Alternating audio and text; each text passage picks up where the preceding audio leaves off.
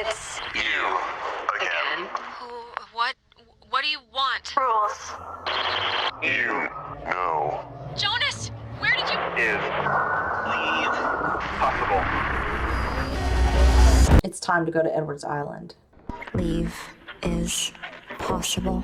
Do you know what you want, Riley? Do you? Because I've traveled 1,000,000 miles and 1,000,000 more years just to watch you eat breakfast. Please stop. Okay, so I got a new mic, and I'm hoping that I did the audio right for this, because I'm not technologically savvy, and my boyfriend is at work today, so here goes nothing. Hello, and welcome to today's video. My name is Elle of Elle's Ware. If you're a returning viewer, welcome back. How's it going? If you're new to the channel, welcome. It's great to have you. Today's video is a look into Oxenfree 2 Lost Signals. It came out on July 12th of 2023. You can play it on PS4, PS5, Nintendo Switch, and Windows. It was produced and developed by the same studio as the first, Night School Studios, which was acquired by Netflix in 2021. The art style is very similar to the first game, with more polish and movement, but that's likely from having an increased budget over the first game. The music is also by Scientific, just as in the first game, with a whopping 34 songs on the soundtrack. It's mostly ambient sounds with a couple of remixes of the songs from the first game. It fits the tone of the game well, but isn't, in my opinion, quite as interesting as the first one's soundtrack. Conversation continues when going to a new area, unlike in the first game. It isn't perfect, and sometimes some lines still get cut off, but it is an improvement and it helps with gameplay flow. Just as in the first game, the player has several dialogue options to choose from, and those choices affect gameplay. The two games have some similar elements, and they are part of the same universe, but the creators have stated that they wanted new players to be able to enjoy the game without having had to have played the original. Therefore, while it is a sequel technically, it is also considered as a standalone title. Remember this. We'll talk about this when we finish discussing the story. Suffice it to say though, for this video, we'll be playing it as a sequel, because I just made a video about the first one. Much as there was a tonal difference in the first two games, there will likely be a tonal difference in my two videos as well. Be mindful of spoilers as we go. You've been warned.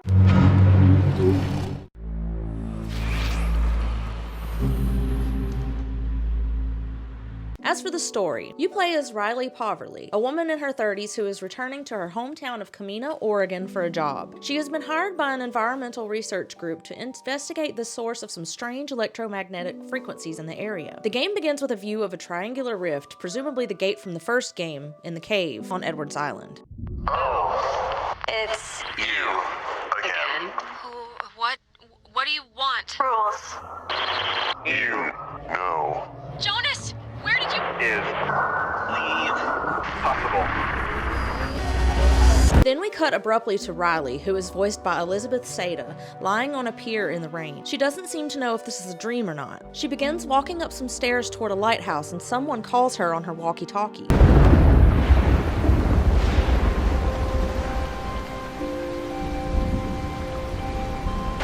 Okay, this might be a dream.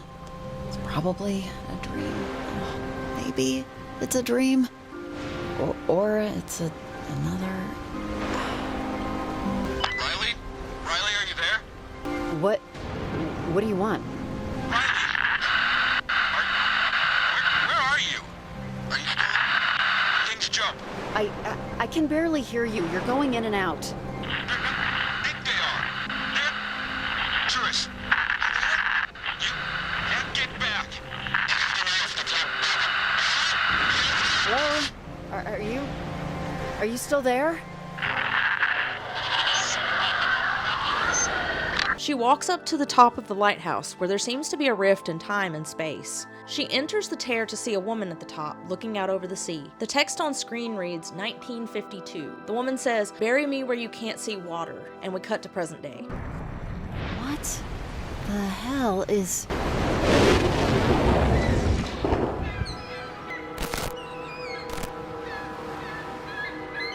Excuse me, who are you? Bury me where you can't see water.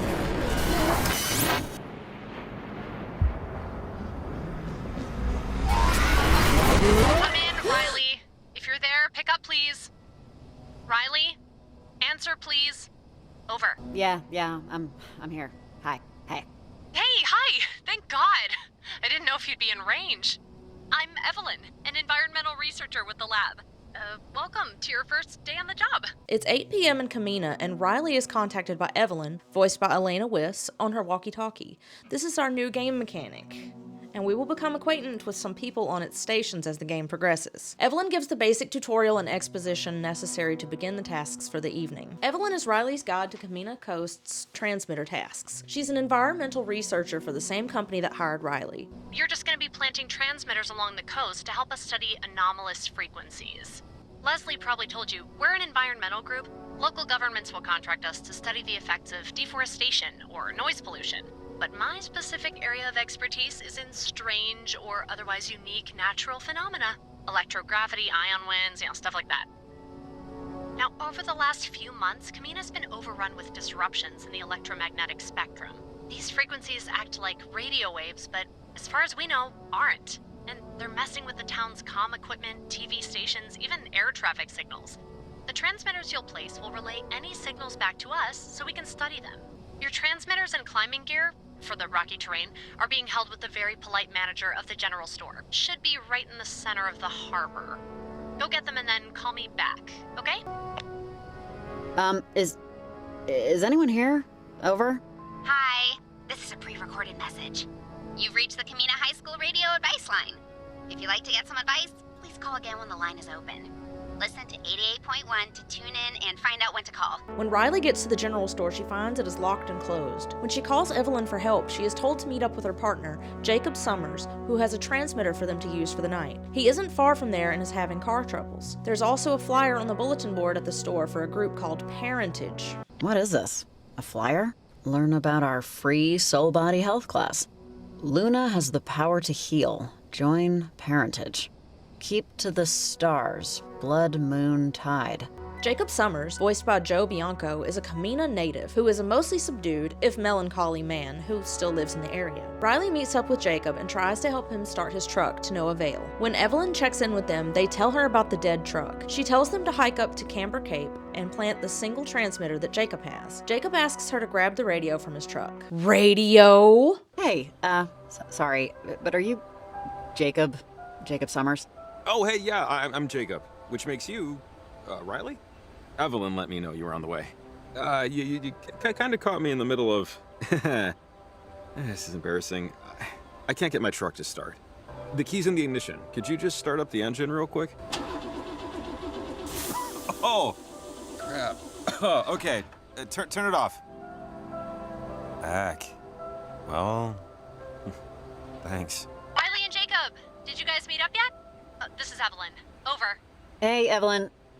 Yeah, you got Riley and Jacob here. Over. Okay, great. Hi, Jake. Jake's great. He's a handyman regularly, but we were lucky to get his help with this.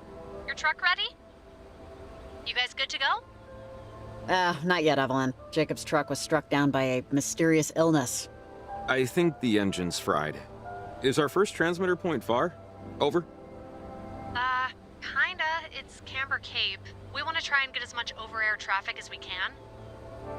I see now why you asked if I had an all-terrain vehicle. Well, can't we fix the truck? Call a tow company or something? We kind of have to get started. Our permits are only good for the next 2 days. You two are going to be planting transmitters all around Camena. Jacob, you have transmitters, right? Just one. Riley, I'm strapped for space, so, could you grab the transmitter? Oh, okay. This thing? I think I have the space. I promise I won't think of you as our pack mule. Then why even say that? Riley, real quick before we go. You see that radio on my truck? Can you grab it? Sorry, but I kind of got my pockets full. You want to bring a radio? Are you planning on listening to music along the way, or...? No. There's lots of kind of cool stuff we can do with it. Okay, by foot, Camber Cape is up this way. Shouldn't take too long. Hey, this is a really stupid time to bring this up, but when I heard your name, Riley, well, do you remember junior year? Mrs. Elsmore's English class and PE 5th period? We went to high school together. I dated your friend, Patty. Peanut Butter Patty. We ran in different circles, but I just wanted you to know that we knew each other. That's all. Yeah, no, of course. Good to see you. Yeah, you too. On their way, Jacob tells Riley that he remembers her from high school. He remarks that he hopes they get readings like the ones from Edwards Island, which has strange properties. Apparently, people can tune into physical objects there. You don't say. You don't say. You don't say.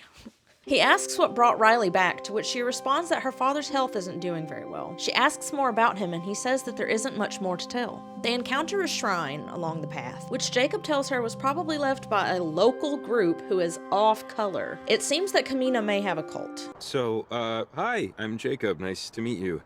First day on the job topics. I'm what you call an independent contractor. You know, light fixtures, building a deck. But I signed up for this partly because of how weird everything's been.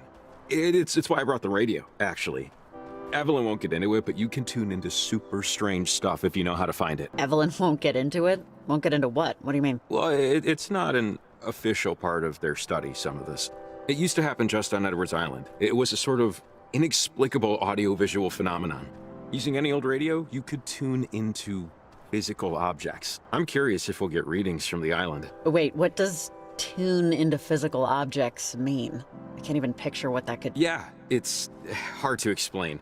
The effects, though, that radio effect, has kind of bled from the island to around here now. But I'm sorry, I'm just into this stuff. Super nerd techie. But I've been talking my head off ever since we met. God, okay. What brought you back? My dad isn't doing too great. I thought I should, just move back, you know, at least for a while. Be home to be close to him. Oh, sorry. That's too bad. I didn't mean to bring up bad news, but that's really nice of you to come back. I mean, for him. I'm sure he appreciates it. Yeah, family's a thorny bush. Well, what's your story? Jacob the handyman? There's gotta be more than that, right? To be perfectly honest, not much more. I'm a tinkerer. I like to tinker. Yeah, not in the supervillain way, but you know. What's this? Oh, that? We have some off-color people living this far out from proper civilization. There's a group in town that performs, nature rituals. You'll see evidence of it dotted around. This could be them. They get to a bench, and Jacob asks to take a break. Riley tells him that she and her father hiked the woods when she was younger, and she hurt her shoulder when he pulled her back from falling off a ledge. She says she hates the woods, and Jacob says that the woods will kill you if you let them. Then they get back on the trail. Can we just take a quick second? Yeah, that's fine. We can take a minute. I could use the break, too. Oh, thanks. Just till my toes stop throbbing. My dad and I walked these woods before. I was 5 or 6, and we were coming up to the entrance to the park, and I saw something off in the woods, something that I just remember it made me slip and fall a little. And my dad, he pulled me back so I wouldn't go off the ledge. He hurt my shoulder, and I had to go to the hospital. I've actually always hated these woods. I didn't even remember that I hated them until now. These woods will kill you if you let them. These woods will kill you? What does that mean? Oh, you know, we have a pretty big black bear population, so that and other stuff. They reach a gate that is locked, so Riley decides to parkour around all that and unlocks it for Jacob. She also contacts the Camena High School advice line and speaks with Maria, voiced by Rachel Rial, who tells her to call 3 masked teenagers assholes if Riley sees them, and to call her later on that night. All right, we're getting close. Just over the crest, there should be a clear enough spot for the transmitter. Hours? Sunrise to sunset. Used to be open till like 10, but someone spotted a bobcat a couple years back. Limited the hours. Closed. Locked? And locked. Damn it. Okay, everyone, welcome to the Camena High School Radio Advice Line. With some arbitrarily chosen musical tracks approved by Principal Haddish, our advice line is now open, so bring on those questions. I'll happily steer you through these confusing times we call our lives. Go to Channel 8 on your radios or walkie-talkies and chat with me, please. That's Channel 8. Okay, let's hear local dumbasses with Mouse in the House. Hey, is this the Camena High School radio station? This is Riley, first-time caller, first-time listener. Can I get some advice? Over. Hey, hi. Yeah, what do you want? Just general life coaching or, something more specific? Will I be good at this? Am I gonna finally be actually good at something? Yes. I mean, I don't personally know you, but yeah, I think so. Here's some real advice, though. If you see 3 teenagers at the docks tonight, running around with radios, wearing masks, tell them Maria thinks they're assholes. So, call back if you want to talk about anything. Like, anything at all. You're the first fresh caller in a week. Okay, I gotta go. Bye. Please call. This or nothing. Oh, well, that works too. It is a proper climb, though. It's not as hard as it looks. Just find your foot before you grip. Mountaineering isn't exactly on my CV, so knock yourself out there, champ. Figuratively, come open up the gate after your topside.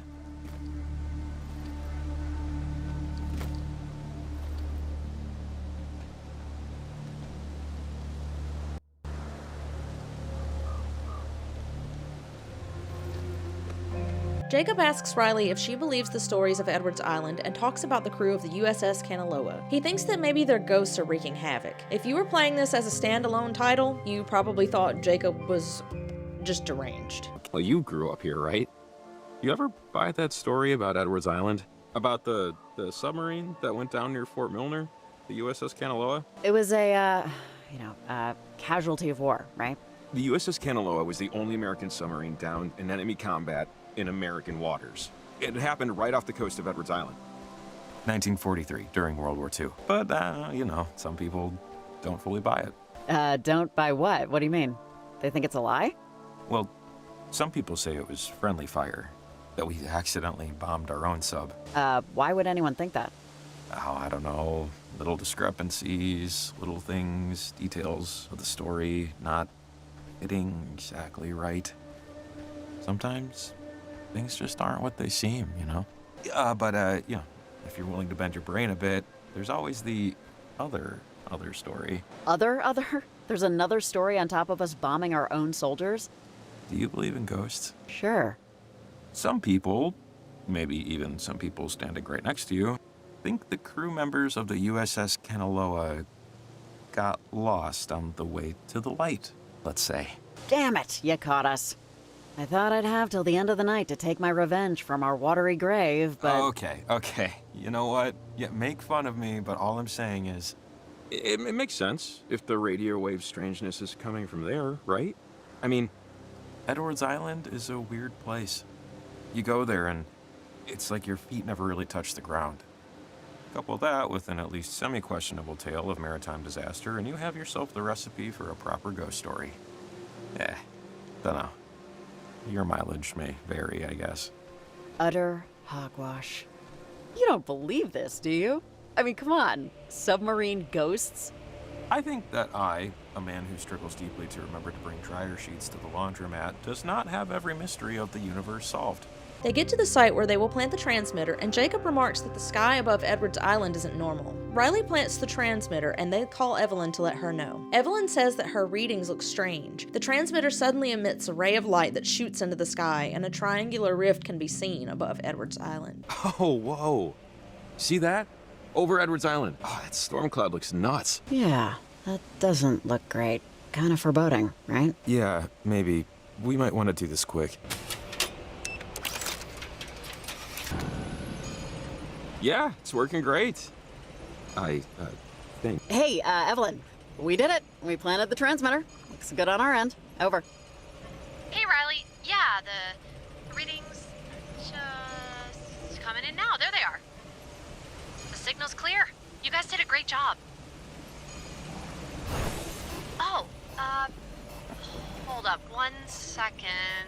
Okay. This is a little weird. Guys, tell me, what color is the little light blinking? Jesus!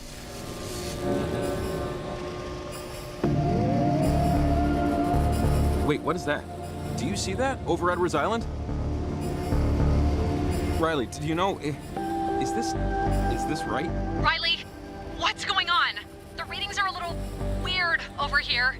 Riley, is this... Riley, turn off the transmitter. It's... What? Just turn it off. What's she saying?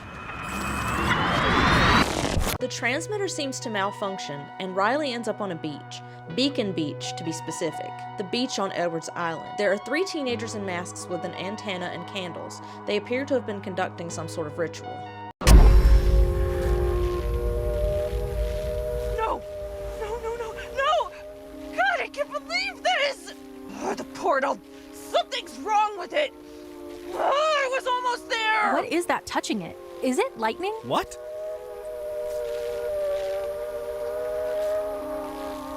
Wait. There's someone. What the Who hell is is- she? She did something. Whatever she did fried our antenna. Mom, come on. You tell me all the time. Don't let the concerns of others concern you. Right? What? Time glitches again, and Riley is in another time with a young boy that calls her mom. One more glitch, and Riley wakes up back in the harbor with Evelyn calling her on her walkie-talkie. Evelyn seems to have no memory of what has already occurred and asks Riley to go to the general store. Come in, Riley. If you're there, pick up, please. Riley? Answer, please. Over. Wait. What? Hey, hi! Thank God! I didn't know if you'd be in range. I'm Evelyn, a new researcher with the lab like you. This is the start of my 4th week, actually. Evelyn, I think I might be sick or something. I'm just not feeling very well right now. Oh, no, I'm sorry. Are you not able to perform your duties, you don't think? Or maybe it's not me. I think time is going backwards or repeating stuff. repeating stuff? Is that what you... It's hard to... This is your first day with us, right? And you just landed in Camena.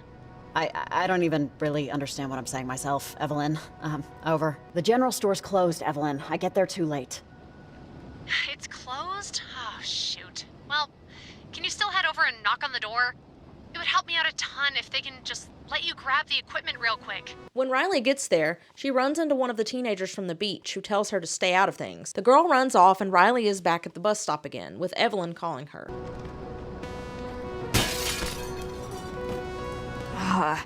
Damn it. This isn't the Hey, right... wait, kid! Didn't I see you keep before? away. Keep away from all of this. For your own good. This isn't for you. Just, who are you? What are you doing? Just leave it alone. Don't listen to them. Don't do anything. Stay back! Hey, wait! Come in, Riley. If you're there, pick up, please. Riley? Answer, please. Not again. Evelyn... Hey, hi! Thank God! I didn't know if you'd be in range. I just wanted to tell you that... Actually... Man, have you ever gotten deja vu? Hey, Evelyn, I'm here. I'm still...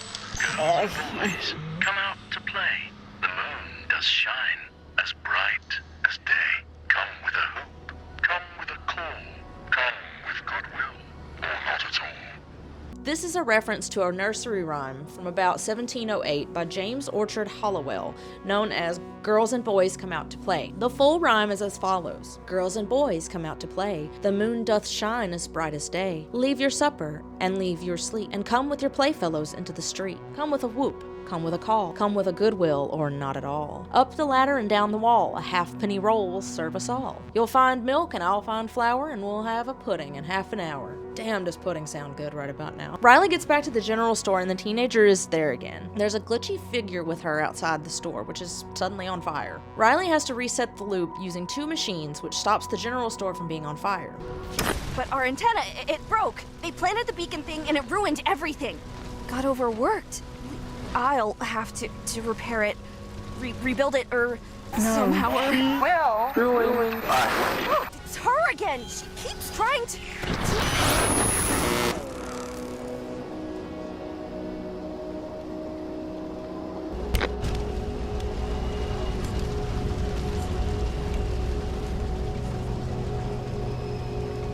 This definitely wasn't here before, right? Right. I have to say that this was the first clue that I got that the gameplay mechanics were going to be different from the first game. These puzzles are the bane of my existence, and I hate them, and I don't know exactly why they exist. Maybe to try and force like a more challenging aspect of it, or maybe I'm just stupid.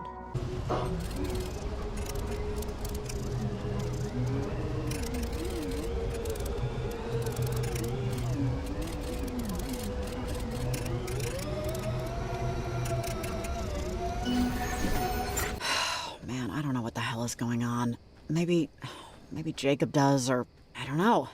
I should find him, regardless. Maybe he's back at his truck. This is going to be okay. The forest is the town of trees, where they live quite at ease. with their neighbors at their side. This is in reference to a poem, The Forest, by Annette Wynne. The forest is the town of trees, where they live quite at their ease, with their neighbors at their side, just as we in cities wide. I guess this comforts her somehow. That's nice. There is hiring efforts to sustain and increase the usefulness of those times. Without being observed, and we now desire... Jacob, are you in there? Answer, please. I don't know what the hell is going on. A persevering character which, under difficulties, either few or small... Christ! Hey! Jesus! Good Lord, I'm sorry. You scared me. Whew. Gotta give my heart a second. Evelyn calls and tells them to go back to Camber Cape to check and see what the transmitter's doing. Oh my God. Riley, I don't know what happened. Do you know what happened? We were planning the transmitter. There was a giant triangle in the sky above Edwards, right? Did that? Yeah, that happened. Oh man. Yeah! Hey, guys, are you there? Hey, Evelyn, we're here. Did you see or do you know anything about what happened out here? A bolt of lightning or something came out of the transmitter and it kind of knocked us out for a bit, but we somehow made it back to my truck. We don't know what happened. Do you? Over. Oh, jeez, guys, I honestly don't think it was lightning. I don't have eyes over there, but the readings on our end are completely flipping out. You need to go back to Camber Cape and see what the transmitter is doing, right now, while we still have time. Time to do what? In time for us to figure out what's going on, before it gets any worse. Thank you both so much, really. Let me know when you get there. Over and out. Look, I know this really sucks what we're about to do, but I don't know what's going on. But it seems extremely bad is all I can muster right now. And we're the only ones out here that knows anything about it. So I feel like sometimes people are put in positions where they can most matter. And this feels like it matters. Man, Jacob, I really love to believe that. Well, you should.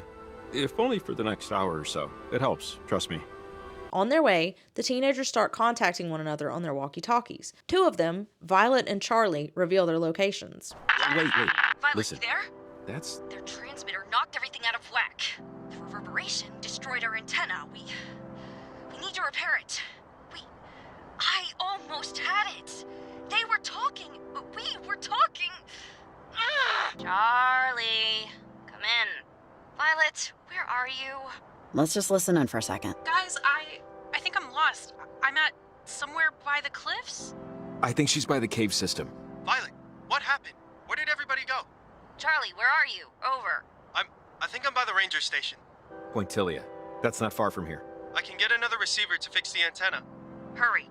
And Violet, stay put. Charlie and I will get you later, okay? Hearth and Cinder. Catch squirrels if you can. Over and out. That doesn't sound good. When they get back to the transmitter, Jacob says he thinks he knows what is going on, but then he hears something. Crap, okay, this looks very volatile. It's affecting something over Edwards Island. You see that? What the hell is that? That giant thing in the sky. It looks like a giant hole in the sky. How is that possible? Is the transmitter really affecting it? It's beaming some kind of energy to it, but... Riley, this is gonna sound... I don't know, but this is all... I've heard about this. Someone told me this was possible years ago. No one really believed her, but she knew. Jacob, do you know something that I don't? Or... Wait, Riley, do you hear that? There's... hear what? You don't hear that? It sounds like... It sounds like... Kids. She tunes the radio and opens a portal above them.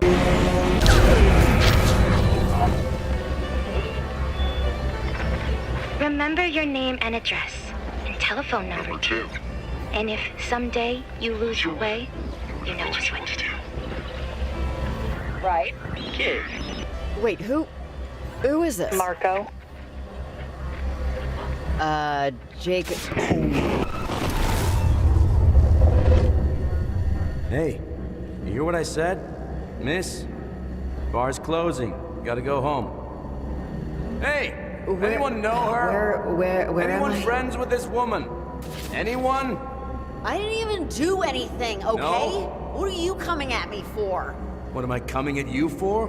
You haven't even paid your tab yet. Hey, wait, buddy. You were talking to her earlier.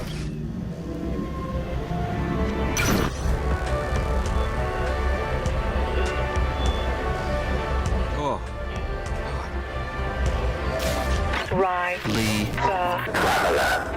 The fortress. Wall. Fort. Tide. Always make your Mess. Spilling. Everything. Everywhere. Do you know me?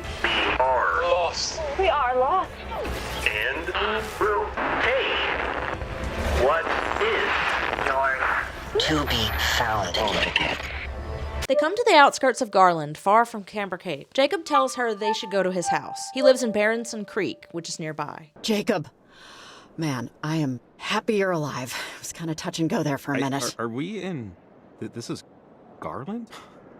God, this is crazy. The time glitches, the jumping around. I think I might know what's going on. But first, let's get the hell out of here. Look, I think I know what might be going on, but it's going to take some explaining. My cottage is just up the way here. I might have something that could help. It's not very far. I took this job because I've been into this stuff ever since I was young, and I'm not just randomly into radio technology. I mean, I know what transmitters are for a reason. When I was a kid, there was this older lady who lived in town. Well, she lived on Edwards Island, really, but she got her groceries and stuff in town. She studied this stuff. Weird frequencies, signals. She had lots of theories no one believed, or would believe. When we were kids, we were kind of friends, and I have a lot of her journals still. The cabin's just up this way. Not that it's gonna wow your socks off or anything, but I like to explain to people that I inherited it. Yeah, just so you don't think. It's not like this is my beach house or anything. My parents had me and my brother old and both died in our 20s. So you share it with your brother? Yeah, technically, but he's never really around. The cabin and the money left me in my parents' will means that I have to work, but it's not like a huge deal, basically. I'm compelled to remind you that this place was an inheritance. I'm not a secret billionaire. Just look at my shoes. Exactly what a secret billionaire would want me to think. Trust me, if I was a billionaire, I'd wake up every morning, grab a bullhorn, and shout, "I am a billionaire!" Secrets are for people who can't pay violation of noise fines. All the stuff that we need is inside. Should just take a minute. I know exactly where it is. Oh, damn it. Damn it, damn it, damn it. Problem? Kind of, yes. The door is locked, which it should be. The keys, however, are not where they should be. I could picture it. They're in the kitchen drawer. I watched a video on how to pick locks. I think I remember the host's hair color. Yeah, I'll tool around with it for a bit. And if push comes, I'll just unscrew the damn thing. Why would he leave his window open like that? All those bugs. Riley has to figure out a way into his house because he locked his keys inside. Jacob, why? Still not the worst Jacob throughout all of fiction, though. This should reach the window. Encyclopedia Brown, a biography of Guglielmo Marconi. I don't know who that is. And an 8th grade science textbook. Jacob, you are a man of interesting tastes. She finds a book on Guglielmo Marconi. He is credited as the inventor of the radio. He grounded his transmitter and receiver in order to achieve greater distance, which was groundbreaking at the time. Oh, and also he was an Italian that was born into a lavish lifestyle of private tutors and privileges us common folk can only dream of. Silver spoon, big time. He was also a fascist anti-Semite, so he was likewise the king of bad takes. Here's the most ridiculous picture I could find of him. Not bad for an amateur. Hello? Better 3 hours too soon than a minute too late. Though waiting be hell, I am to wait. Better 3 hours too soon than a minute too late. Okay, weird. Oh god, I could go for a pizza right now. Ah! Thanks. How'd you get in? You left your upstairs window open. I used your ladder. The journal should be just over here.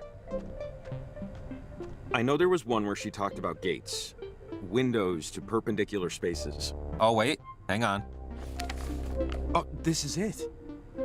One of the journals that belonged to Maggie Adler. She was stationed at Fort Milner, right here on the coast, when the submarine crashed. She said it was a mistake. The whole thing had an experimental engine or something. And that when it blew up, something happened to the reactor. It split the crewmen from our reality.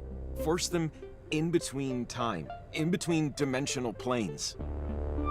They were gone. Is, that why this is happening? Maybe? Maggie did all these experiments and research in the last half of her life. She discovered radio waves can reach through planes of existence. It can affect the past and the future. But, I mean, you know, without hard proof, without the knowledge of the inciting incident, no one, really except me, believed her. Okay, so let's say everything you're telling me is true. How does this help us solve this? She told me about ghosts, about people she cared about.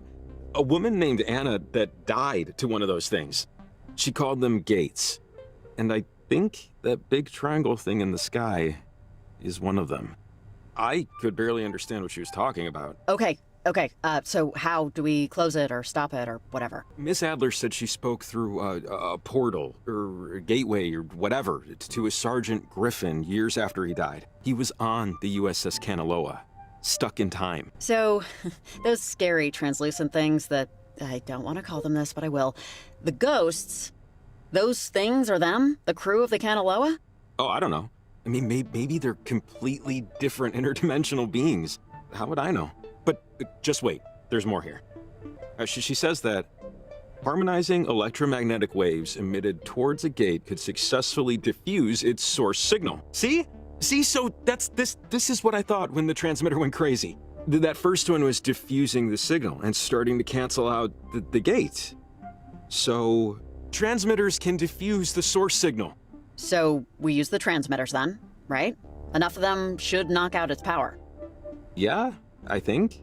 I mean, we saw what the one did, which is definitely what we want to do. Because, you know, Maggie says, she wrote here, that gates or portals, whatever you want to call them, can, in theory, destabilize the properties of our current existence. The general store's holding our transmitters, right? And climbing gear? Because if that's the case, we should be all set. They should? At least that's what Evelyn said. So I know the owner, and I know where the key is, so that's no problem. After that, we'll have to put another 3 transmitters to triangulate the right harmonic frequency. The math dictates they have to be roughly equidistant and at the same height. So for us, that means a clear view of Edwards Island to compete with the signal traffic and get through to the other side of the harbor. After that... And then the big portal and all the scary stuff that poured out of it will go away? Is that what you're trying to tell me? That's what I think Maggie Adler's trying to tell us. I just hope we're right. Riley! Riley, are you there? Pick up right now! Over! Oh, it's Evelyn. Hey, Evelyn, do you, see or, know how insane this is getting? Over? Riley! Riley, thank God! Okay, you're okay. Everything's okay. Okay, that's good. The readings we're getting on our end here look really bad. We just know, based on these figures, there's something electromagnetic that's building in intensity. Evelyn, hey, it's Jacob. Yeah, we know it's bad and getting worse, but we figured out that if we use the transmitters to nullify the bad frequencies, it can diffuse them completely. You figured it out? Figured it out how? Over! Just don't worry, we know what to do. The transmitters will act as a net. It would be like the old radio towers. The geography's bend is like a natural amplifier. All we'd have to do is just place them high above sea level and it'll knock out the signal that's screwing everything up. Actually, that might work. And the stuff you need is just sitting at the general store right now. That's not a big deal. That's Fred Hollinger's place. He's a buddy of mine. He keeps a spare key to the front door behind the back doormat. Hey, and I was gonna suggest just throwing a brick through the window. Thank God for small towns. All right, I got a lot of stuff to get ready over here. Good luck, guys. Godspeed. Over and out. Oh, and Jacob, sorry, I forgot. Did you ever find Athena? Oh, no. Not yet. You know, I'm sure she'll turn up soon. Country dogs can handle anything, you know? Yeah. Thanks for checking. Over and out. Sorry, my dog, Athena, got out last night. She goes on walks by herself all the time, but this is the first time she hasn't come back right away. Good to know. I will keep an eye out. Jacob has the Knot of a Colonel Recurrence picture hanging up in his house. Did Maggie leave him the photo, or did he already have one of his own, and that's something that they were able to bond over while she was alive? Questions. They head toward the general store, which Jacob says he can get into since he is friends with the owner. On the way, Riley converses with Maria about the teenagers. She says that Violet and Charlie are her friends, but she doesn't seem overly fond of Olivia, the third teen, the one who was at the general store when it was on fire. Hello? Stranger person. You called the advice line earlier? Pick up, please. Over. Yep, hello. I'm here. Over. Hi. Hiya. Thanks for picking up. Remember when I said if you run into 3 teenagers to call them assholes? Yeah. Over. Well, have you run into 3 teenagers? Why are you asking me this? Over. Because 2 of my friends, Violet and Charlie, they're out tonight. They went out with this other girl, Olivia. And they just told me they were going out to Edwards Island.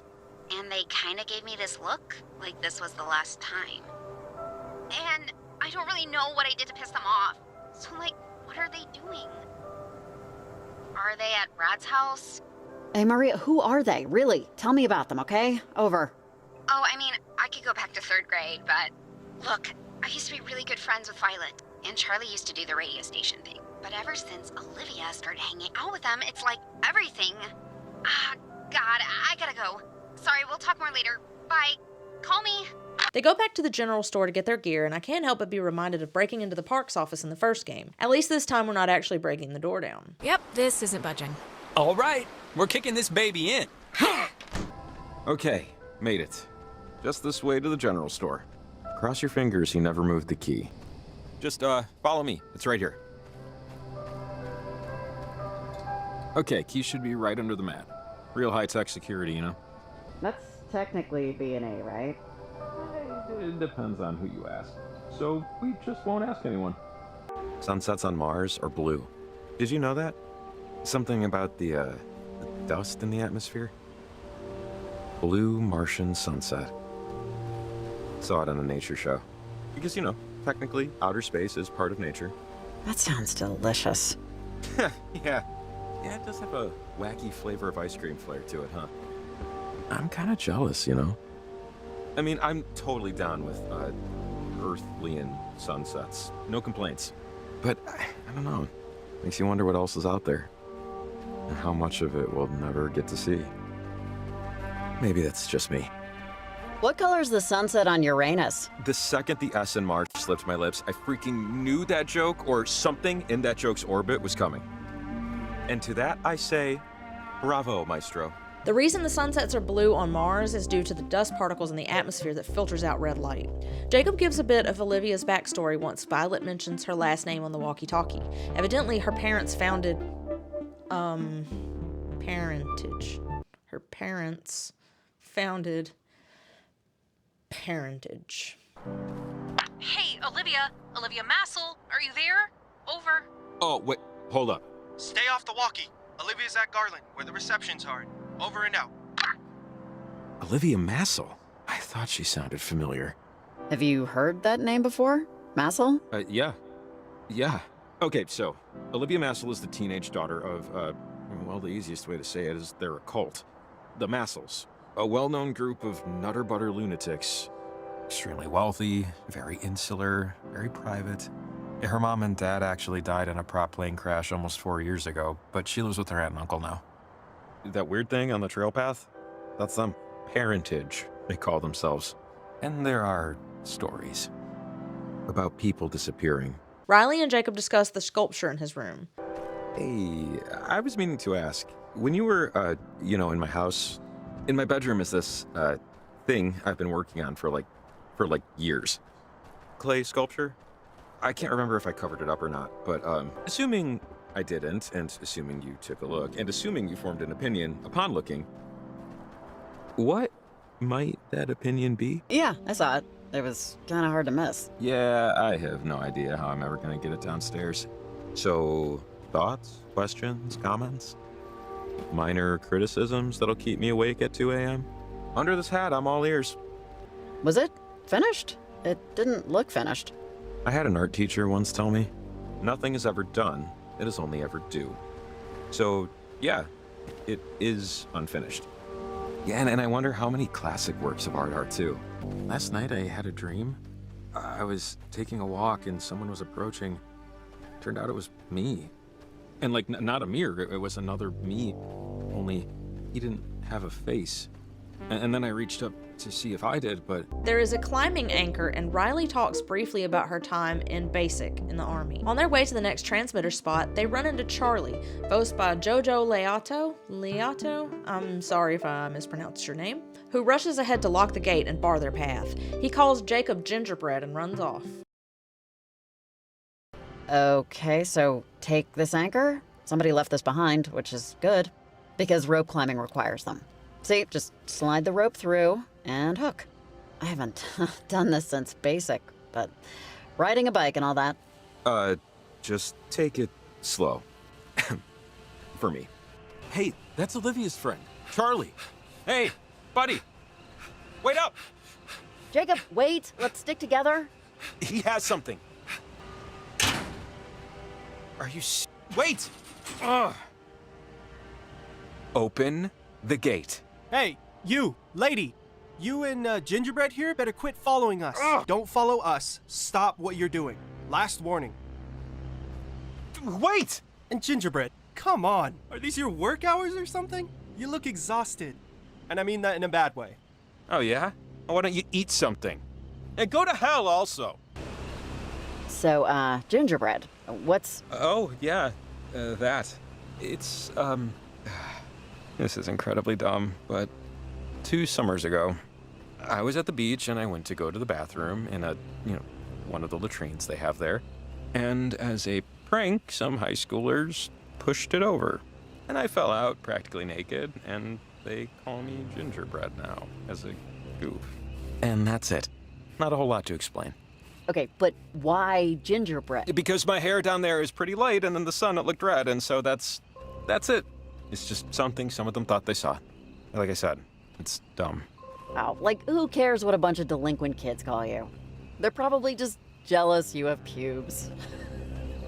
I'm sorry. Yeah, that's what I tell myself too. Thank you.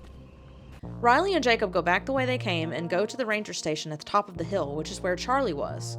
He stole some equipment and left some ritual-looking stuff behind. Okay.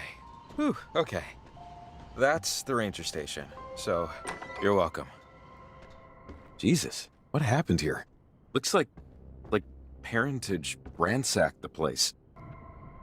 I'll just redial the last number. Okay. Riley redials the last number on the phone, and Shelley, voiced by Abigail Wall, a park ranger, answers it. She becomes a walkie contact. The pair find the gate key and leave the ranger station. This is Shelley, park ranger at Oberon Station. I'm getting a few scattered reports of an electrical storm in your area. Riley, tell her what's going on. And wanted to check if any fires have started. Have you seen anything? No fires, no. Not that I've seen, anyway. Okay, good. There's also... how do I put this? There's been other notices of strange phenomena. Other... activity. So, Riley, there aren't any fires. That's good. What's not so good is that I've been getting a lot of other off-color calls tonight. And I've been hearing other things on my patrols. Stuff I would normally chalk up to coffee-induced auditory hallucinations. But you couple these with the phone calls... It's been an interesting night, to say the least. I have to go check something out, but if you have a walkie, I'm on one.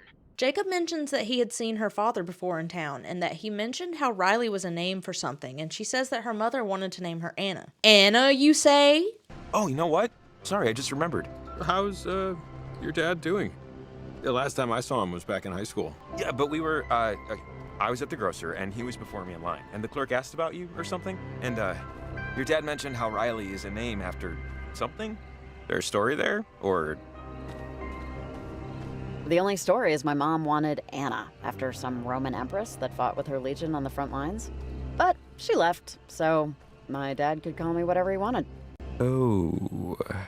He also, your dad, mentioned how proud he was that I guess you just enlisted and he was proud of you following in his footsteps. I don't think it was bullcrap, for what it's worth. Yeah, Jacob. Frankly, I think he was just happy I was out of his hair.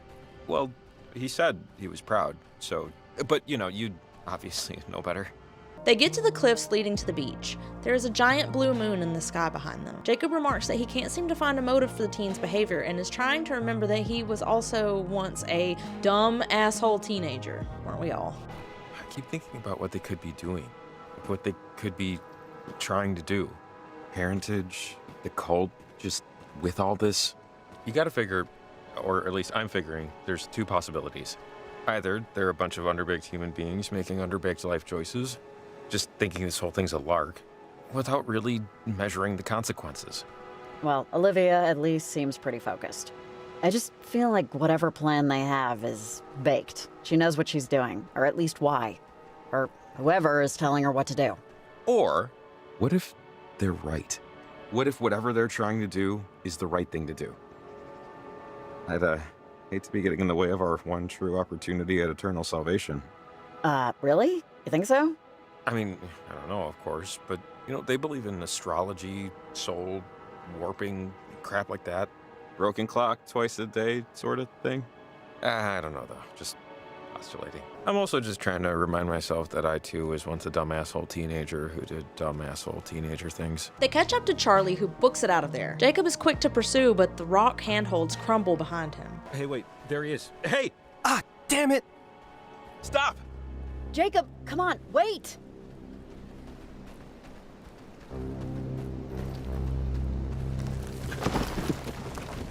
Oh, jeez. Will you come here? Riley is unable to climb up and follow them. Instead, she has to go to the beach and try to find another way. A voice calls her on the walkie-talkie. She plays its game and time glitches. Red Rover, who wants to come over? No thanks. I'm a little busy at the moment. Not busy yet, but you will be. Tag, tig, tiggy tips, touch and go, and then you're it. If to play, just say okay. Okay, fine, whatever. If this is what you want. Just follow along. Sticks and stones can break my bones. And so can rocks, and so can blocks. Bloody and red, they'll kill me dead. No more night, no more light. It's the light. The light, right? Correct! Eeper weeper chimney sweeper. Had a wife but couldn't keep her. Had another, didn't love her. Up the chimney he did shove her. Body of the woman was found after neighbors complained about a strange smell emanating from the house every time a fire. Smells good. The chimney. It's the chimney. It has to be. Correct! Here comes an old soldier from Botany Bay. What have you got to give him today? I'll give him a block, I'll give him a rock. I'll give him a grave, I'll give him a cave.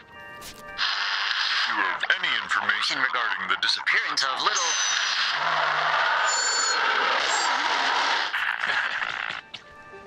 Is there an opening here?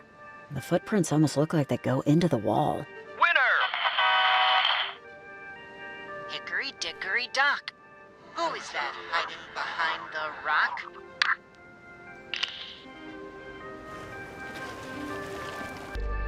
Ladybird, ladybird, fly away home. Your children are under the grindle stone. Come find me.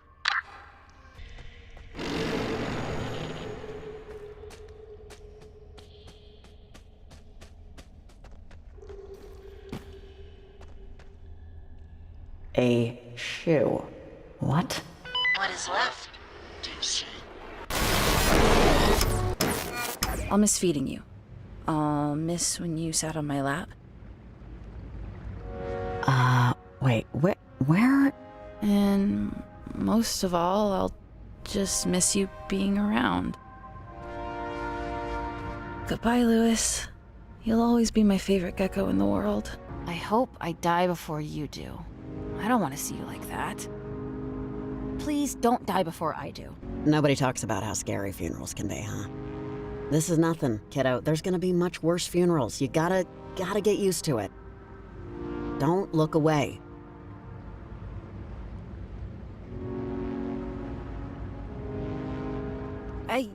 I don't like seeing him alone. Isn't there a way to get him back? I don't like seeing him out there. Honey, it's gonna be okay. No, I want to be with him. I don't want him to be alone. I'm sorry, but kiddo, come on. You can't be with him, and that's all right.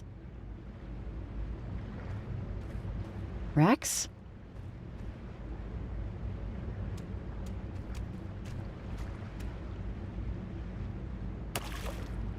Damn it! Ugh, hey, what are you doing? I don't want to see him. I don't want to... Mom? Riley is back with the boy from before. His name is Rex, and he is voiced by Lev Rodriguez Shivers, which is a totally badass name, by the way. He is having a funeral for his pet gecko, Lewis. Riley tries to make him feel better. He throws rocks at the body as it sails away, and suddenly time glitches back to the present. Jacob is there. He came back for her and apologizes for running off before. Riley? Riley! Wait, where's Charlie? Didn't you run after him? Yeah, but he got away, actually. He took off over the hill, and I thought I was already getting too ahead of myself. Oh, thanks for trying anyway. I appreciate the effort. Trust me, my lungs do not. The path he was on funnels back to Topeka Falls. So maybe we'll get lucky and he'll still be there. Come on, let's hit the road. Riley asks if Shelly knows anything about the beach. Hey, Shelly, what do you know about the beach out here? The water never gets warm enough, and the sand is extra rocky. Over. Anything, salacious ever happen out here? There was a big push in like the 20s, I think, to keep kids away. Hidden caves and tunnels and all that. Kids love crawling right into those. And hate when they can't crawl back out. Which apparently was an epidemic then. Riley and Jacob go back to the cave where Riley originally found the child's shoe, and she retrieves it. It's evidence of ghosts, right? Riley asks Shelly if she can give any more information about parentage. Shelly, you ever heard of parentage? Oh Lord. God, yes. I have heard of the effing parentage. The number of times I've had to deal with their naked forest dancing ceremonies. Sounds harmless, if annoying. I mean, look, they clean up after themselves. That's better than a lot of park visitors. But still, there was this one member, though. She died a few years back. Don't know. Wasn't so hippy-dippy. More a scary Harry. She hated parentage more than me, but she was still a member. Just some bog-standard old lady complaining about how the old ways were dying out. Kids these days, the usual tap dance. I had to drive her back home once after she twisted her ankle during one of their naked dance-offs. The stories she told. Parentage wasn't always bird-watching, if you read me. Apparently its founders were a lot less into naked dancing, and a lot more into fire and bodies. But, pin in that, I gotta do a quick walk around. Riley calls Maria and asks about Charlie. Maria seems to have a crush on him. Hey, DJ person, are you around, over? Hey, how's it going? Need some more advice? I got boatloads. So, you mentioned, a kid named, Charlie? Just, what can you tell me about him that I might, want to know if I needed to know anything, over? Charlie? Yeah. I know Charlie. He's cool. He is. He's into interior design, junior ice hockey. His sister is 13 years older than him, so he's kind of like an only kid. One of those delightful accidents. I think his parents only wanted one, and I think he kind of feels that. I don't know. I don't want to air his dirty laundry, People's stink should stay with them. Over. Riley and Jacob catch up to Charlie and corner him. He throws what looks like a walkie-talkie or a radio into the water. Jacob is ready to smack his face off, which seems like a bit of an overreaction to being upset at a teenager when you are in your 30s, even with all things considered. Charlie says what they are doing will change everything, and that he won't give up that chance for them. This is about as much fleshing out that we get for Charlie. Charlie appears to get possessed and walks away from them toward the waterfall. There he is! Son of a... God, these assholes! Hey, get back here! Hey! Jacob, relax! He's just a kid! Ah, damn it! Oh, take a little tumble there, pal? Get up. Yeah, okay, asshole. You got me. What the hell do you think's gonna happen now, huh? You have no idea what you're messing with. The powers that they've given us? What? You wanna take a swing at me? Take a free shot, Gingerbread. I got all night. I won't even move. Land a solid one, right there. Oh, will you just shut up already? Let me tell you, you're not helping the situation. Oh, what the hell do you know about it? You're as old as you are stupid. Stop yapping. A final warning. Ooh! What we're doing tonight is gonna change our lives. Change everything. Hand over the stuff you stole from the ranger station. Oh, this stuff? Are you kidding me? Funny. I know, right? That's it. I've had enough of this whatever this is. I swear to God, if you don't start talking some sense right now, you're gonna get your mouth smacked off your goddamn face. Hey, whoa. You understand? Okay, all right. Enough, Jacob. No, Jacob, Riley. stop. Just stop, seriously. This is getting bad. Getting bad. This night is literally falling apart, and it's this prick's fault. Him and his whole crew. They think they can mess with me and my stuff. And now tonight is too much. Jacob, really, just calm down. We'll figure it out, okay? Fine. Whatever. Do it your own way. So, what, are you like a cop? I'm just trying to help. I'm just trying to fix things. Fix the things that you and your friends broke. Now, tell me why you're breaking things at all, okay? 2 sentences. Go. We're making things right, and tonight's the only night we can do it. You want more? Because that's about as simple as I can make it. Don't worry about us. Explain tonight. Who else is involved, and what are they doing while I'm stuck here with you? I'm not a rat, lady, and what's happening tonight is too important. I can't let her down. I just can't, okay? And besides, I need them to help me too. And I'm not about to start messing with that. Not for you. No way. Let who down? Who are you talking about? Wait. Who's... Whoa. Oh, God. It's like he's sleepwalking. I don't know. This is nuts. Riley opens a portal above them, just like before. The entity taunts her about her past. They threaten her and Jacob. Jesus! Are we sure about this? Hold on, kid. This might help.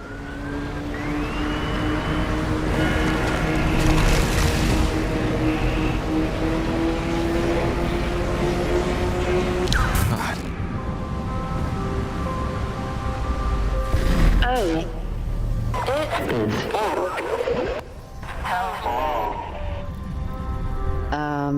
Hi. The father was a military man, and he met the mother when they were both cadets, stationed. But she left. The mother left, never to be seen again. Place back home. Never. What do you want? With me, with anything. What? Want? We Will take whatever we need for this to your future is our future now. No matter what happens. My future? What does that mean? This has been a test of the emergency broadcast system. Stay tuned for further instructions. Is he? Oh, man. Okay, there's no blood. Nothing's shattered. Riley and Jacob go to plant the transmitter at the top of the waterfall. And, hey, I just want to say sorry about getting too hot with the kid. I'd place that transmitter here. I think it's our best bet. It's the highest point in the area. Fingers and thumbs crossed. And toes, for good measure. Here we go.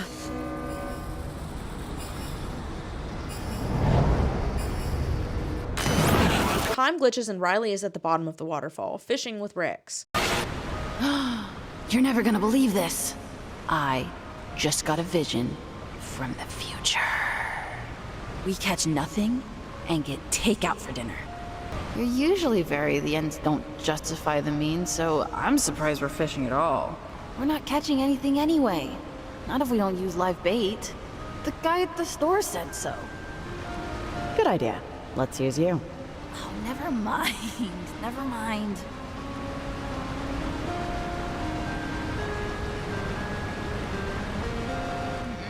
This is taking so long.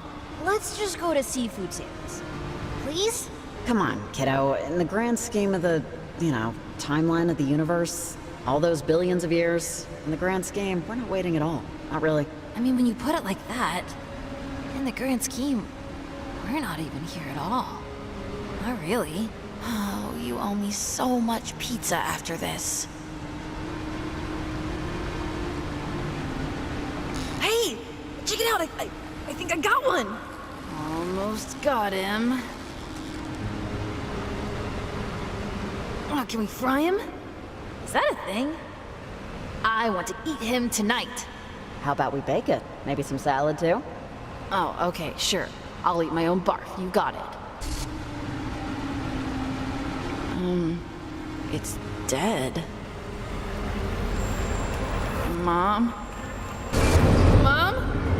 Mom? Riley and Jacob reunite. Jacob is having a very bad time. She and Jacob continue back the way they came to the next transmitter spot. Were you buried alive too? Hey, it's okay, man. Take a second. Okay, I'm trying to take it. I would take all the seconds, but I just want to get out of here.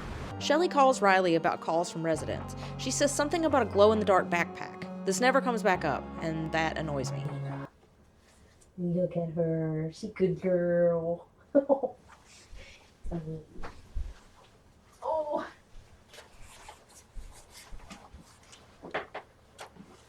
This is Lena.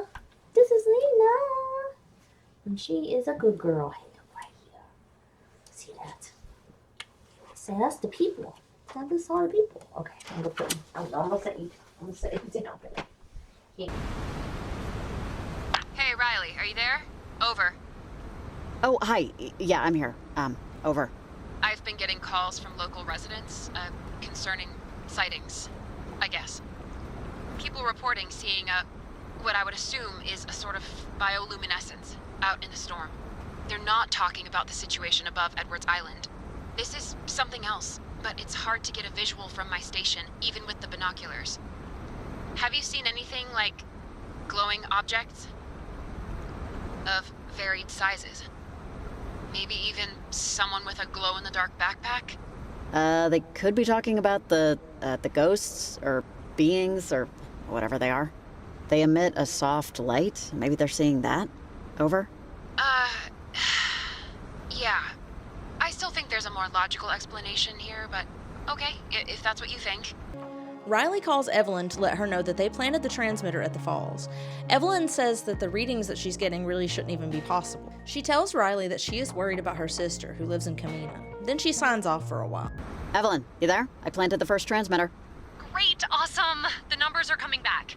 It looks so weird. Like, the frequencies look like they're decaying, but also, it appears to be breaking a lot of rules Doppler established 200 years ago.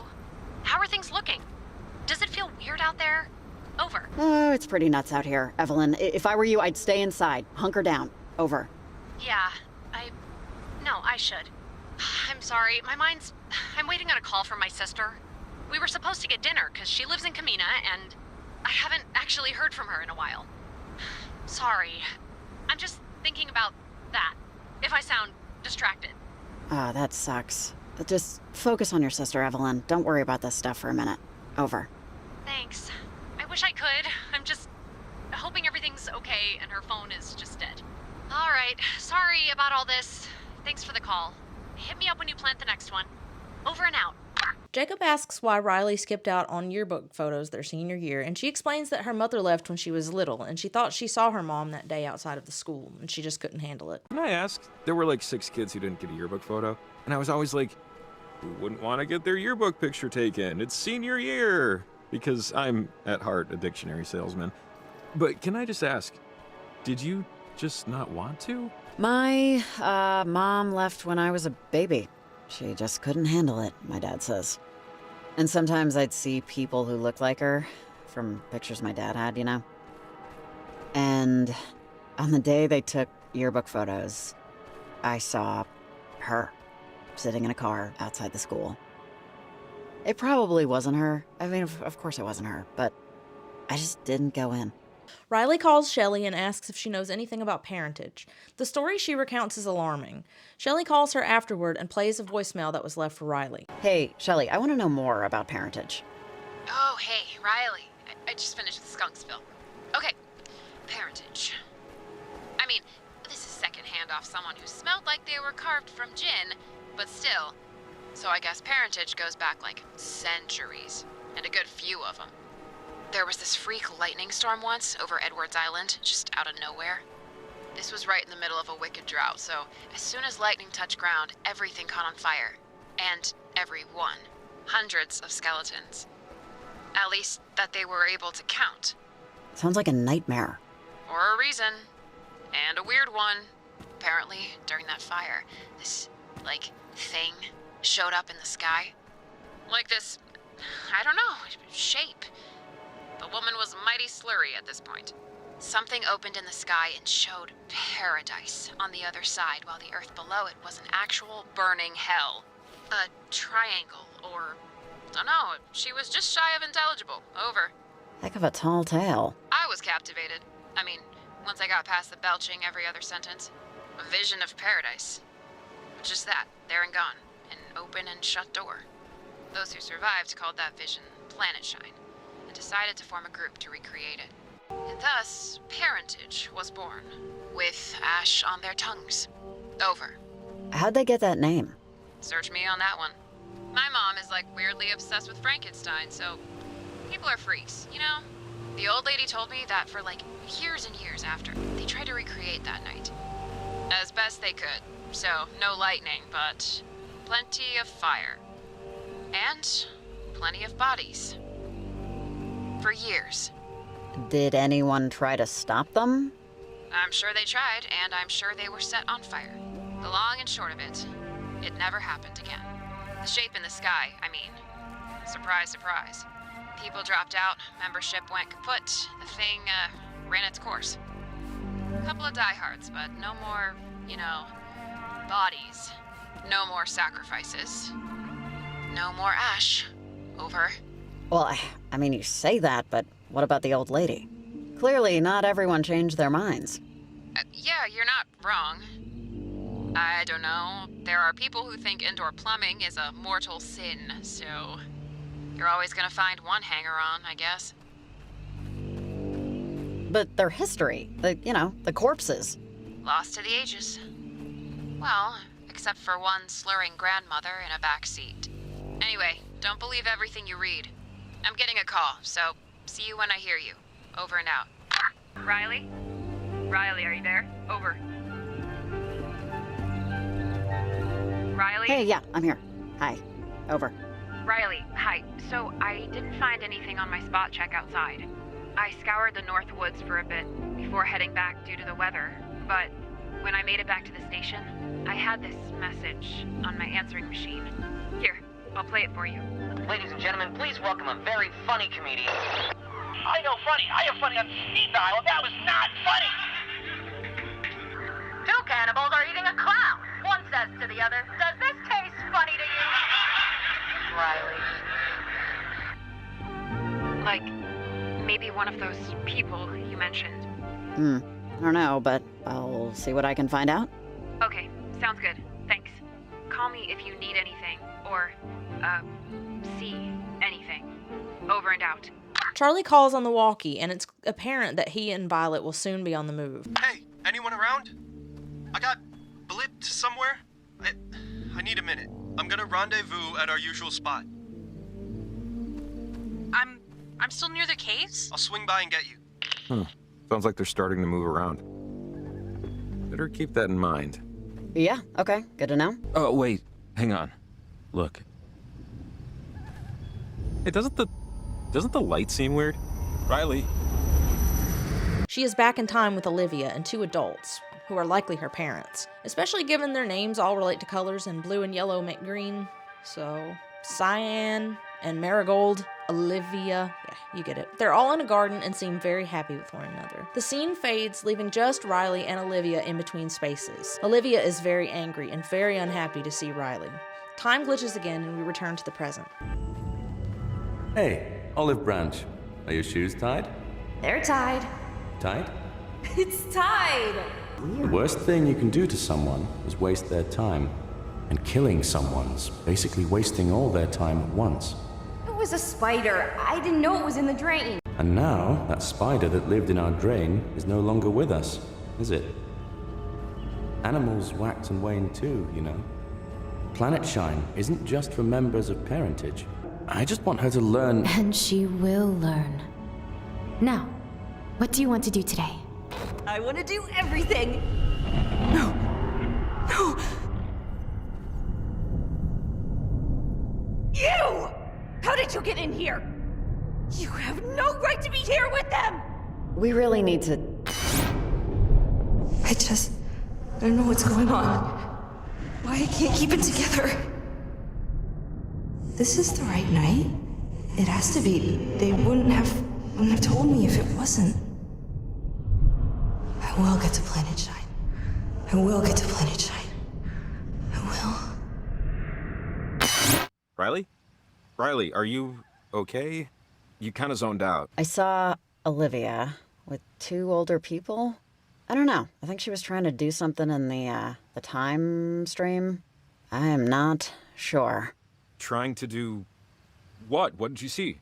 I think she was with her parents, maybe? They were talking about Planet Shine, that thing she says. I don't know, she seemed sad, desperate a little. Come on, we still have 2 more transmitters to place. Let's figure out where to go next. They head to the cave system, which will lead them to the next transmitter spot. Before they can get there, Riley attempts a dangerous jump and it doesn't go in her favor. How she didn't break something, I'm not sure. Oh, another anchor. See? We can climb down from here. Oh, goody. Bit of a leap there. We could climb down here also. It might take a little longer. I just don't... Riley! Riley! Jesus! Are you okay? Please say something. Riley! I'm dead. Or maybe I just wish I was dead. Give me a second. Hey, careful coming down. I got it. They go through the first cave. There is a lot of fog on the other side, and someone calls Riley that she doesn't recognize. So, we want to go up there, but the caves are pretty well connected. We follow this one through, should wind up somewhere on the other side. Jesus, when did all this fog come in? Hey, if you're on this frequency, pick up. Who's yes, this is Riley speaking. Over. Man, you sound... actually, you don't sound at all how I thought you'd sound. But, how's it going? Over. Yeah, I'm fine. Who's this? Over. You know who this is, but I'll give you the space to figure it out for yourself. Okay. I don't want to waste your time. That's a pretty important resource. But my mom used to tell me stories. That's why I'm calling. Because one of the stories was about tonight, and the things that are going on. Anyways, I just had a hunch. I'll see you later.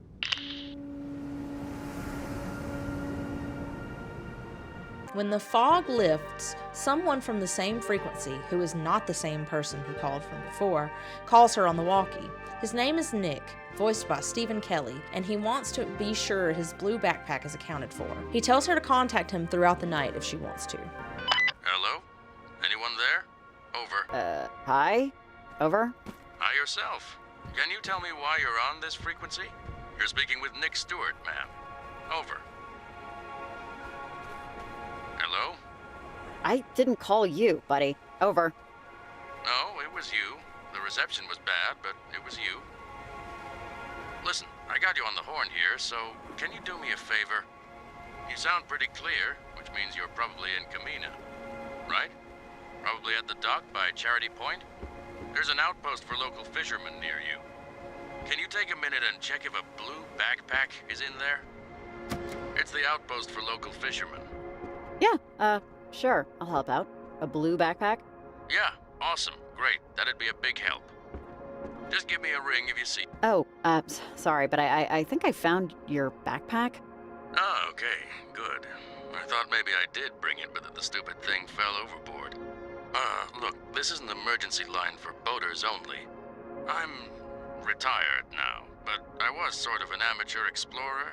Never charted anything, but I'm all over Camena, so if you need any info about the area, or Edwards Island, I've been all up and down the coastline. Just give me a holler. Anytime. I'll be up all night. Sure, I just might. Over. Okay, thanks for the help again. Over and out. They head back into the cave system and see a ghostly figure ahead of them. Oh, wait. You see that? Hello? Jacob, shh. Stay still. Oh, hey, check it out. We could probably climb down this. Wow, your night vision is way better than mine. Didn't even see this. Lead the way.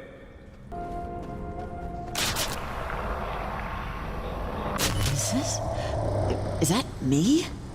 They encounter a bird singing in a cage, presumably for sussing out carbon monoxide, and a broken down elevator. The bird is weird because Jacob says that no one has worked in these caves in a long time. It's kind of sad seeing this thing so broken. No way. Yeah, that is a bird. Feathers, beak. It works. Why is it here? I would guess to detect carbon monoxide, but no one's worked down here in decades. So, beats me. Riley calls Maria and asks about Violet. Hey, Maria, come in if you're there, please. Over. Hey, Riley? You're going in and out, but I'm here.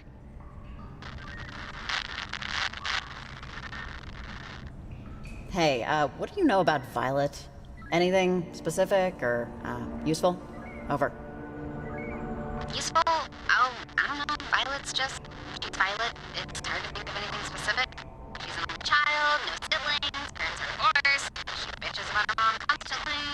I think she wants to live with her dad. But, you know, I want $1 million. She likes to overdo it at parties and at corner forceps. We haven't heard her sob story yet. But, I don't know. Other than that, plays collectible card games, watches old sitcoms. Hear me? They see a temporal anomaly and Riley tunes into it. They enter the tear left behind and time travel back to 1899 when the mine they are apparently in was functional.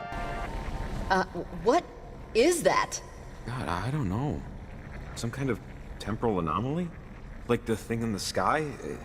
Let's avoid it if we can. Hey, wait, you're just gonna... We haven't seen if we can maybe just walk out. We don't know what this thing will do. Let's just see what this does. It might help. Slightly to strongly disagree, but... okay.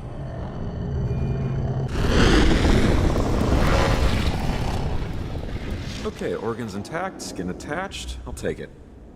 I think we're back when the mine was somewhat operational. I don't think anyone's around.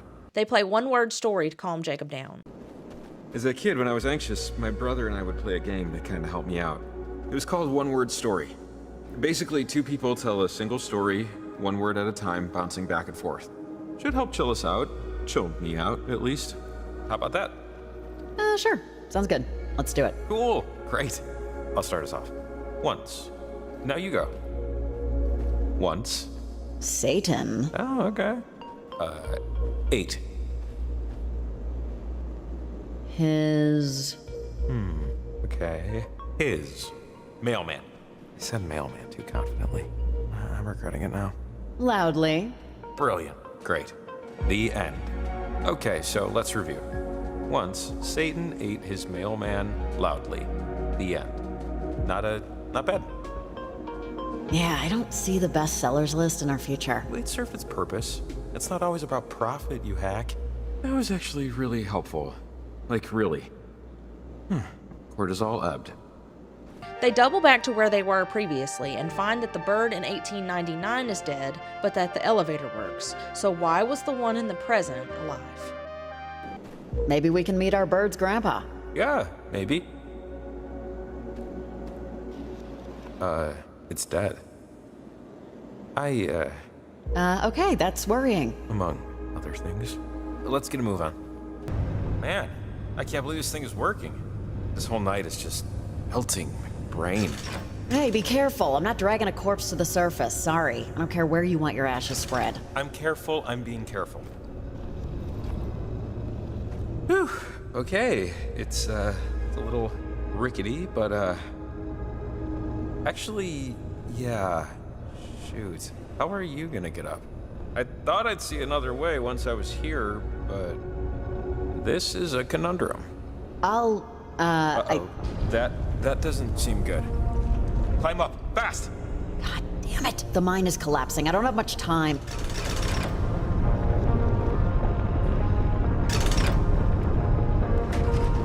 Riley ensures that Jacob reaches the top, but then the mine starts to collapse, so she has to find a way up. I took my time because I'm a clown.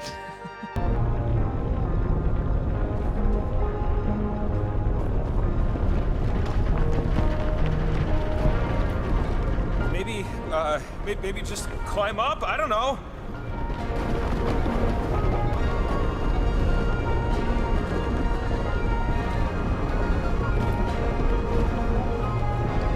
Hurry up, Riley. This place is gonna come down.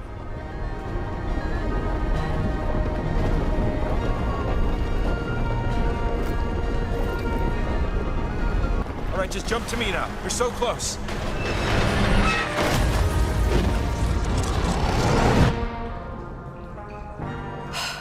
We made it.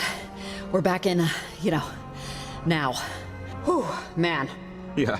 Thank the Lord or lords above. They go to leave the cave system, but Riley misses the jump because a figure startles and blocks her.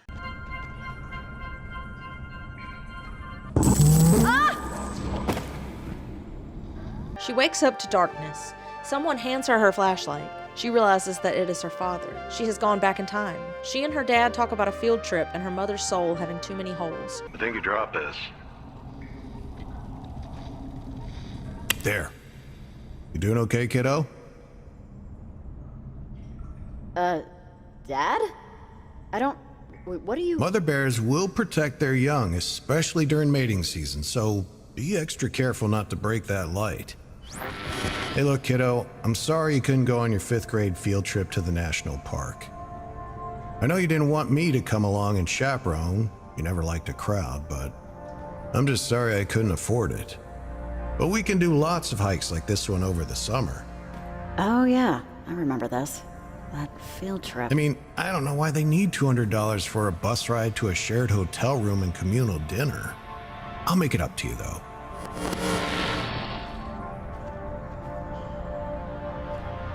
Your, teacher said really nice things about you. Said you did really well in science class. And Miss Cavendish said you wanted to write your paper on Mom. Riley, she expects you to interview someone for that. You have to think of somebody else. Somebody more available. Your mother, she was incapable of most things. She couldn't love me, she couldn't love you, and I know in your heart you want to find out why, but there's no why there. Her soul just has too many cracks. You see, it just can't hold anything for very long. You understand? No, not really. Maybe you won't ever, and that's okay too. We can talk about it later, after we find the clearing. Oh shoot, I think we took a wrong turn. It's okay. Climb up this ledge, and I'll meet you around the other way. By the creek. Oh, you're getting too old already for a little climb? Too lazy, yes. You'll be fine, Rye Bread. You're more capable than you think. Meet you around the bend. Riley, hey! Here you are. I called and called, but echoes, that was... I think my, Riley? You okay? I just saw my dad for a second. It was another time thing. It's okay. I'm okay. It was just, it's nothing. I'm good. Let's just keep going. Oh, okay. Let's do it. Riley and Jacob hear Violet, voiced by Sarah Wunderle. Wonderl. I'm so sorry. I can't pronounce anything. Charlie, come in. I'm lost. On my way out. Oh, that's, that must be... Violet was her name? I think she was out here somewhere. We must be in range. Keep an eye out. They see her on the bridge next to the next transmitter location. There is a large, glitchy figure blocking her way forward on the bridge. Time glitches and Jacob is possessed, sitting on the ground. Riley goes back up to where Violet is. She seems to be having an argument with her mother. And what else did you do with your father yesterday? Nothing. Nothing. We went to the store and he got me a magazine. What else did he get you? Skates, too. I told you couldn't roller skate until you got your grades up. Dad didn't care. He didn't care about my wishes, or he didn't care about your grades? About me not having them or whatever. What did he care about, Why did he even get them for you? Because he wanted me to have them. Did he talk about me? What did he say? He didn't. I'm not going. No. You're not going where? I don't want to go to the store with you. And why not? Because my friends are. And why are your friends waiting? Because I told them I would. Because you told them you would what? You can't make me. I'm going to be 17. You're 16. I'm 17. I am. And 16-year-olds have to do what they're told, unless they want to take a bath and go to bed. Violet? I don't know where your purse is. All the time. I'm sure you saw it last. I haven't chewed gum since I was 12. Just help me. I'm already late for school, Mom. I'll write you a note. I have a test in history, and I can't make it up. I don't care, Violet. I need my purse to go to the interview. I shouldn't have to do this. Unless you want to get a job. Just because you went out drinking last night and lost your purse. Do what? Doesn't mean you can destroy it Wednesday for me. I didn't lose it. It's here somewhere. I'm leaving. Do not walk out that door. Help me find it. When Riley goes back to try to help her off the bridge again, Violet jumps. Time glitches. There are 3 teens below Riley, who is now hanging off the bridge. She loses her grip and falls. Time skips again. She is back with her father, like before. Her dad gives her a penny to try and help control her anger by relating it to electricity. He says to focus it on the penny.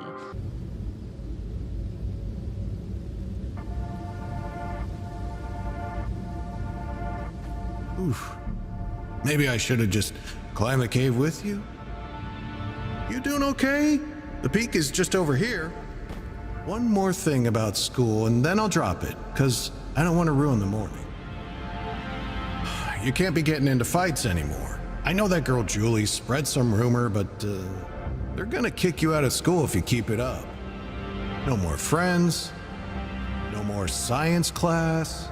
Are you mad at me? Am I in trouble? I'm not thrilled with you right now, but I don't know if that'll disrupt pizza night.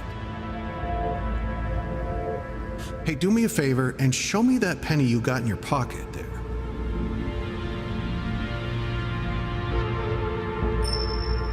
When I install electricity in someone's home, I bury a really long, let's call it a stick, under the ground. This stick is made of copper, like that penny. We call it grounding. Very important part of the job. Why'd you do that? Well, electricity is a lot like you, actually. It's always mad. And being mad is what lets electricity do its job. But sometimes it can be too much, and that's when people get hurt. Just focus on the penny, and just let it go. Just let go of being mad. 'Cause sometimes electricity just needs to go somewhere. Sometimes, sometimes a lot of things do. Is this making sense? Time skips back to the present, where Riley fixes the loop. Riley and Jacob return to Violet, who is still on the bridge. She tells them to stay away from her. Listen. Stay right there. Okay, we're gonna stay right here. I have no reason to believe that you're real. It's only real if Olivia says it is. They've been talking to each other forever. At least that's what it feels like. You didn't know who's been talking to who? Olivia and them. They won't let me stop. I just want to go home. Just keep heading that way, away from us. You should end up near the cliffs. Might be some climbing. You okay with that? I'm going to get my friends and go home now. Thank you. Would have been nice. Don't let them take you. I just hope you know what you're doing. Because I don't know if just letting her run off into the night was the right call. She could have fallen, Jacob. She could have... It could have been bad. Safe is better, at least for my psyche. Okay, well, let's find a high spot for the transmitter. Riley and Jacob then go to plant the next transmitter at the top of Charity Point. Ah, there it goes. Yeah, go us. Go you, honestly. I'm just glad you know how to work this stuff.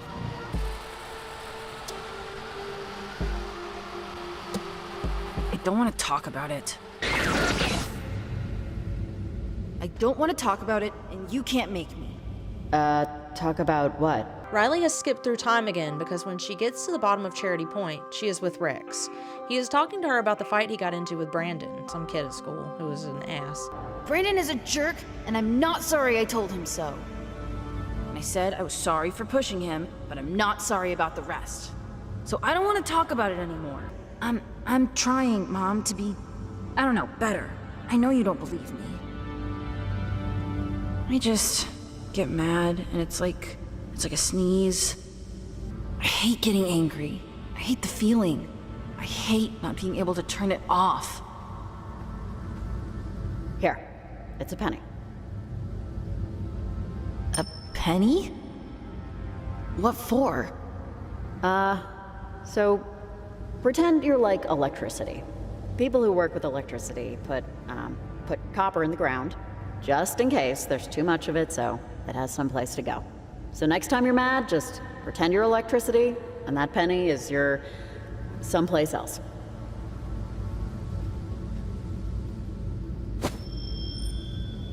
Riley gives him a penny and tells him to pretend to be electricity. Rex is not happy about this penny, and he throws it. Okay, so you're in a mood. We both know that's not gonna work. No, I don't want to... I keep seeing this kid. And he knows me, and yeah. You're not getting that? No. I'm sorry? She and Jacob head toward Garland to place the final transmitter. The three teenagers talk over the walkie-talkie. Violet says she is headed to the church and asks if the plan is still to disrupt the transmitter's array. Shoot, that's not good. Our main characters have to go and stop them. Charlie, are you there? Over. Violet? Well, hey, Riley, hold up a second. Listen to this. I don't know what happened, but I ran into that lady in Gingerbread. The lady stopped Jacob from, getting into a fight with me, practically. Oh, really? Actually, her and that guy helped me out a little. I'm heading to the church now. Over. Stop talking on open air. Shut up. Wait. But is the plan to still run the radio station and kill their transmitter array? So, is that true? What they were saying, that they can somehow disrupt our transmitters? Technically. They mentioned a radio station. If they can hijack the frequency or broadcast the station's signal in the right way, yeah, it could smother our array. Which, isn't good. Okay, but what would that have to do with the church? That's where they said they're going, right? They're talking about... They have to be talking about the community center. That group, Parentage, that took over the lease. And sometimes they rent out the space, but Parentage puts out a weekly address. It's like public access, but worse. Super strange stuff. I think they're gonna use whatever equipment they have to try and screw up our night. Riley calls Evelyn to let her know they planted the transmitter. Hey, Evelyn. The second transmitter's planted. Any news? Riley? Hey, sorry, I'm the last one here. The rest decided to hike back to the hotel. One too many calls from weird voices, I think. Finally pushed Jim out the door. Alright, let me look at these readings. Okay, this is... Oh, wow. So, wave particles in water move perpendicularly to the wave's direction of travel, and airwaves oscillate in the same direction. These frequencies are moving in every direction. That's not normal. Or possible. I flunked science class, Evelyn. What does all of that mean?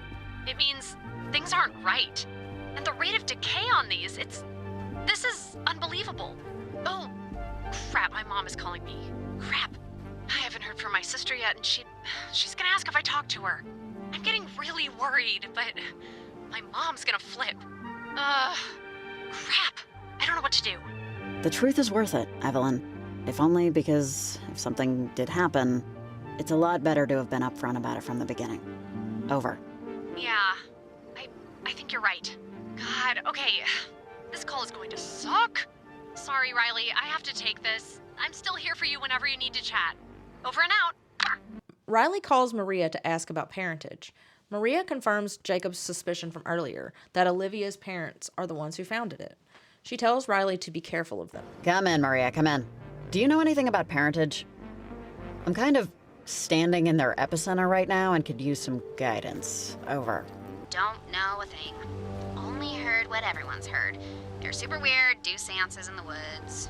And it was started by Olivia's dead parents. The ones in the plane crash. Watch out for them, though. Seriously. They seem odd. When they get to Funny's Family Market, they hear a phone ringing. It's the payphone outside. Riley answers it. So either that's a new species of bird we're naming after me, or that is a phone ringing.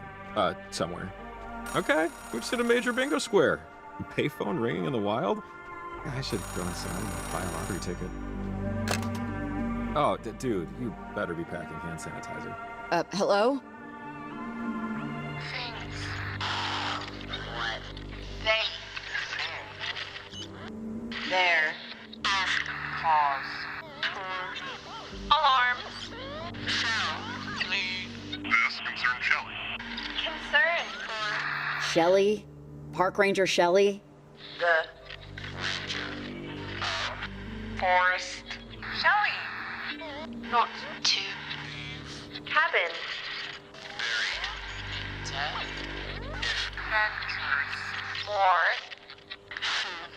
my own blood and form of my love and sister.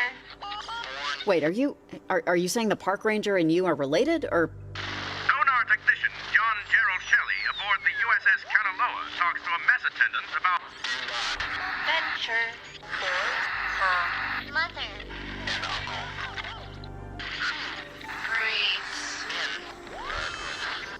Riley calls Shelley about the Sunken's warning. Riley, hey, find out anything about that answering machine message I got? Over. Yeah, actually, I think a ghost of a dead relative is trying to warn you. So if you have an uncle that served on the Kanaloa, maybe think about not leaving your station for the rest of the night. Over. I do. I have a great uncle. He was a sonar, I think. Well, crud. It said I shouldn't leave the station anymore. I was just about to go do a check on another distress call. Do you not think I should go? I sound stupid just asking. Don't go, Shelley. Seriously, it's not worth the risk. I'd listen to it. Over. Okay, Riley. Radio if you need anything. And thanks for this. Over and out. Riley and Jacob get to the North Camena Community Center, which has been converted into a church for parentage. They look around inside it. It looks more like a legitimate church than a cult's lair. Riley's radio goes off. Something is messing with them. Hello? Okay, we're in the clear. So, if we're right, there's radio equipment around here somewhere. Let's just find it and destroy it before they get here. Hello. Are we all shimmering tonight? Yesterday evening, the world had its first glimpse of the far side of the moon. Oh, I hate when they do this. Let's just find that station equipment before anything happens. Yeah, good call. It is hard to imagine a cult putting on a stage show, but I guess anything's possible. Huh. Is this an altar or something? What's planet shine? God, I keep hearing that from Olivia, I think. This is, cool. The painting? Posidonius? Sounds like a Greek god. Posidonius was a Greek philosopher and astronomer who attempted to measure the distance between the sun and the earth. He advanced the theory that the sun is vital to our survival. Hey, this looks like something. A cable running the length of the center? Looks like it's connecting something upstairs to something under us. The hidden laboratory, I presume? The Spectre of the Mountains. Hey, Jacob, you know what this thing is? The Spectre of the Mountains, also known as the Brocken Spectre, is a phenomenon in which the shadow of someone nearby is cast in midair upon a cloud opposite a strong light source. It could happen on any mountainside, but is apparently more common on the peak of the Brocken in the Harz Mountains in Germany. At the bottom, there's some art taped to it. Looks like children's drawings. That's weird. Is that weird? Oh, looks refrigerator worthy, to tell you the truth. Yeah, it kind of is. Charming, in a way. Hey, Jacob, I have to ask, what's going on here? I'm not getting a vibe here, you know? This isn't nefarious. It's just not. This is people who've taken stargazing past, like what some people would call normal levels, but... But it's not really. Yeah. Oh, huh. This might actually come in handy. It's we used to call them casters in the Army. These radios that can tune into a much wider range of signals. Seems like something that could help, right? Yeah, it makes ours look like toys. I think that cable tracks all the way to... Here. Something feels off about the floor. It feels hollow, right? Riley finds the radio extender, a wall-equipped radio, if you remember from the previous video. Wall is wave-assisted lock, and it helps unlock different radio locks throughout Edwards Island in the first game. And there's a few of them in this game as well. She finds the extender upstairs and then heads to the basement to destroy the equipment. Suddenly, the three teens arrive. There's a little bit of a confrontation here.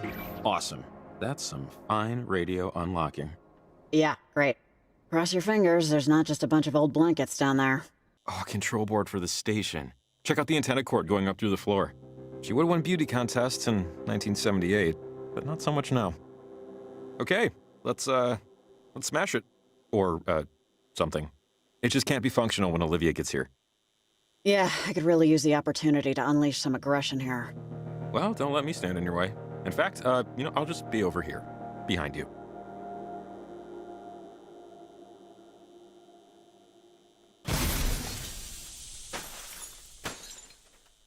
Whoops.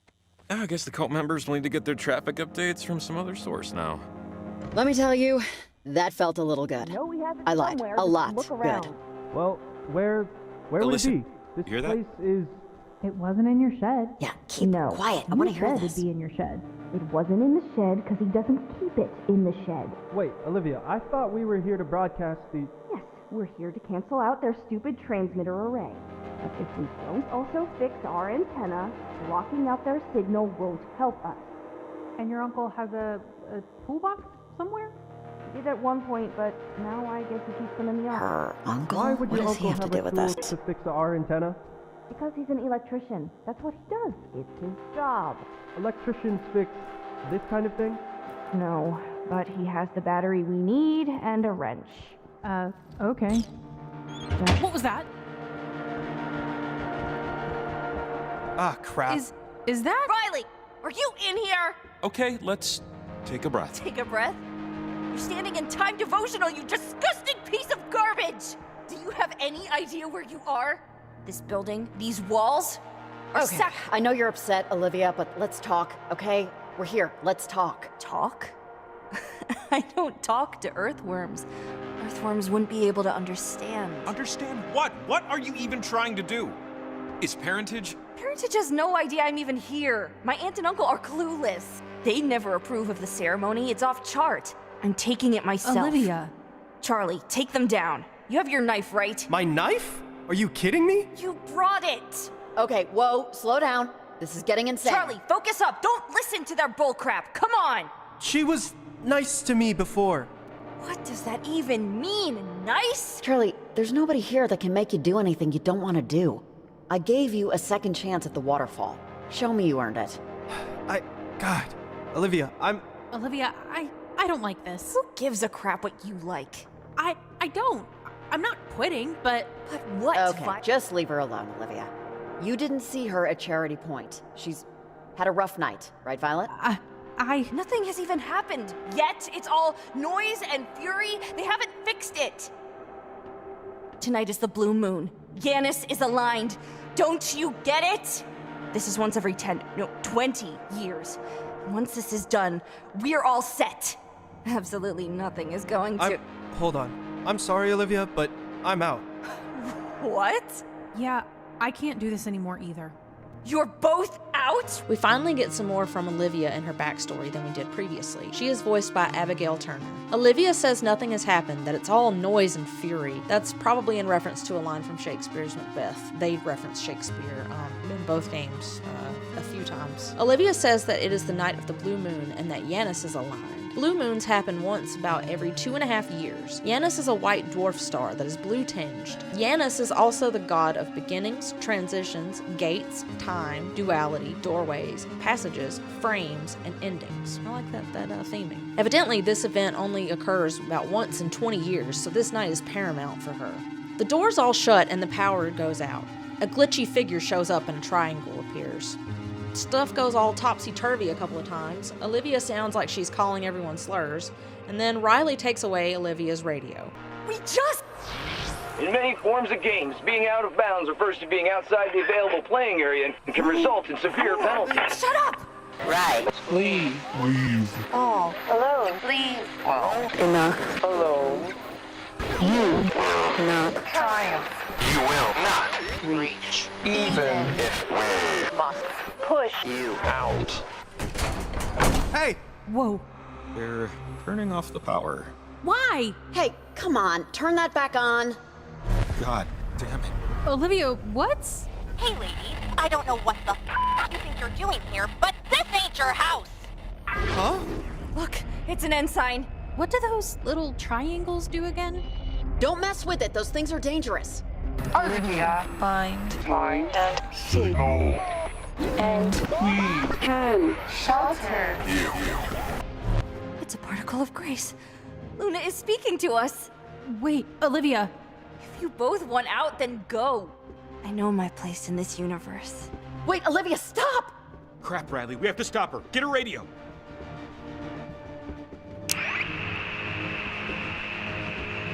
Damn it! Away home.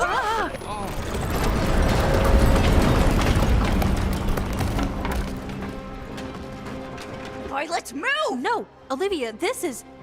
You're crazy Violet, if you... get the hell out of my way! Olivia, no, wait. Riley, she helped me. You... What, she talked to you before? She pretended to listen to your prattle? This is not your race.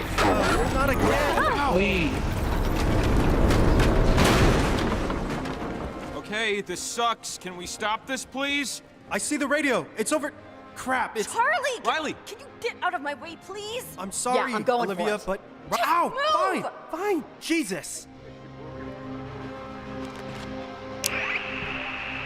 Get away home. Get out. Just Shake off.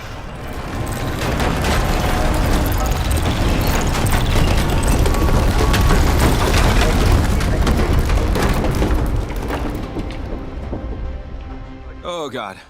You will all be amazed by Luna's glory, maggots! Oh, will you just shut your trap? Change it back! It does what it needs to. We are only custodians. You're all so fortunate to be here. You can't control this, Olivia. Not even a little bit. Oh, shut up!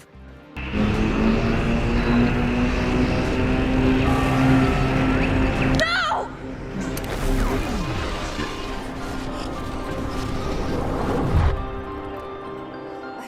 I need this to work. I'm sorry, Olivia. I know you obviously want to do something here. But it's not gonna happen. You're done. It's done. I need this to happen tonight. It's the blue moon. What are you talking about? It's her parents. Shut up. Don't talk to them about it. It's none of their... It's nothing to do with them. Go on, Charlie. What's all this about? Charlie. It's her parents. It's her parents. They were part of this cult. It's not a cult! They believed in this stuff, and they died in that plane crash, and she's been living with her aunt and uncle for the last 2 years. It's not a cult. It's a faith, and it's real. Tonight only proves it. I don't know if tonight really proves anything, Olivia. I don't know, man. What is it exactly that you believe in, Olivia? I believe sometimes it's better to just stay. Just stay in a moment that you know won't last. But that you know is better than anything that will ever come after. Heritage believes that all time, all matter is constant and persistent. And you can talk to other times, other versions of you, of loved ones. on certain days when the lunar veil is weak. Tonight's the blue moon. And if you give me back my radio, I'll be able to bring them back. I'll be able to live in that memory of them forever. You almost got your friends killed to hang out with people who are already dead. Not exactly an even trade. Whatever. There are beings on the other side. You've seen them too. They're not what you think. They can help. Help you, help me, help everyone. Just give me back my radio. And I'll show you. I'm keeping this. And once the transmitters are done, maybe I'll think of giving it back. Whatever you have to do. One more thing. These beings. I think they're the ghosts of a World War II relic. What exactly have these things said? Leave is possible. I am feeling it's hard. You know, I like you. I like you a lot, Riley. I really do.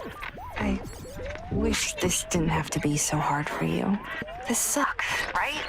It sucks. You hate it. I hate it. Nobody wants to see their friends possessed. Nobody wants to feel bad. I'm sorry, the night's progressed to the point where I can speak a little more freely. My name's Alex. These are my friends. Alex? Yeah, Alex. Named after my great-grandmother, Alexandra. We were teenagers, like Olivia and her friends. We went to Edwards Island, I don't know, years ago, months, weeks from now. It's hard to tell. It used to be a military base, but now it's... They got it, Ren. Thank you. We got stuck. That's the point. And now we can't get out. We can get out. We just need a little boost. I'm still unclear on how the whole thing will work. Well, Clarissa, you don't need to know how the whole thing will work. What kind of boost? Riley, listen to me. You have been the arrow in my side for a while. Whenever we try to get out, whenever we get close, it's never quite worked. Never stuck. But this time it will. And do you know why? I've never tried it with Olivia. And she has a fire in her that will burn away every obstacle. You aren't the hero of this story, Riley. Remember that. Wait, hold on. Your plan with the transmitters? It's a good one. It is. It just might stop us. If that's what you want. Do you know what you want, Riley? Do you? Because I've traveled 1,000,000 miles and 1,000,000 more years just to watch you eat breakfast. All right, that was real, right? I was just... That was real. Yes. God. All this time, I thought it was the submarine. I thought that everything was just them. That they were the beings Olivia was talking to. But it's kids. It's just kids. It's kids that go to Camena High. That probably did lawn work for their parents. I don't know. It just changes things. If they're really stuck. So, Alex and her friends are the antagonists this go-round? How much of what has happened tonight been them, and how much is the sunken? Riley and Jacob head back toward Garland, but decide to take a break instead. Could we... Sorry, but could we just take a breather for a second here? Sure. I mean, yeah, we earned it, I guess. 2 minutes. So, parentage is just moon-gazing and yoga mats. That's good to know, I guess. They actually remind me of another group like them. The Migration? I remember when they were pitching tents in the 90s. But the actual act? The natural act? Migration. Pretty interesting. How baby birds do it instinctively. So sometimes programming, like bird programming, has a glitch. And birds will actually fly north, instead of south.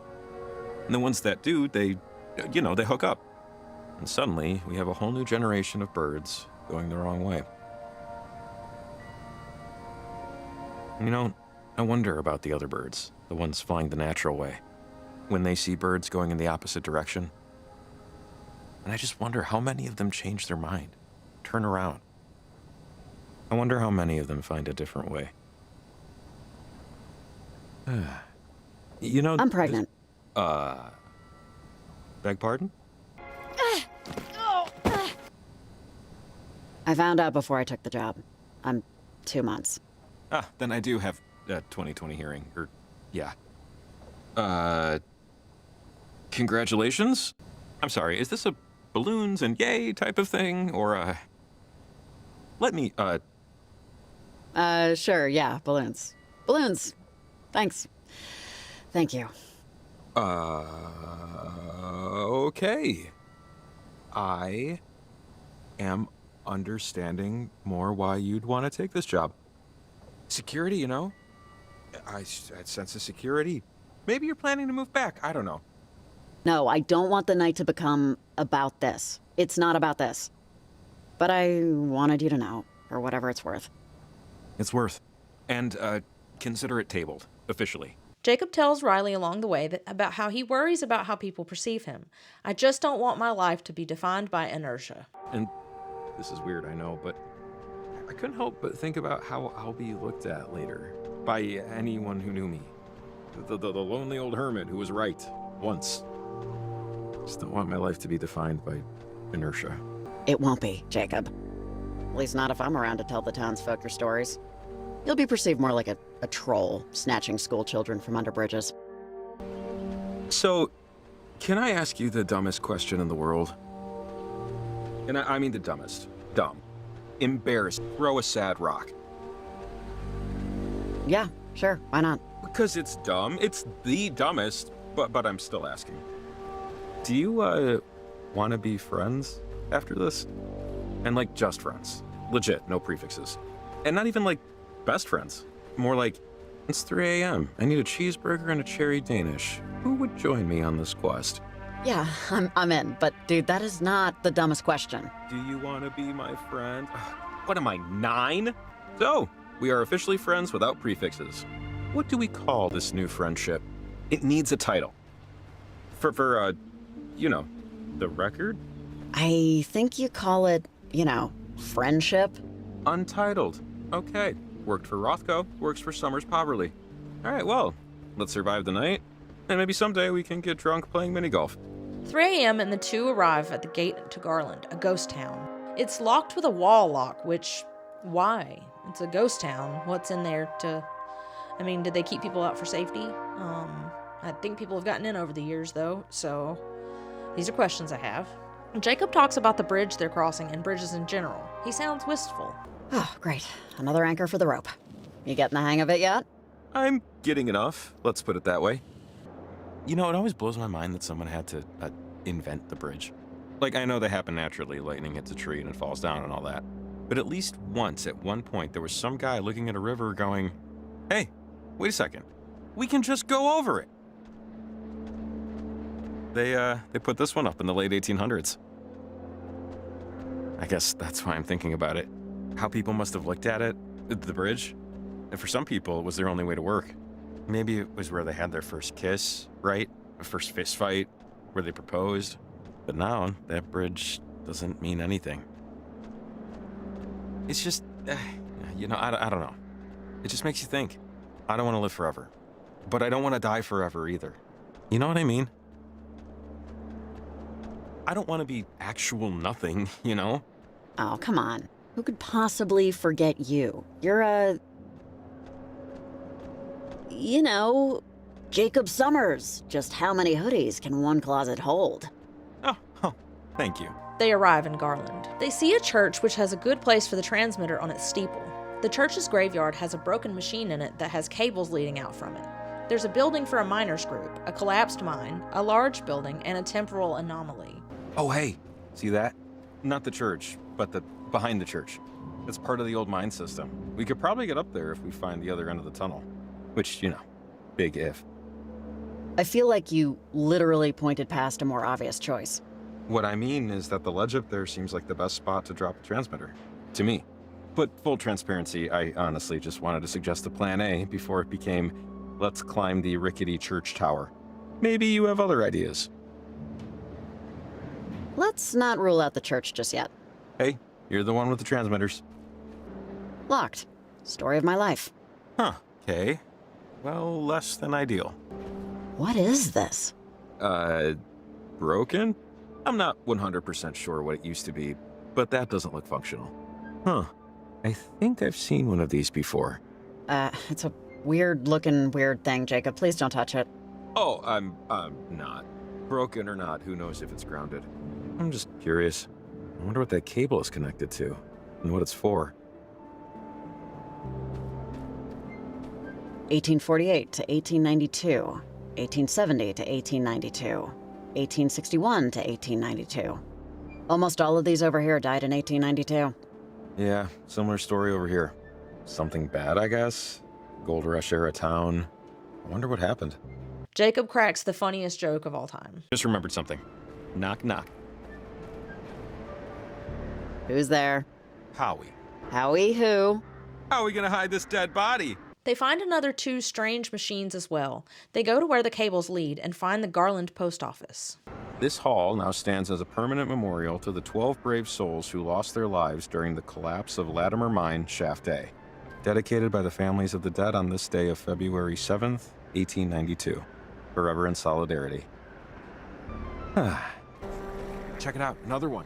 Either someone was here recently, or someone is here presently. Garland Post Office, established 1878. They go inside and are startled by cameras going off. Someone calls the walkie-talkie.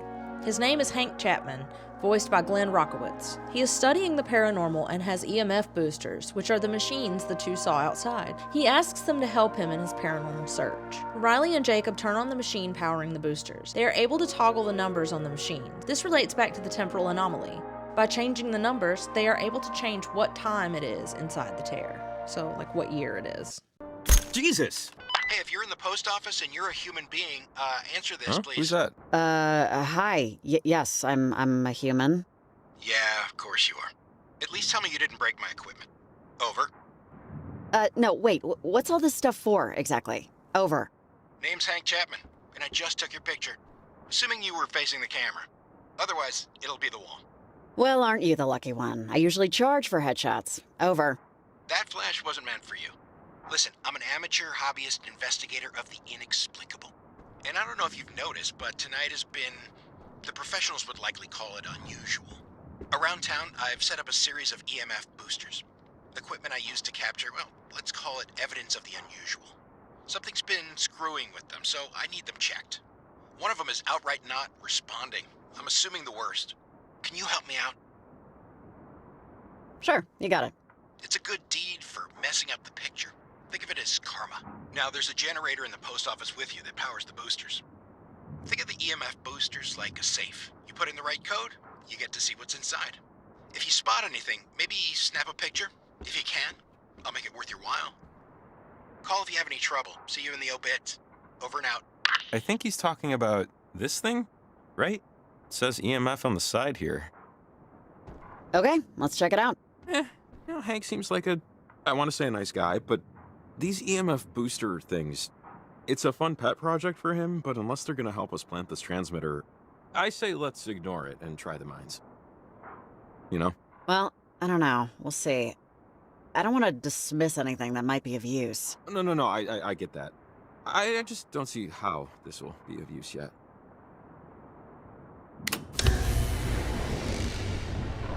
I think that came from outside. Tragedy. 12 lives claimed in deadly mine shaft collapse. Latimer Mines no longer in operation. Garland mourns its greatest enterprise alongside 12 cherished sons. Ugh. From 1892. I guess that's when things started to go downhill. They go into the year 1930 and see a man. The building behind him says, "Drugs and meals."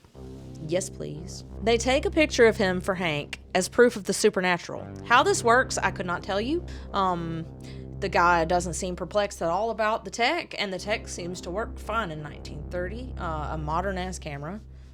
But whatever, I guess. Mission accomplished. Back to the EMF boosters.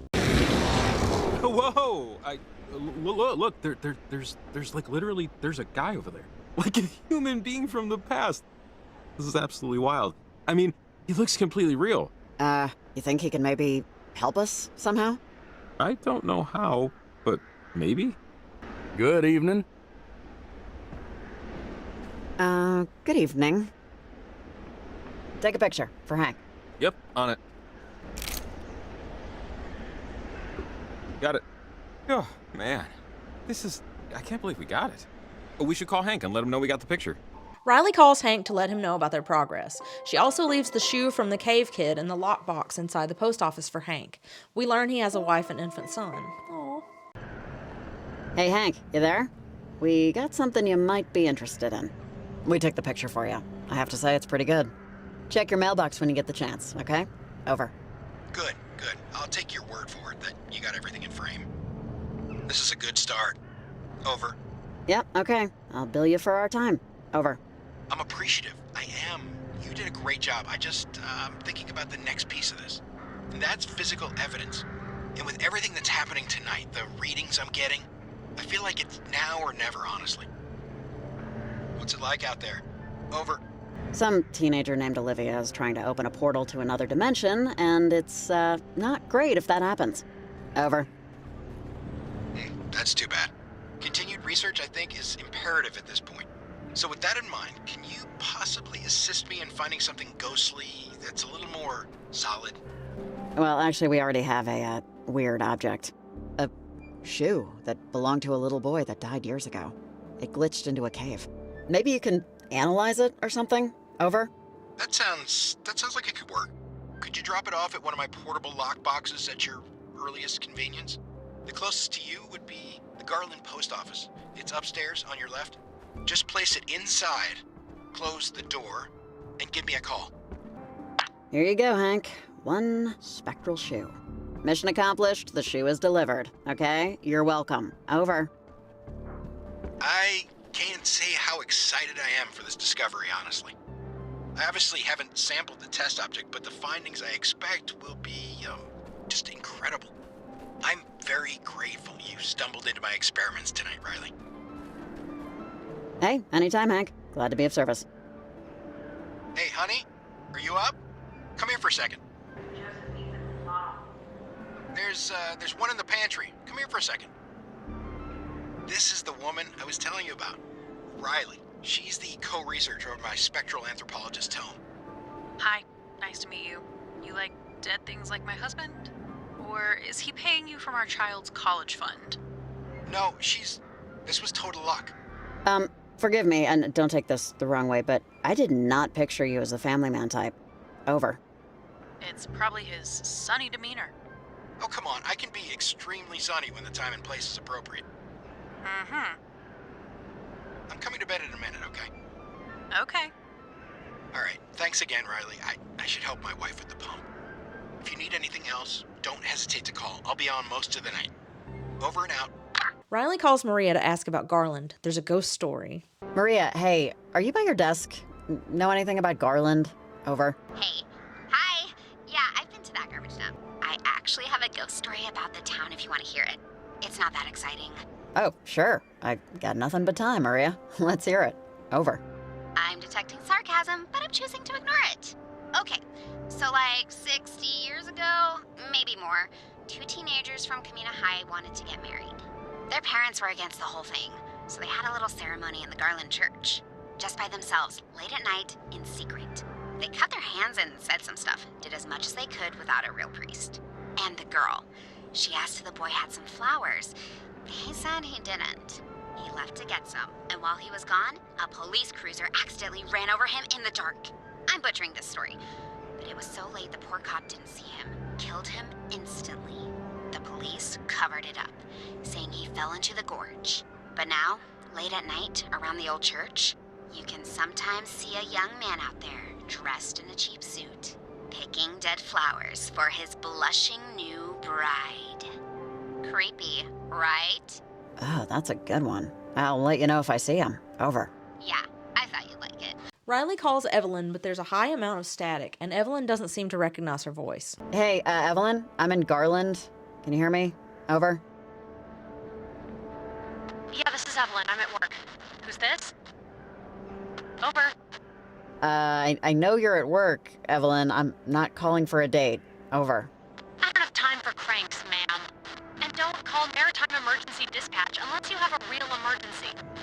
Over and out. In order to proceed, they enter the year 1890, when the mine was operational.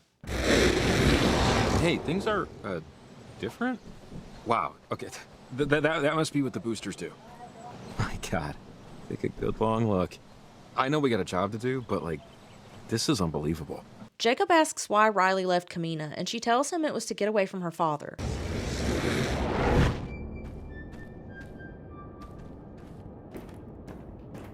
This is a random question, but what made you move away?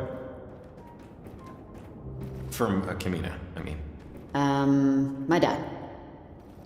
Our relationship seemed beyond repair, and so I wanted to make a clean break of it.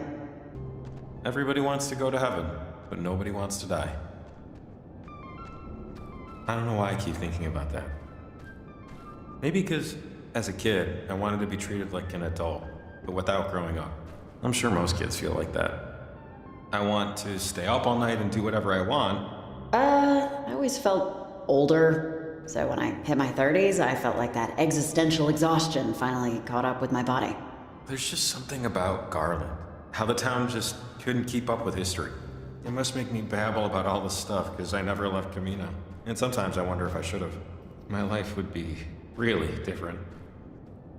I wouldn't be here, for one thing. Moving away doesn't make anything easier, let me tell you from experience. Well, yeah, but it makes things different, which is something. I just always hated that expression. But nobody wants to die. It says nobody wants to do the work. To find enlightenment. Well, enlightenment's hard goddamn work, okay? No shame in sticking to what you know. Jacob quotes an Albert King song, "Everybody Wants to Go to Heaven." I had never heard this song before now, and I am so glad that I have. Now it's definitely in my playlist. If you haven't heard it, you can go ahead and just stop this video right here. You can go listen to it and come back, because it's well worth a listen. It's great.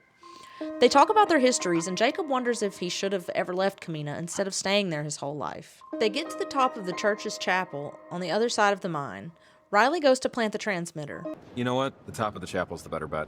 Higher, less obstructed. Let's do it. You were right earlier. I just didn't see it. Someday, maybe you'll forgive me. Come on, climb time. Oh, sorry. Do you smell that?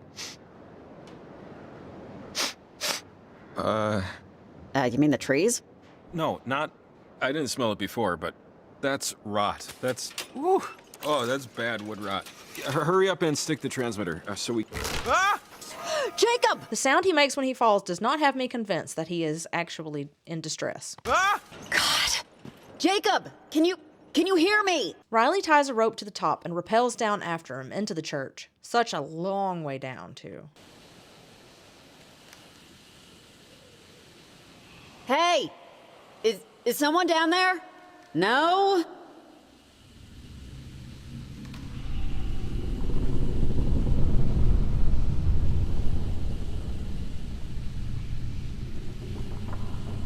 I'm almost there, Jacob. Just hold on.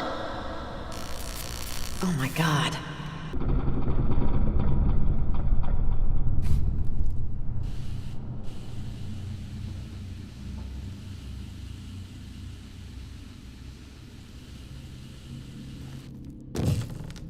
I got serious sympathy rope burn from that. When she finally gets into the church, she has to light 3 candles in the correct order. I am not sure why this is a thing, and I hate it. I had to reset it several times on each one of my playthroughs until I finally memorized the order, and I don't know why the order is a thing.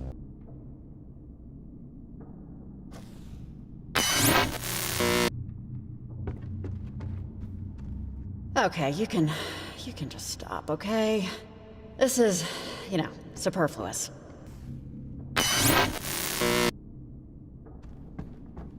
Am I doing something wrong? Perfect. Ah! Green girl. Green girl. No, don't hurt us. No. Fly. Out. Door. Possible. Phone. Time. Alex, stay away from him. It was an accident. What are you doing? Alex. Girl. Lost beach. Care. Not dead. Always. And. Green girl. Take home. Home. Bones. Oh, man. Bones.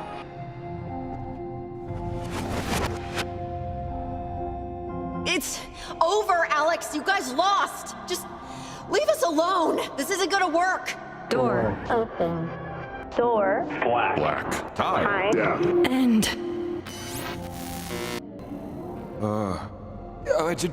Just wait.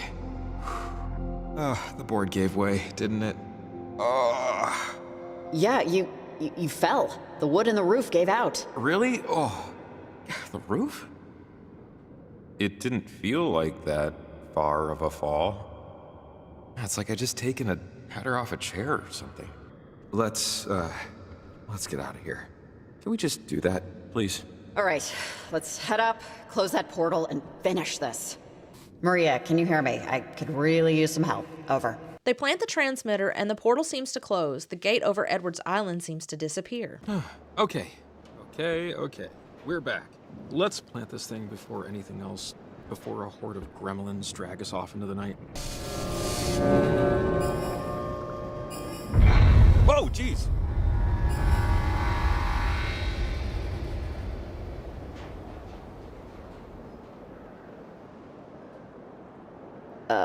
Did we do it? It seems better, right? I think so. I think we did it.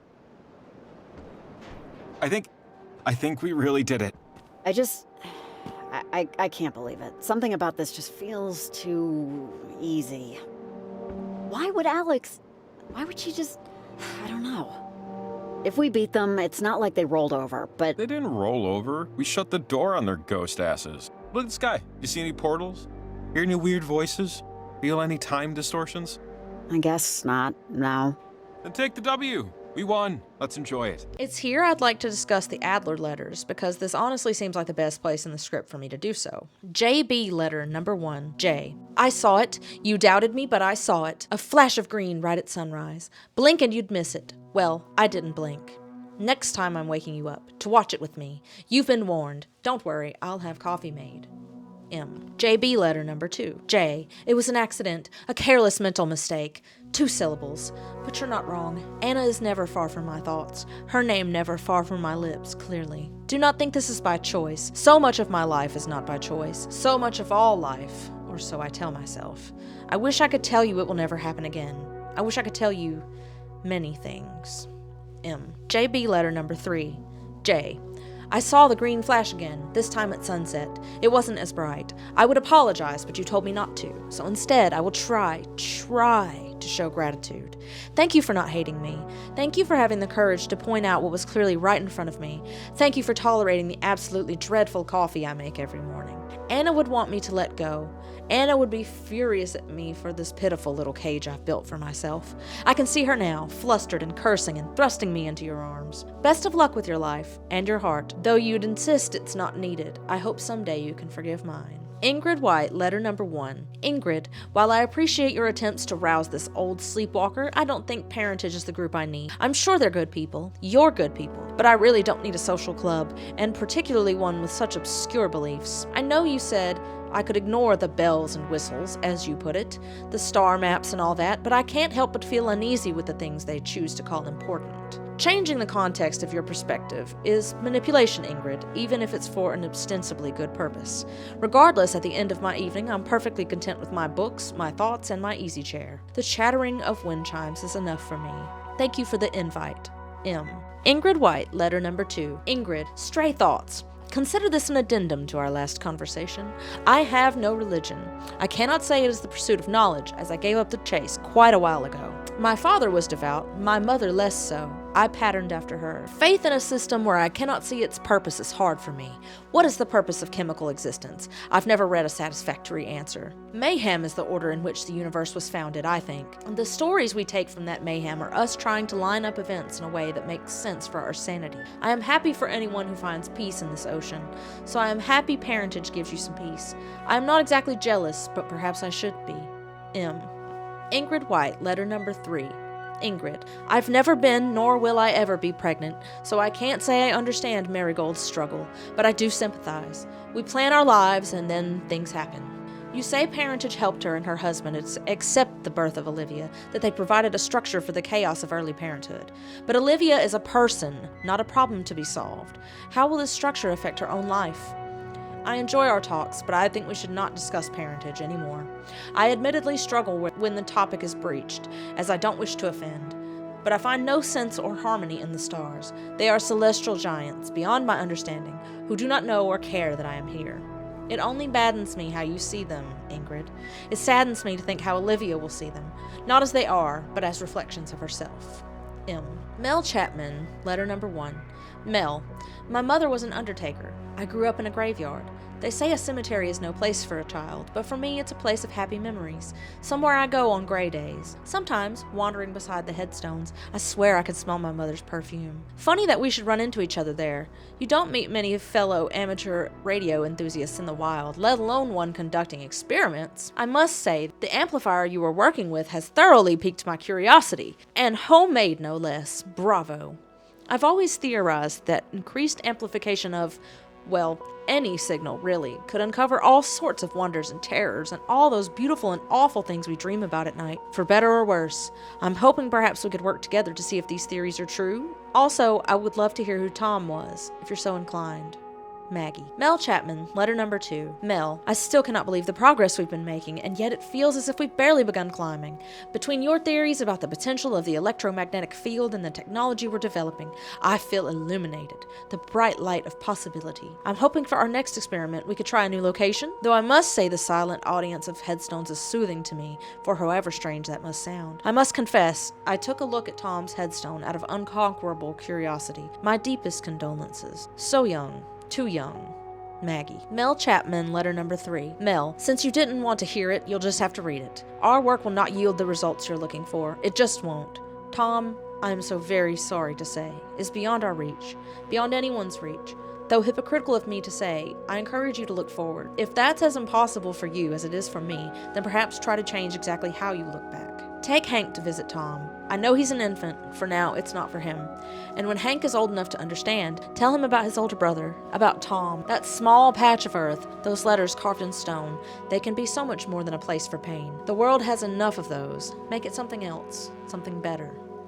Thank you for your help. My work would never have grown as it has without you. Now go find Hank and take a walk. And if you see me there wandering, do wave.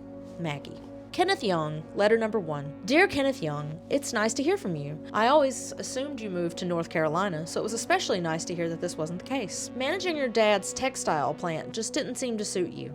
I think you'll find Camena still has its limited charms. They've improved the roads, and the shellfish is still excellent. I wouldn't visit Milner, though. It's unrecognizable from when we were stationed. It's a tourist factory now, and their wares are overpriced. The bad dreams are a common refrain from other past recruits. After the Kanaloa, people seem to have a much harder time sleeping. I wouldn't think much of it. Turn off your TV after 10 p.m. It will help. M. Kenneth Young, letter number 2. Kenneth, don't follow the whispers you hear on the radio. Those things you hear at night are orphan dreams looking for someone to startle and haunt. See your family more often. They care about you. Your visions don't. M. Kenneth Young, letter number 3. Kenneth, I think you should believe your daughter. Let her help you as you helped her learn to walk, how to dress, how to eat, how to think. Let it be her turn. As for me, no, I never had kids, and it was the right choice. Though I guess I would have to believe that, now that it's an impossibility. I do know I would have ruined them. I am sorry we never met up for that soup and conversation. It's getting harder and harder to leave my house, though not due to any physical limitations, really. My habits have formed such cavernous grooves, I cannot seem to climb my way out. Take care, Kenneth. Make friends in your new home and new city. Tell your grandchildren who you were, and listen to their stories. They're better than ours. M. Secret letter. Jacob. I have one last mystery for you. I don't know if you read these letters. I doubt you do. You always follow instructions so well. But just in case, of the many mysteries I have shared with you, there is one I have never solved, and I know I never will. So I leave it to you to put together the pieces. Please solve the mystery of how to walk away and not look back. The Kanaloa, the radio signals, the lights in the sky. Let them die of neglect. You deserve better than the dusty regrets of an old woman too afraid to let go. One last mystery. Solve it. With affection and apologies, Maggie. She was right. I never read them. Never. I didn't know you were standing there. Sorry, I just saw my name out of the corner of my eye. Couldn't resist. Man, reading that one, that is, complicated. Which is just another way of saying it's hard, and I don't want to talk about it. but it is complicated. Do you want to talk about it? I probably should. The list of shoulds. Such a tapestry. Come on, let's, move on. Yeah, let's... Hey, come on. Talk to me. Clearly she was important to you. I won't lie, things aren't perfect. I'm not perfect. But Maggie didn't burden me. She freed me. What I did with that freedom is on me, not her. I wish I could tell her that, but I can't. She was really lucky to have been your friend. We were both lucky. Two lucky, sad weirdos. I'll take it. Well, I guess I broke my promise. Forgive me, Maggie. Riley calls Evelyn to let her know they planted the transmitter. We should go to the docks. See about getting you a hotel. I planted the last transmitter, Evelyn. You on the horn? Riley, can you hear me? I'm in the car. I finally got my car started. I'm on the road. Sorry I can't pick you up. If I get too close to the coastline, the battery starts to drain again. Over? Oh, where are you going? Over. I left work, and I'm heading to my partner's place. She's been home for a bit. My sister never called Riley, and I still can't get in contact with her. I took your advice and told my mom the truth. I think it was the right thing to do. But I can't be at work anymore, because it's just work. That's what it is. Work. And my family's my life. Even though tonight was really exciting for me. And you were a big part of that. Thanks for the readings, Riley. I mean it. This information will help so much if anything like this ever happens in the future. But right now, I just want to be home and wait by the phone. If that makes sense. Over. Okay, Evelyn. I hope you hear from your sister soon. Over. Thanks. Okay, Riley. If you still need anything, feel free to call. I'll be on the line just in case. See you later, Jacob. Hope you find your doggy. Thanks, Evelyn. Take care. And good luck. Over and out. When they get closer to town, Jacob suggests Riley call Maria to check in. Oh, hey, I just thought maybe Maria would be a good person to call. You know? Yeah, after all that, with her friends. Yeah, that might be a good idea. Hey, Maria, are you there? Over. Hey, hi, yes, I'm here. Hey, sorry, I took some... Brad stopped by and he had some vegetables. Some might call them herbs. And so I'm going a little under the speed limit right now. But anyways, I'm here. How can I help you, Riley? You always call at the perfect time. Right when I'm about to sit on the toilet. I need advice for how to deal with Olivia. Oh, that bitch? You just sobered me up with that one. Great. Can I be honest? Can I speak honestly? Olivia sucks. Charlie has a thing for her. God knows why. And Violet will do anything she says. So, look, help me out. Here's my problem. Charlie is a great guy. How do I get him to stop looking at Olivia and start seeing me? This is a serious question. You want my advice? Just ask him out. If you want to try and make something out of it, start. Over. Yeah. Ask him out. I forgot I'm talking to a 50-year-old. Thanks. Nick calls Riley to check in. His voice and his words are very unsettling. Hey, Riley. Lights on over there? Over. Hey there, Nick. How are the waves? Over. Let's settle on different. I'm an amateur sailor, you know, but I read books. And if you're learning to sail, the first thing you'll read is the ocean is never still. Never trust calm water. But tonight, that's all there is. It's still as a cup of water. Never seen such a thing. Well, that's good, right? Still means safe, not choppy. Over. My life preserver is still gathering dust, it's true. But it just doesn't feel safe, because it feels so wrong. Common sense would have me steer back home, but, I should see what's out there. I'm gonna need a tether, though, so if you don't mind, just reach out on the semi-regular. Make sure I haven't completely gone ass over tea kettle. All right, Riley, you keep an eye on the dirt. I'll keep one on the drink. Over and out. How's the weather, Nick? How's the water? Like glass. I don't mean see-through. I mean sharp. The water, it looks jagged. Like you'd cut yourself to shreds swimming in it. Boat's just shattering its way through. Merrily, we crunch along. That actually sounds kinda cool, you know? It's got that spider's web beauty to it. It's pretty, but you know there's danger crawling around it somewhere. A drop did splash its way up, though. Cut me right on the eyelid. Put gauze on it. Nothing like blood on the pupil to wake you right up. Jesus, dude, go to the ER. Oh, please. I've cut myself worse on tortilla chips. It's clotted. Life goes on. Still floating. Appreciate the check-in. Keep your eyelids safe, kid. Over and out. Nick, it's Riley. You didn't sink, right? Hey there. Still floating. I appreciate the checkup. Water took a turn, though. Not a friendly one. We're not quite in Charlie Foxtrot territory, but, you know, if the weather gets worse, I can still handle it, but... Ah, my dad was Air Force. Electrical engineering, though, not a pilot. Yep, you sniffed it. Served years back. And similar company. I didn't get to fly either. Couldn't speak for the current state of the service, but when I was your age, everyone was itching for the fastest, shiniest bird in the coop. Everyone wanted to fly. Everyone. I wanted to explore. I wanted the shuttle. Let the flyboys have their pissing contest.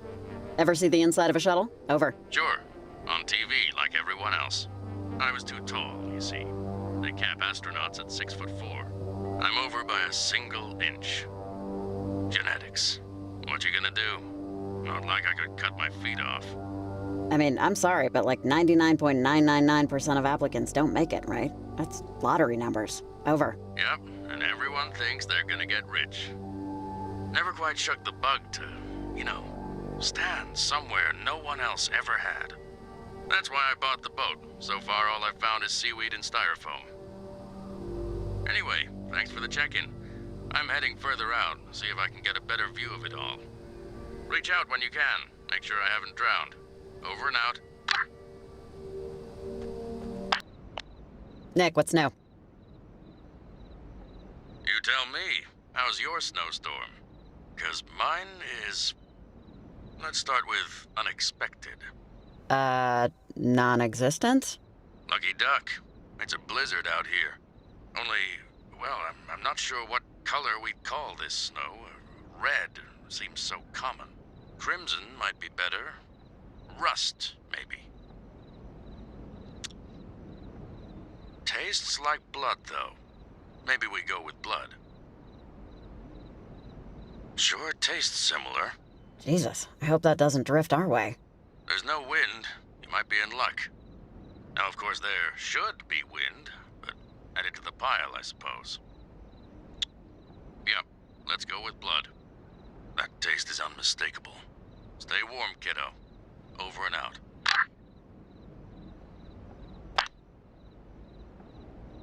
So, what's happening now, Nick? Raining frogs? Raining fire? Raining fiery frogs? Don't tempt the universe, kiddo.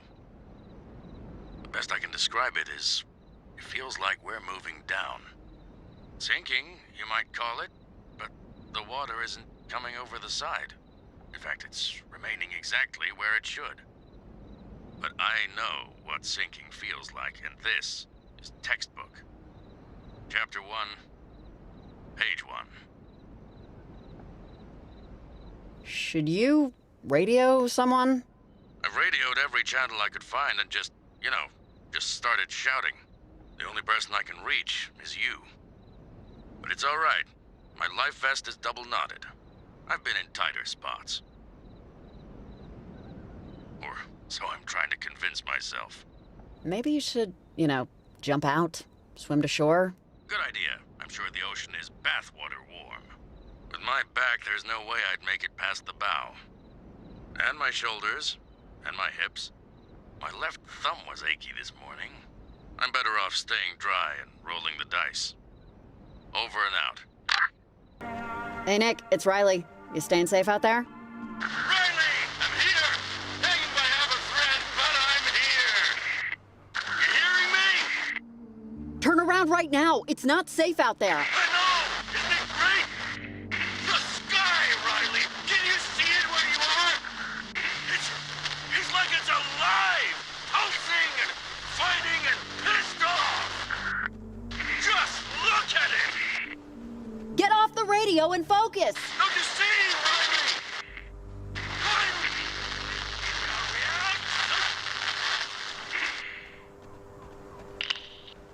That doesn't sound great. Yeah, I just hope he's smart enough to turn around. You back home, Nick? Riley, there's something here, in front of me. It's like the sky is bisected, or folded into itself. It's like a door. Only not your handle and deadbolt variety. This is something else. Some sort of electricity? Or something close to it. It's not exactly natural, and maybe not something you'd want to tinker with. Over. I wouldn't know how if I tried. I could sail past the door, or whatever this thing is. But it's daylight on the other side. And stars, I think. And some things I couldn't properly describe. It's not quite wide enough for me to slip through. But my God, it really is very beautiful. Sail past it, or around it, whatever. Just don't go anywhere near it. Okay? Steer clear. Over. Yeah, that'd probably be wise. Heading home. I appreciate you, keeping me company, so to speak. Just keep the lights on, Riley. As long as you can. Over and out. Talk to me, Nick. Tell me you're safe. Hey, Riley. I'm safe. Things have, they've really settled out here. Really seemed like it was something else. But, yeah, smooth sailing now. Foggy, but smooth. You're disappointed about this? Over? Well, I guess I just thought... Every light is flipped on when you're a kid, you know? You want to do everything. Everything seems like... everything. It's in front of you. The lights of possibility. What you're gonna do, gonna be, who you're gonna meet. One by one, those lights get flicked off. And the rest are so bright you don't notice the darkness in the distance. Until you do. I'm sorry. Sometimes staring at calm water, I don't know, puts you in a state. All right, that's enough, Nikki. I need to focus up. It's still foggy out. Give me a call later. Over and out. Maria calls and tells Riley to tune into her radio station. Riley, tune to 88.1. I mean it. Bye. Riley and Jacob get back to the harbor and something seems off. Jacob runs off and stops on the bridge.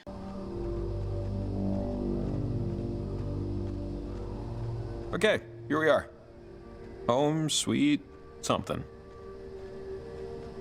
There's a phone in the general store. Maybe one more break-in for old time's sake, just to call you a ride.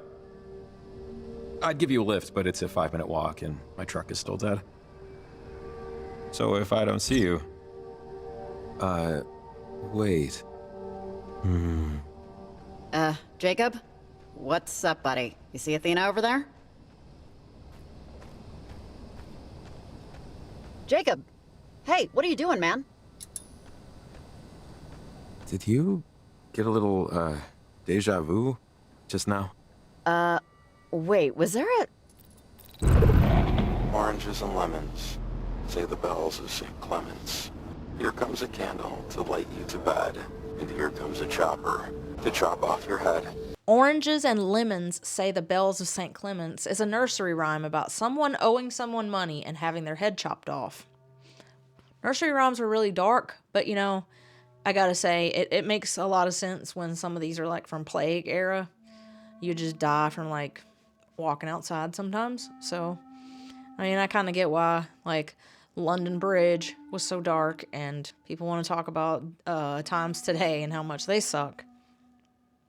And they're not great, but I could do without the Black Plague, personally, so. Alex, voiced by Aaron Yvette, just like in the first game, busts out of Jacob and warns them about Olivia's plans. She tells them about the Sunken. It's time to go to Edwards Island. What's going on? I thought the transmitter should have... Oh, wait,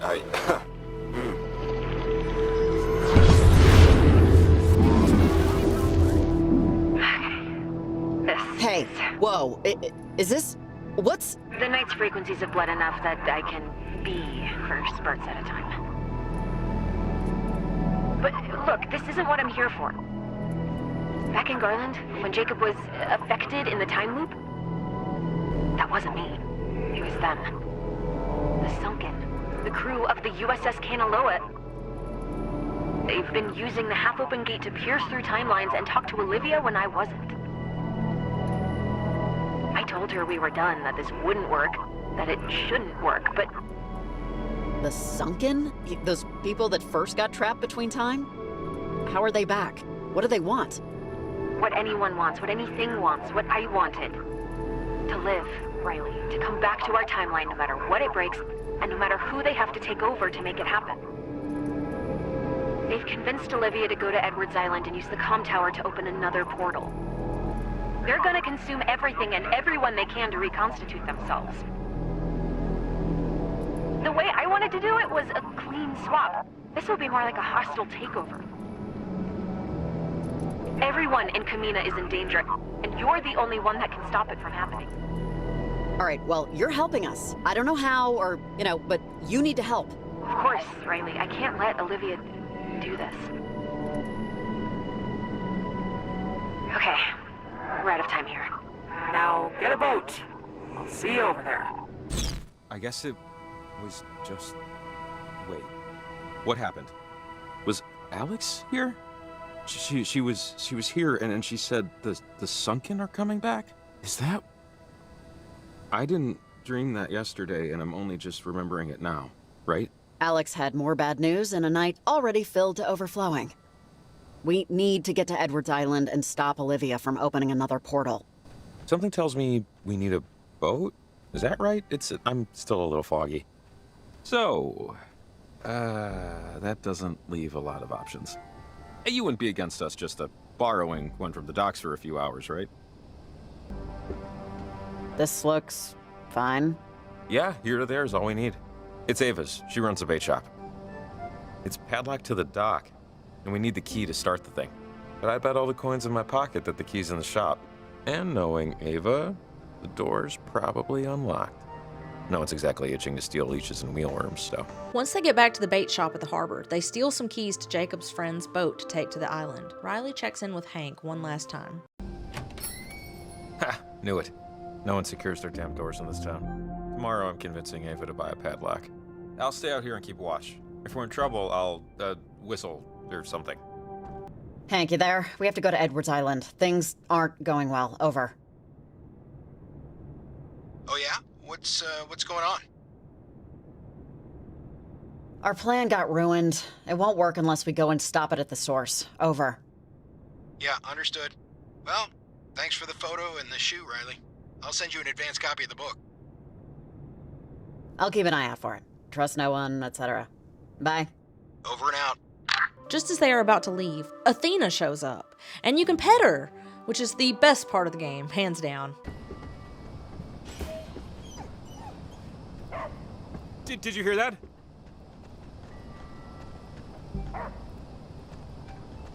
Athena? Athena! Oh, Athena! You freaking knucklehead! Oh, I'm gonna kill you. Is it okay if I pet her? Let's find out. Athena, can Riley pet you? Athena, speak. that means yes. I'm not usually like this, you know, but it's been a long night. She's my home, you know? She's my home. It's nice to feel relieved.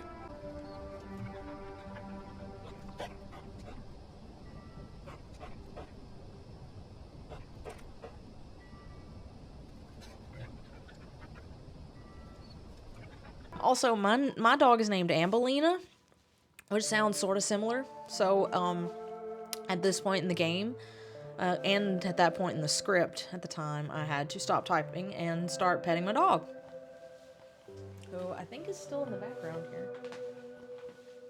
Yeah, there she is.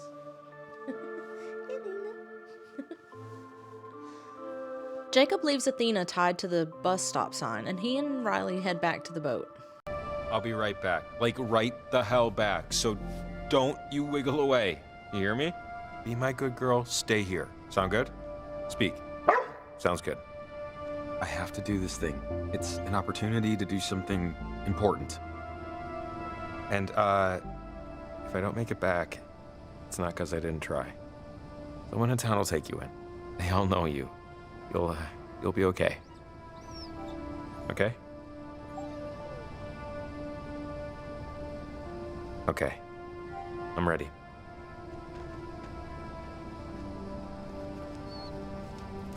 Hey, nice work. Okie doke. After you. Ladies first. Age before. Yeah, after you. Riley and Jacob wax poetic until they arrive at the island. I used to pride myself on owning the very first issue of TV Guide. It has the I Love Lucy baby on the cover. For months, it was my only goal to get it. I'm mentioning this because this is probably like the greatest thing I'm gonna do in my life. Helping you fix all this. There's no topping that. Yeah, you're probably right, but, like, this is pretty impressive stuff. Sure, it's impressive, but it gets old being a fix-it man. Your job is to look at something broken. Just a lifetime of staring at failure. And hopefully, fixing it. There's honor in fixing things for people. You could say that's a noble profession. I'm not saying it's not. I'm saying it's complicated. It's just, this is gonna be it. This is the apex of my accomplishment. Another fix-it job.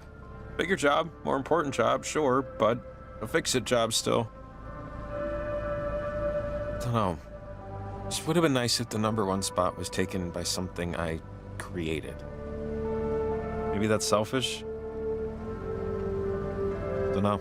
No, that's not selfish. That makes sense.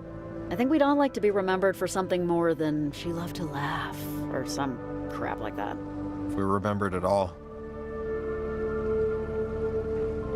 Maybe this is the night it all turns around. As he sailed away from the silent city, socks still uncomfortably damp, Jacob Summers decided he had fixed enough. After tonight, the only thing he would try to fix is himself. How stupid does that sound, right? In an authentic and genuinely not sarcastic or smoke-blowing way, the beautiful, mysterious, well-dressed, and modest Riley Poverly told him, "I believe in you, Jacob Summers." Oh, almost there. But first... for luck. For luck.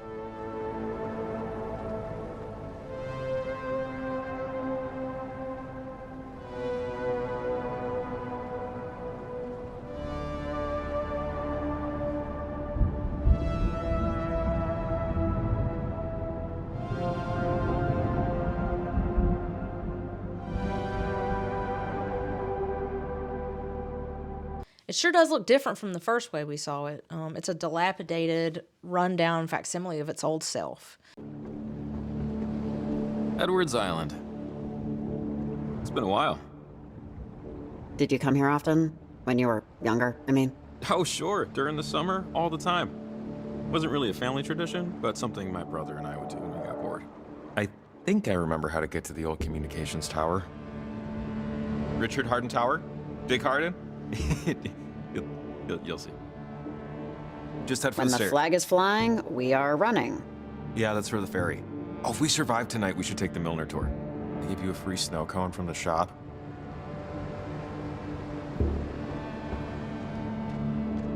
Yeah, this place, even like 10 years ago, this was like it, you know?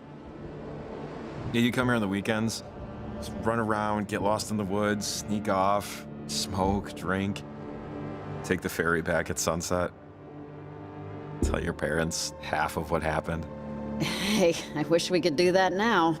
You bring the beer and pipe, I'll bring the hilarious anecdotes. I can run back. God, all this kitschy bullcrap. It's kind of kitschy, right? It's kind of kitschy. Yeah, it's like a quiche.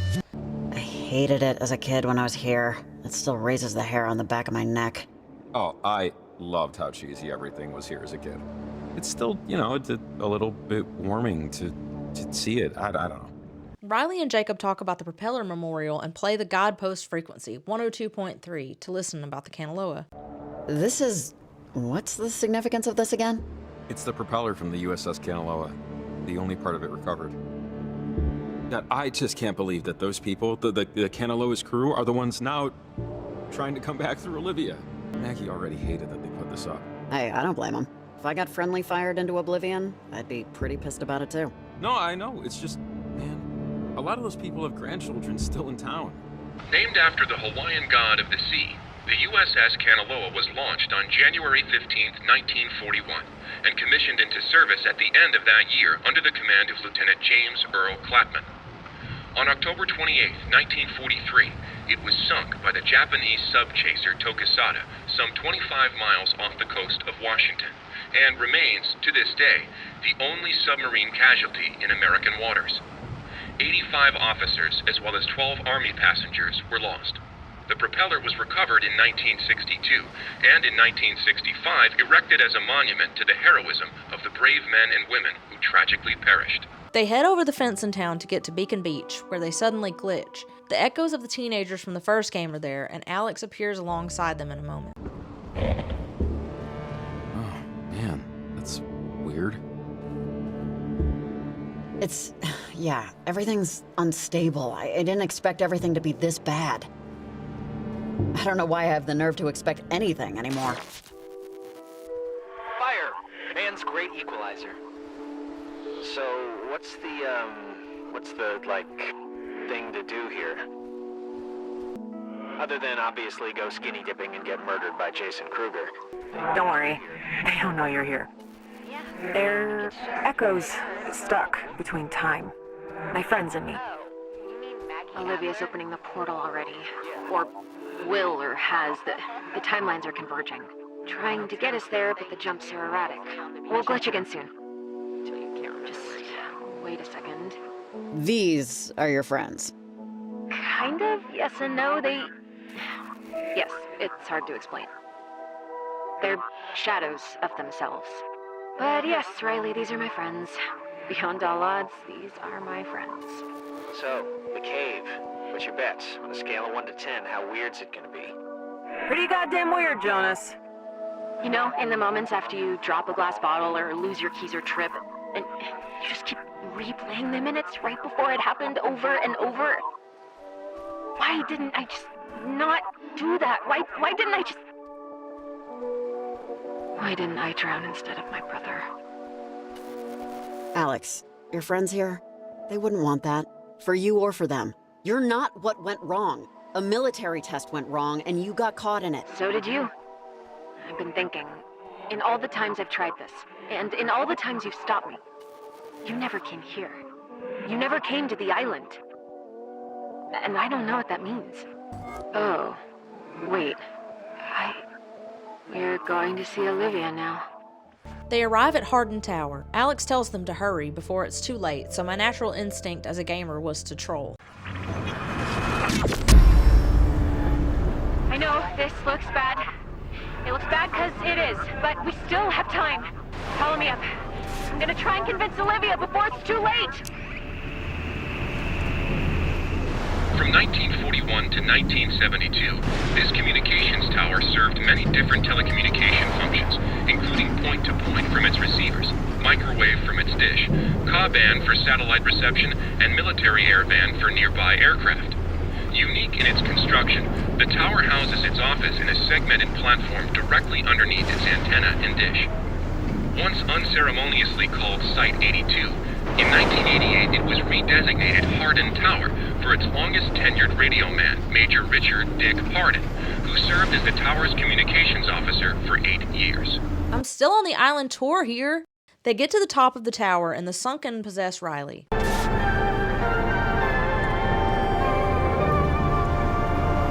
watch it! We're running out of time, kids. Oh man, Christ, thank God I didn't bring Athena. If I fall to my death, please adopt her. Olivia's on the roof. Come on. We have to hurry.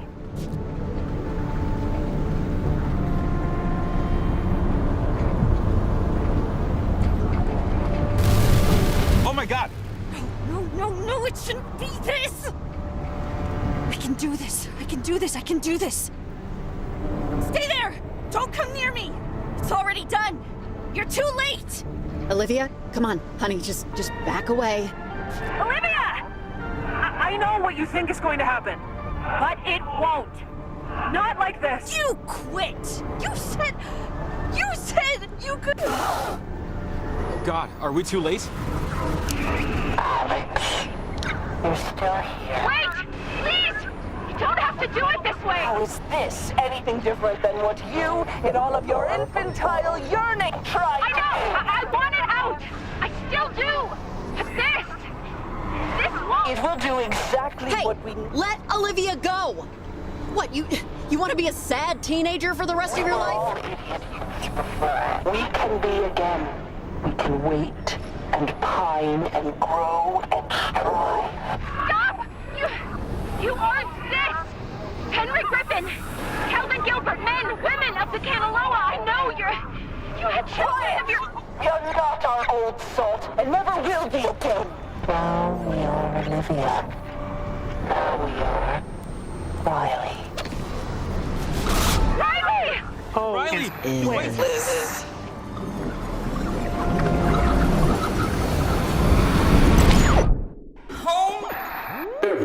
Riley walks through the void, hearing Alex calling to her and the Sunken saying bobtail, shavetail, and finally, when she sits down, sleepy time gal.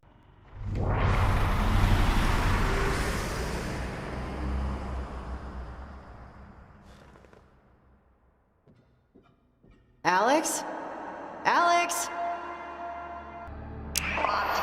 Shavetail.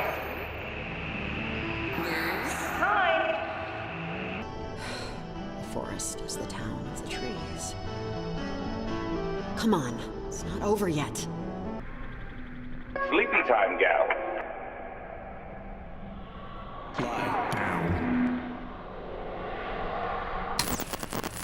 Is this the home you're trying to get back to? What is there to escape to?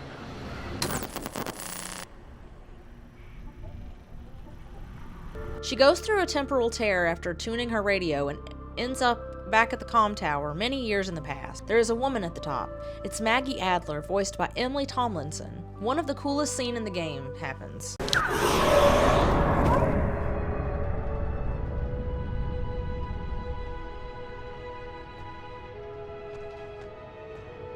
I'm at the comm tower again?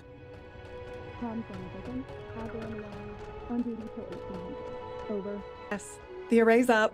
I'm on my lunch break, okay? Talk to Colonel Shear if this is important. I'm sorry, but are you Maggie Adler? Am I in Fort Milner? Fort Milner? No, I don't believe you are.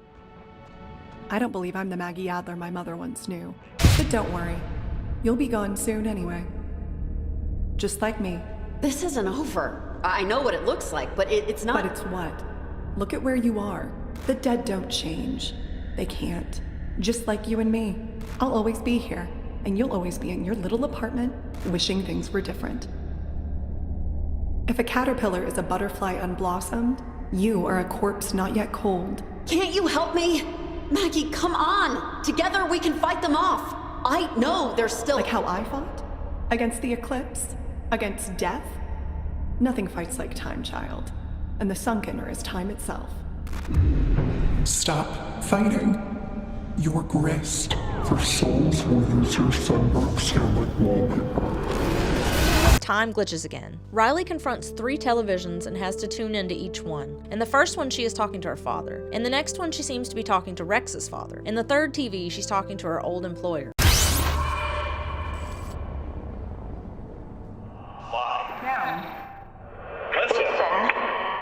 Oh, stop pushing me! Just stop! It's not... It's okay. It's okay. I'm not gone yet. Not completely. Just keep moving. And I don't even know if I want to do that. Yeah, Dad, I know you were excited when I enlisted, but it just didn't work out, okay? Please don't be... You don't have to sound so disappointed. I wasn't going to ever become a... I wasn't going to go up the ranks or whatever. It was just to avoid college for a while. No. Yeah, that's enough of that. You're great, really. I need space and time to just figure things out. I'm sorry, I thought you'd understand. I'm not breaking up with you because... No, it's not because of that. Last night was fine. It's just... I'm not in a good space for someone in my life right now. It's not... You're great, really. I need space and time to... Fine, it's just... This is just such total bullcrap, and you know it. Well, what am I supposed to do? So, you're firing me. Just because Yeah, I know I was late a few times. It wasn't every other day this month. Robbie, come on. You know that's not what's happening here. Give me a break! My car broke down for a week. This is just such total bullcrap, and you know it. When she tunes into the final one, she is back in that bar again, and she has to tune into the light above her. Hey, anyone know this girl?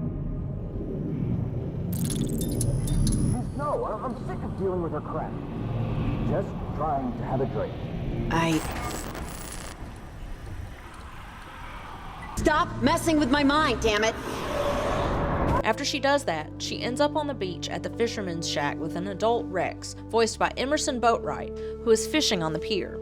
He advises her about how to get out.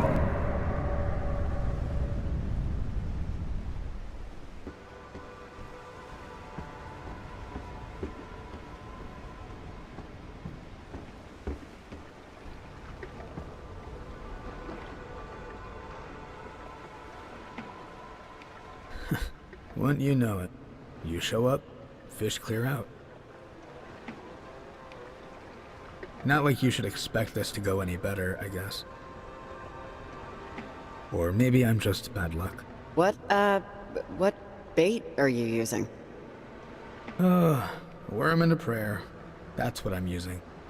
They didn't have a bunch of fitty bits of plastic in the Dark Ages, so why should I, right? You said something like that once. You recognize me, right? I know it's you, Rex. Yeah, I know. You're a long way from home, Riley. You've been a long way from home for a while now, to tell you the truth. And I know you wanted to change some things when you heard I was coming. Get your life in order, you know. Exercise 5 days a week, stuff like that. How's it going so far? Making your bed every day? Oh, it's going exactly how I thought it would go. Just a pure pile of smelly garbage. Like most things I try to do. Like most things you try to do. Yeah, here's the thing about that. I'm one of those things. And I think I turned out pretty okay. I wasn't talking about you, so... Riley, I know you think you effed up here, and that you failed, and that the whole town is going to get eaten by ghosts, but you haven't yet. They haven't yet. but they will unless you snap the hell out of it right now. For my sake. How? You don't think I'm trying? I'm stuck here. You've been stuck before. You've been stuck for years. Mom, I think you've let a lot of anger keep you stapled to the carpet. I don't know. You always said don't be sorry for jerks, but was Granddad that bad? I never knew him well enough, but from what you told me, I don't think he was. Look, the Sunken and Alex and all of her friends have been in a void, just like you. Unlike you, though, they want to get out of it. How many years did you drain away on the couch, in bars, doing nothing, wanting to shrivel into dirt, crumble to dust, and go out like you... You have no idea how hard I've tried to change for you. The instant the little stick thing turned blue, the instant I knew you were on your way, the second I knew I had to live up to you, to be something for you. Yeah, Mom. You looked in the want ads and sublet your apartment. I know. You tell me often. And don't say... I know you like to be stoic. In the grand scheme of everything, you know what? You do matter. This does matter. Some of this is the opposite of what you're going to try and teach me, by the way. Hey, you said yourself you turned out okay. That must mean something. I did, but you're missing the point.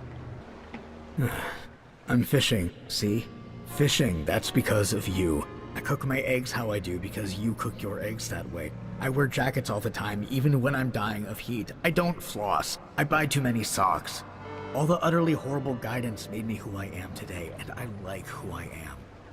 But you just don't take your own damn advice, Mom. You never do. You never did. So, I'm here now to make you take your own advice. Do something. Be something. Just make a choice and stick with it. Even if that choice doesn't take you exactly where you expected it to. How, Rex? How exactly am I supposed to do that here? It's easy. Well, it's not easy, but it's easy to start. Admit to yourself, to me, to the void, that eternity doing nothing isn't for you. It's not what I want. It's not enough. And what do you really want? I want to just do something that matters. I need to do something that matters. Yes. Yes, you do. But I think this is my stop. Riley! I never did get used to goodbyes, but this isn't one. Not really. Riley! Can you hear me? Oh, and I'll see you at Christmas. Wait! Riley! Riley, can you hear me? Riley! Are you you again? Jacob! I'm back! I can't believe it! It worked!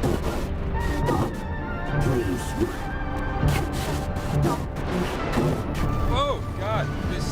I don't know, Riley. This doesn't... Tune into the portal, Riley! Us. Oh, yeah, on it. Won't help. Don't listen to them, Riley. You can still get out of here. We have time. Just tune. It's not too late, Riley. Use the radio.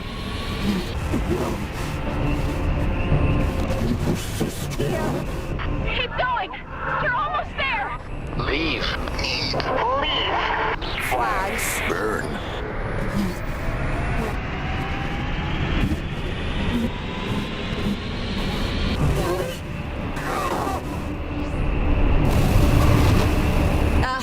Alex, is this right? Yes, just keep on it.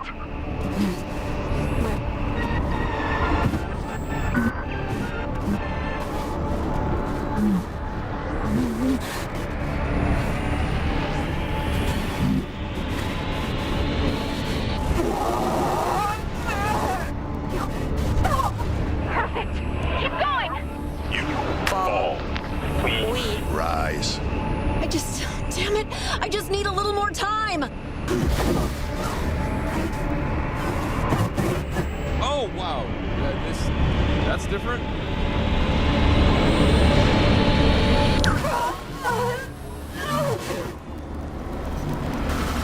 Wild Reef Cream Oil presents the... Riley? Naval submarine sank in the...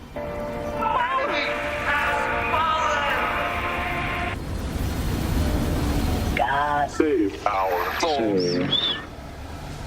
Riley, Jacob, and Alex have been transported into the other side of the portal. Olivia drops in as well.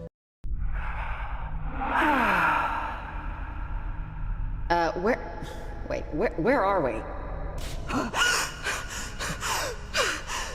Olivia! Jesus. I can't believe this! We were this close to being done, to being saved, and you had to make everything worse. Sorry to disappoint you. Olivia, Sunken can't help you. You couldn't help me. You quit! We could have had everything we wanted if you just kept to the plan. The Kanaloa crewmen would have... I know! I thought they would help me. Okay, so they're back. That's something, but how do we get home now? Good question. We're still between things. We've pushed back the Sunken and systemized the portal. And that's good. That's what we want, but someone still has to lock it from the other side. I did it myself. Many years ago. It's how I got stuck. How my friends and I got stuck. So, are you like free now or something? Not so fast. Someone has to tune the portal from within the time stream. Or it will never close. And consume us all. What are you talking about? Wait, there's absolutely no other way? Someone has to be on the other side to do it?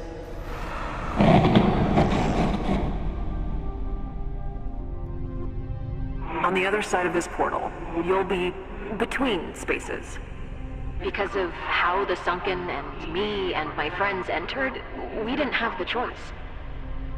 We became stuck in the moment of our accident. But it can be a gift. Olivia, you can be with your parents again. Forever. But it's not real. It was real. But you'd also be trapped in that space of time for eternity, like you are. I understand this isn't for everyone.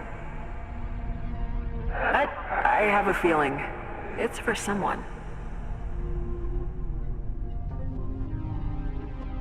And Riley, you should know because it matters for this. Rex and you, it doesn't end well.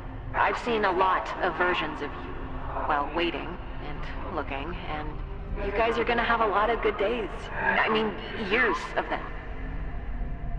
Just someday, the two of you will hit a wall too tall to climb and too long to walk around.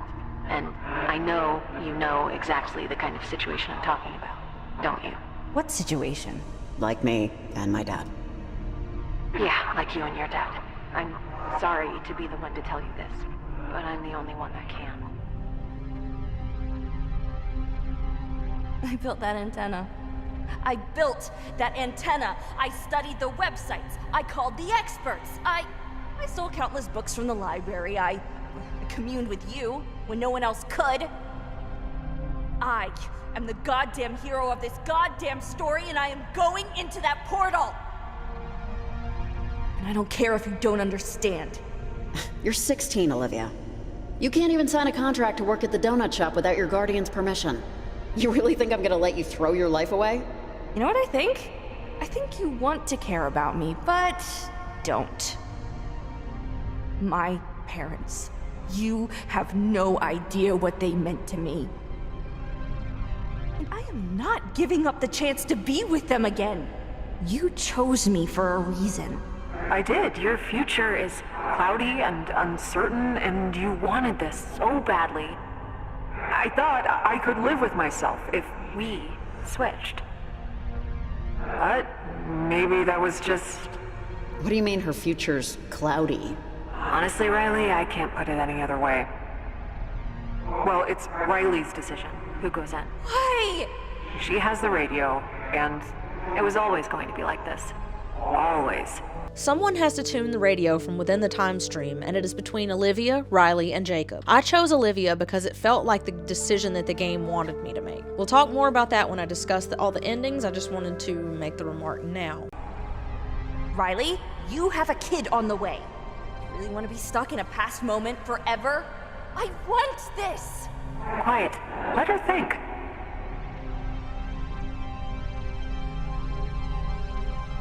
Riley, just give me the radio, okay? Just give me the radio and walk away. Done. Olivia. I'm sorry. I know I did this. I caused all of this, but this isn't what you think. I'm not too young. I'm not too impulsive. I've lived enough of my life to know what I want. What I want, what I need, is to be with them.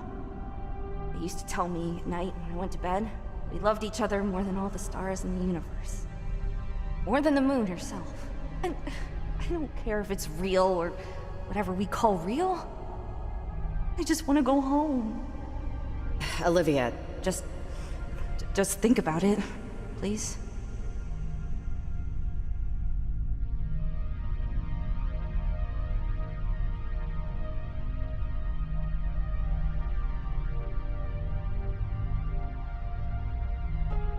You're really letting me go? I guess she is. Why? Maybe she saw in you what I saw in you. Olivia, who am I to stop you, honestly? If you want to do this, if you really want to do this, go ahead. Olivia, tune the portal closed. When... I'm going to see my mom and dad again. I mean, it's actually going to happen. It's going to actually happen. I did it. Look, Riley, I don't have to say thank you, and we're not hugging. Just be a good mom. Say hi to your parents for me.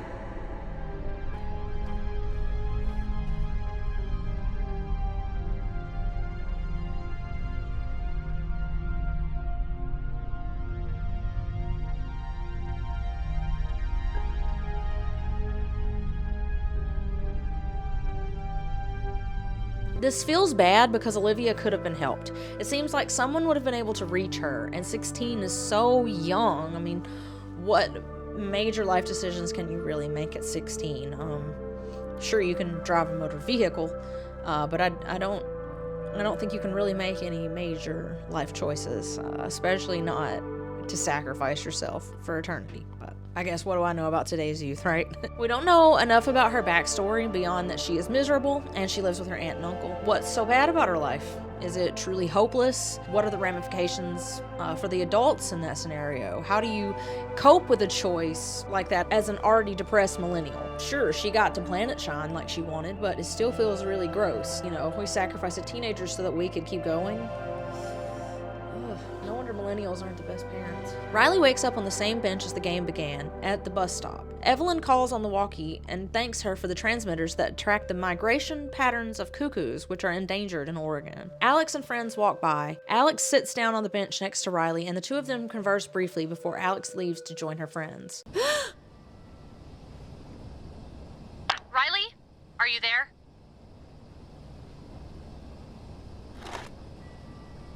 Come in, Riley. Evelyn? Hey, yeah, what's going on? Hey, nothing much. This is just the next day check-in. Leslie's really happy with the work you did. The transmitters, you know, their placements seem perfect. Negligible scratch. I know it wasn't the most interesting workday, but our environmental research staff is going to be psyched when they hear how clear the cuckoos are coming through. The bird calls are perfect.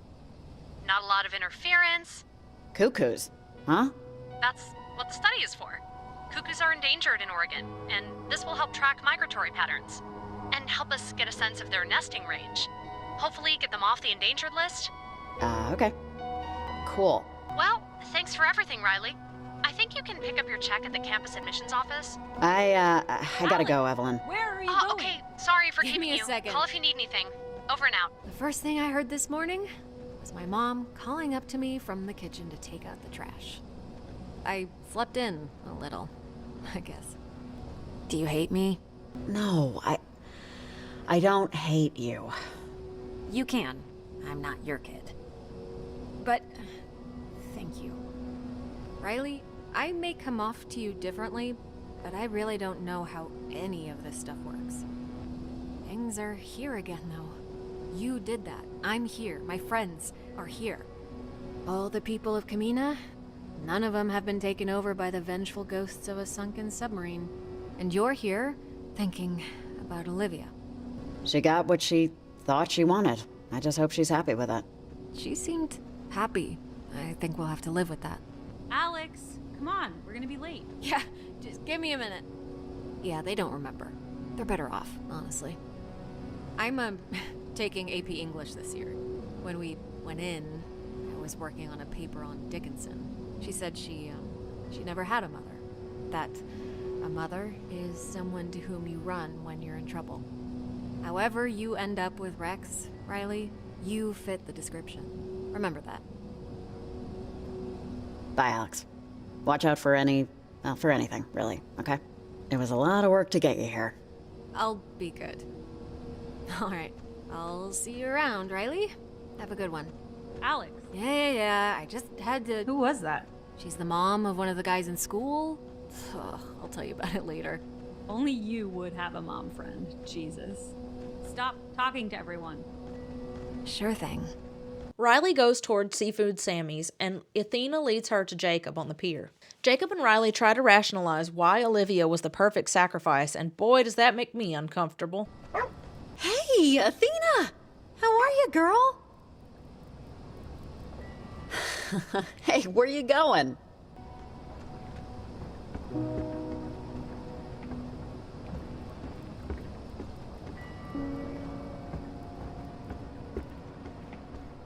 I think she likes you.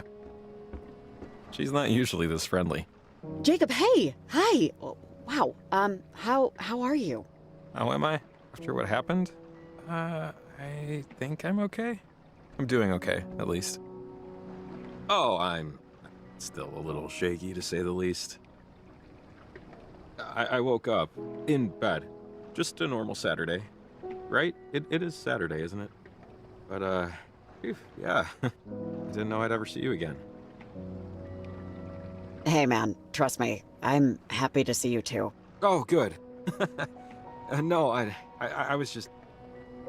2 minutes ago, I was trying to come to terms with the fact that I might be the only one to remember. This is Athena's time to do her, business. We call it business time. I, need to apologize for not offering myself to the portal. I wouldn't have even said anything, but I knew it was always going to be Olivia. She just needed it. For her, this was never going to end. No, it's better this way, I think, for everyone. And besides, it wasn't your responsibility to have to do that. It shouldn't have been anyone's. Yeah, well, thanks for that. I don't know if I fully believe you, but, thanks.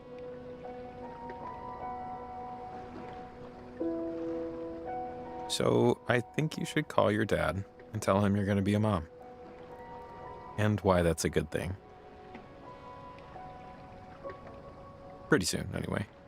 The ghosts, I think, would be the most interesting part of that story, Jacob. You'd think. But grandparents really only care about one thing, so... You know, we make these little people, and those little people grow up into big people. And along the way, we change. We lose things. We gain things. We form opinions, we have regrets, and we take all of that stuff and go on making more little people. Time travel really isn't anything compared to all that, is it? Nope, not really.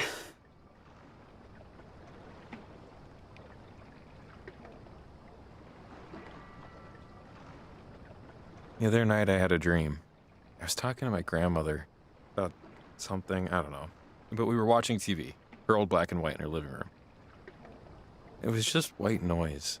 And she said something to me about waves. About the ocean, how it was eternal, like time itself. And when I woke up, I felt comforted by that.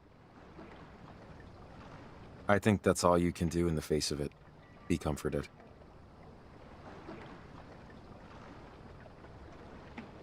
Or... Cut to a box and a recording of Alex talking to Rex. Hi, sorry. Hi. If you're listening to this, my name is Alex, but that doesn't matter much. You don't know me. You've never heard of me. You never will. But I know Riley, and she's a unique person. I'm sure you know that too. What you probably don't know is that she helped me out in a really big way recently. And the only thing I can think of to do to pay her back is to send you this package. It's, a collection of things that will hopefully give you a clearer picture of just who Riley is and the immense effect she's had on people's lives. I don't know. When you get through everything, I left a note at the bottom. Okay. Oh, and, thank you.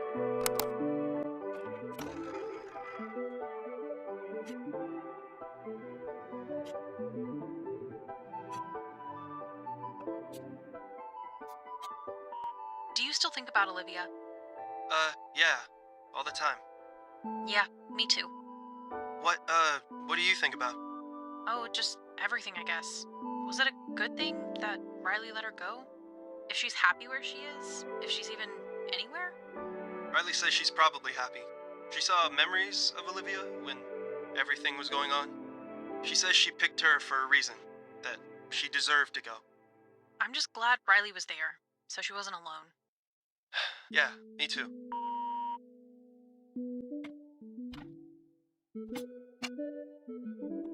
Talk a little bit more about your gallery, the Sasquatch.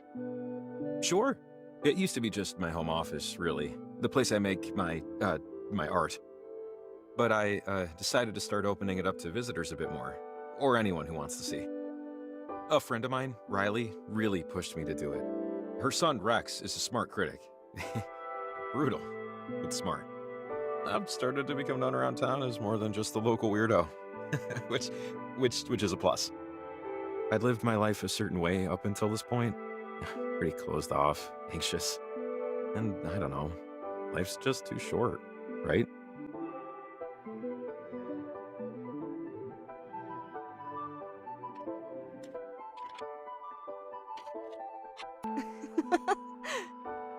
Dad? We can go to the park later!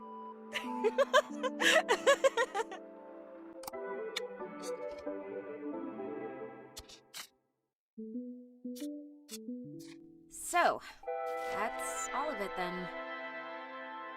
Rex, your mom is a complicated person. Like all of us. Like everybody. I used to really not appreciate my stepfather. And there was a time that I hated even the concept of having a stepbrother. Relationships are hard. Even the ones that are supposed to be easy, supposed to be ingrained. I don't really know what I expected to do with all this. But just know that your mom isn't just your mom. She's not just the person who you maybe think failed you. She's a person that has a life, and that life has a lot of branches to it. And she cares about you, Rex. You were the future she didn't want to lose. And no matter what you think of her, remember that. Alright, I think that's it. Oh, and stay off the radio. So this ending ultimately felt like the good ending to me, if they can be quantified as such. It's our protagonists sharing their friendship and relief. They made it out the other side, and here they are, together with the pupper, which I'm glad about, but I'm not glad about. Now I want to talk about some alternate footage and the last two possible endings to the story. In my second playthrough, I ultimately fed Riley to the portal. It felt better than putting poor Jacob through it. I didn't even bring him this time. I didn't have the heart. Hearth and Cinder, catch squirrels if you can. What? Hearth and Cinder, catch squirrels if you can. Over and out. I switched the light off in the cave with Jacob to fuck with him. Funny how just a little light makes everything both less and more spooky. Weird, right? Maybe it's just me. Did it go out? Oh, yeah, okay. Funny. You're a funny person. Ooh, I am the ghost of that book with the ghosts. Oh, my blood's curdling as we speak. One word story. This one was my favorite. I'll start us off. Once. Now you go. Upon? This always happens. I'll skip ahead. It's like playing through in golf. So, once upon a time, there was a... Okay, now you go. Guy named Jacob. Okay, I'm gonna let you slide since you're a first-timer, but that's more than one word. But fine, I'll cheat too. Guy named Jacob, who everyone... So... 8. Makes sense. Him. Ate him. They ate him, right? So, did we win? Because I feel like a winner. Sure, why not? We won the game. Okay, so let's review.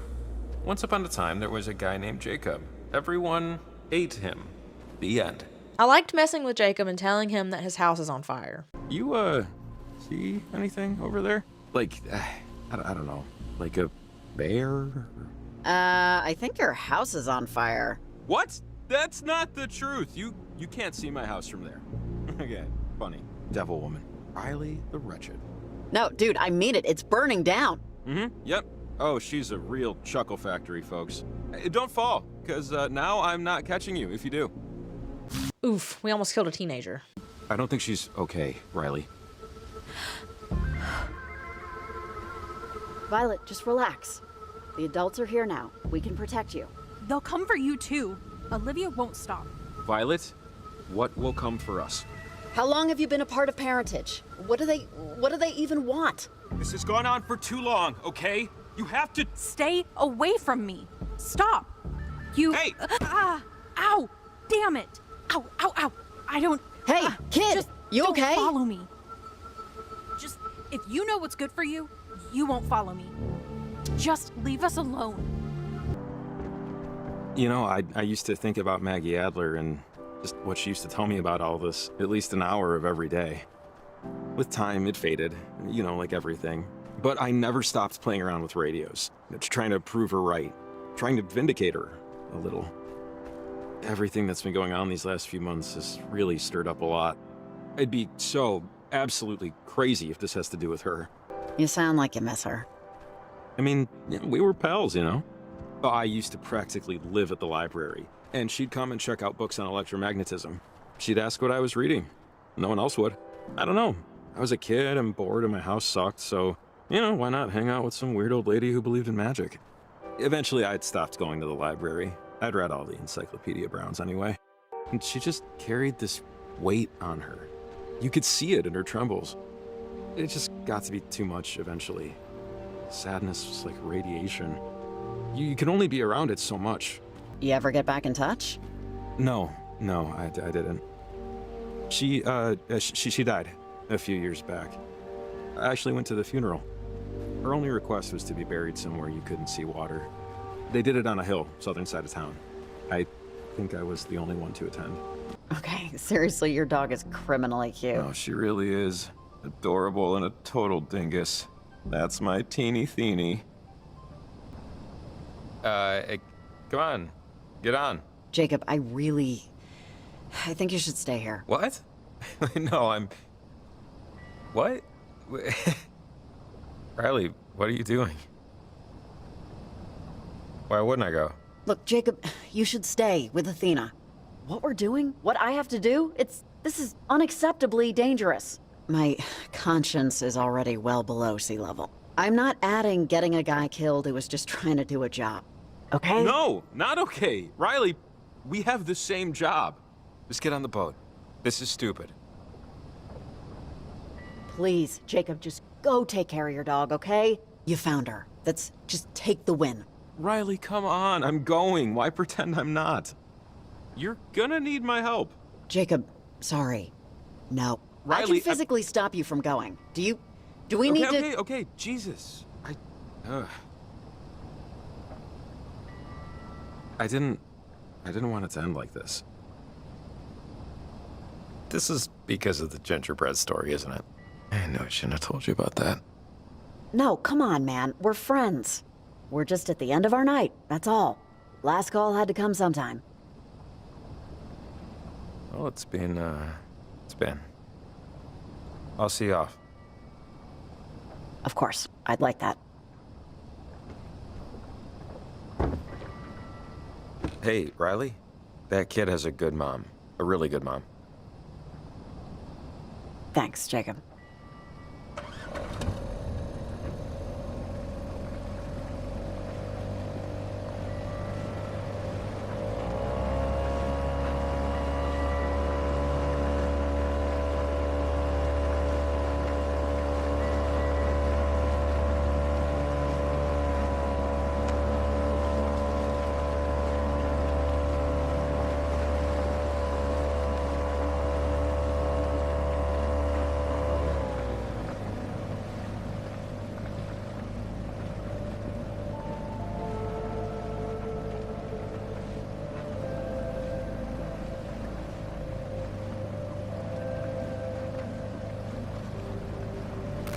Hey! Sorry, don't crash. I couldn't exactly knock. Yeah, welcome aboard. Hope you don't get seasick. I don't get anything. You've been alone for a while, Riley. You had Jacob tonight, but you put a stop to that for your own reasons. Something tells me you like being alone, but you can't do this that way. So... Hey. Huh, works for me. The more the merrier. I used to say the more the scarier. For fun. I think it's pretty fitting this time, though. You know, I don't know how to swim. My brother drowned before he could teach me. And it just took the desire right out. I was, or am, allergic to chlorine anyway. Sorry to hear about your brother. Well, it happened a long time ago. I've been thinking a lot about what he would say about all of this. About what I've done, about what I'm doing. I think he would be upset with me. But I guess I'll never know, for sure. You never know. He might have admired your strength of conviction, your fortitude to make it this far. To not give up. I don't know about that. Yeah, he was a good guy. And he cared about people. He liked people in a way that I couldn't, really.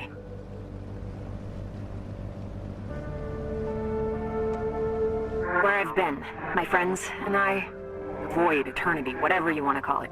It's easy to get lost in it, to just exist with what's in there. You can just go for days, months, years, I don't know. Forever if you want. The days just swirl. Peaceful days, painless days. I just couldn't pretend it was real anymore. Forever filled with peaceful, painless days? Why would you ever want to leave that? Nothing matters when you're in there. It's just memories, the past. I maybe could have closed my eyes and ignored all of that, but my friends didn't ask for this. And sure, we have good days. We have perfect days. But Jonas is never gonna go to college, and Nona is never gonna have another recital. And Ren is never gonna crash another party he wasn't invited to. College isn't that great. Neither is a lot of what's ahead of you, kiddo. Don't let anyone tell you otherwise. Growing up sucks. It's easy to say when you've already done it.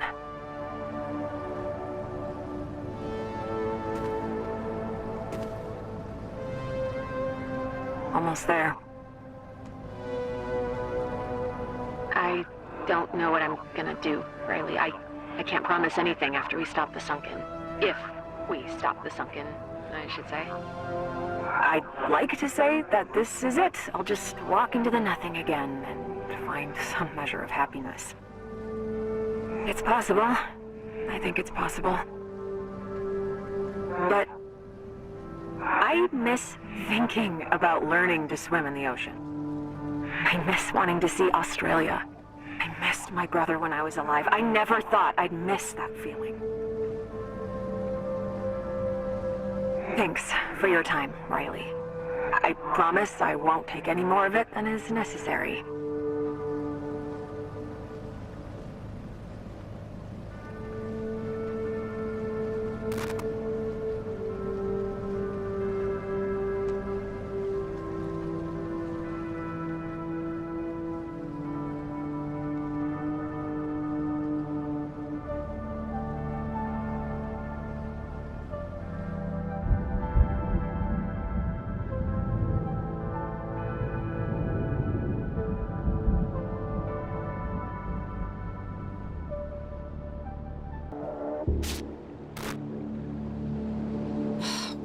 is that girl? Can I have like 2 real quick minutes with Alex for a second?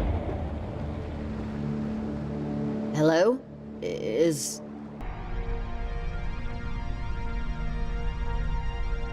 Riley, just give me the radio, okay? Just give me the radio and walk away. Done. It should be me. Why do you get to decide? This wasn't your night. It was mine. You heard Alex, right? Rex and I, we don't end well, Olivia.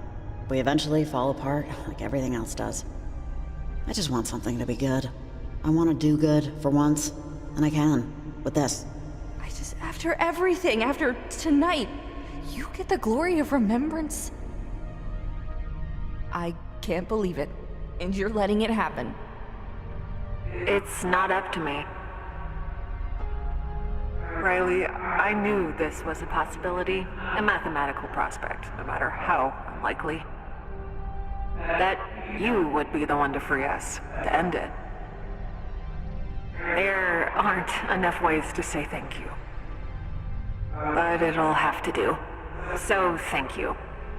It's not just for you, it's for everybody. I figured. Well, it's been nice meeting you. Again and again. Remember, tune into the portal when you're on the other.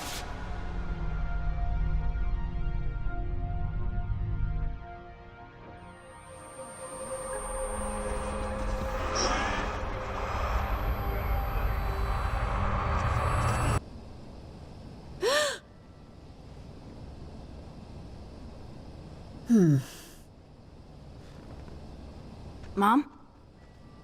Okay, so the guy at the general store let me go this time, but next time he said I'd have to buy something if I want to use the bathroom. He seemed kind of annoyed.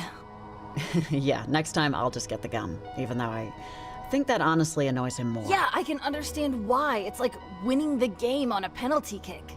Hike time? Hike time! Let's go to the summit first. Find some weird-looking squirrels.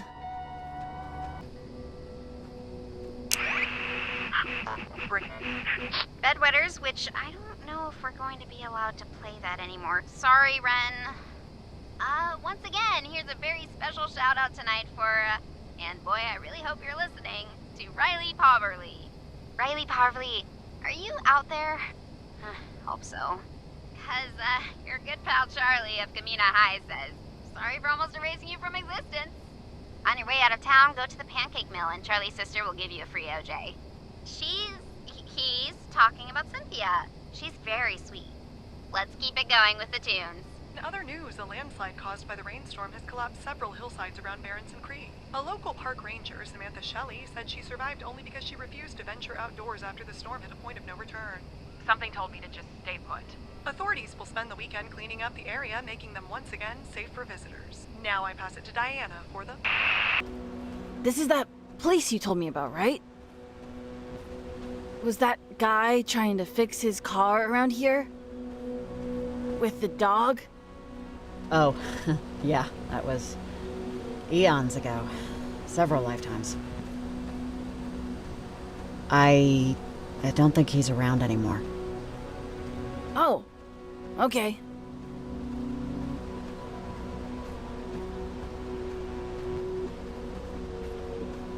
Hey, did you ever read this book called Black Beauty?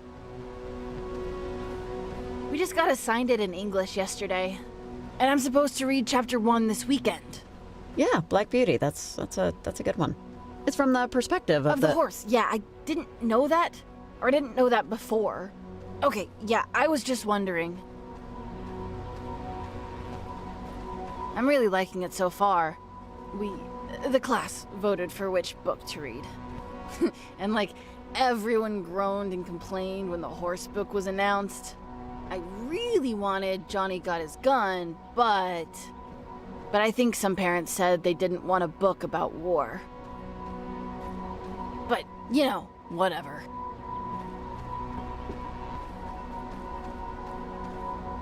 And Rex, there's a log up ahead. Slow down when you take it, so when the boulder slides, you don't scrape your knee. How do you know that's gonna happen? I'm just guessing. Weirdo.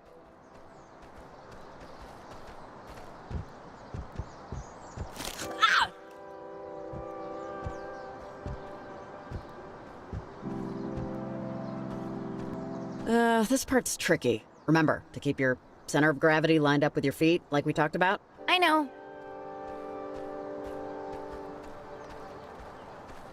Rex, I love you. Oh, I asked you about Black Beauty because I actually just skipped to the end.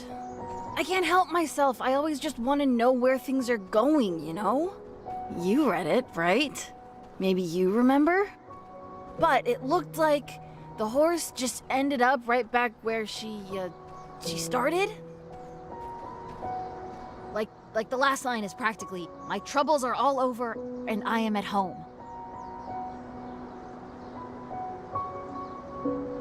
Don't read into it. It's a kid's book. The horse is happy. That's all that matters. Yeah, maybe. I don't know.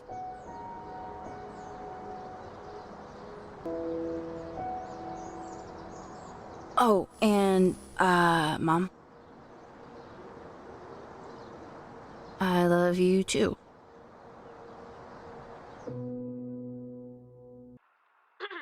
Hi, sorry. Hi. If you're listening to this, my name is Alex, but that doesn't matter much. You don't know me.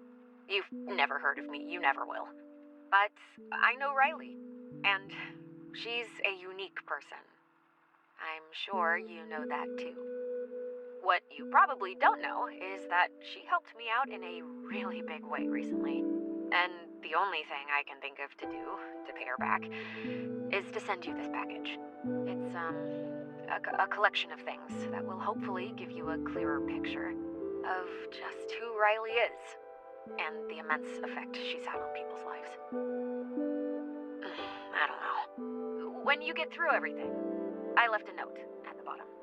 Okay. Oh, and, thank you. No, I don't like living here. What about it do you not like? All of it. My friends aren't here, but even if they were, they would never forgive me anyway. It's my fault. What happened to them was my fault. And I shouldn't rag on my aunt and uncle too much. They're trying their best. And I know not liking Downers Grove is my fault too. It's a town like any other. It's just not Camena. I used to, you might not believe this, but I used to be able to make friends really easily. I'd see someone in gym class or study hall or something and say, I'm going to win them over. And I would. I had a knack for connecting, for making people feel good about themselves. After my parents died, I let that part of me die with them. You know, it's not too late to get it back. It might be. I don't know.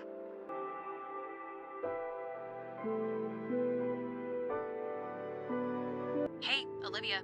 Don't know if you'll ever get this. Don't care either, really. This is just for me.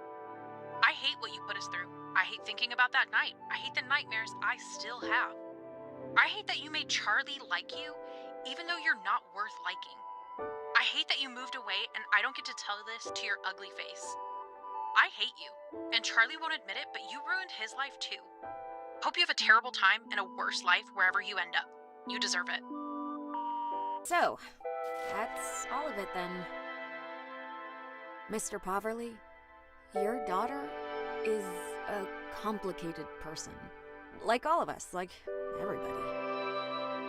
I used to really not appreciate my stepfather. And there was a time that I hated even the concept of having a stepbrother. Relationships are hard. Even the ones that are supposed to be easy, supposed to be ingrained. I don't really know what I expect you to do with all this. But just know that your daughter isn't just your daughter. She's not just the person who you raised, who left. Who maybe didn't end up being the person you wanted her to be. She's a person that had a life, and that life had a lot of branches to it. But you and her, those are her roots. And I think no matter where she is, she'll always remember that. All right, I think that's it. Oh, and stay off the radio. On my third playthrough, I finally sacrificed Jacob. It was the only outcome I hadn't tried. The time had come. Take a free shot, Gingerbread. I got all night. I won't even move. Land a solid one, right there. Ugh, well, you just hit him already. Wait, what? Hitting me will just piss them off, and you don't want that. Hey, you better talk to us, kid. What's going on? What's parentage doing? I don't have to say anything. Besides, this asshole wouldn't understand me anyway. Ow! Hey! Back off! Do you think if I punt you over the gorge here, would anyone miss the snappy punk idiot from apartment 3B? Would your mother? Everyone in this town knows you're a goddamn mistake. Hey, that's... Shut up. Just give me back my radio. And I'll show you.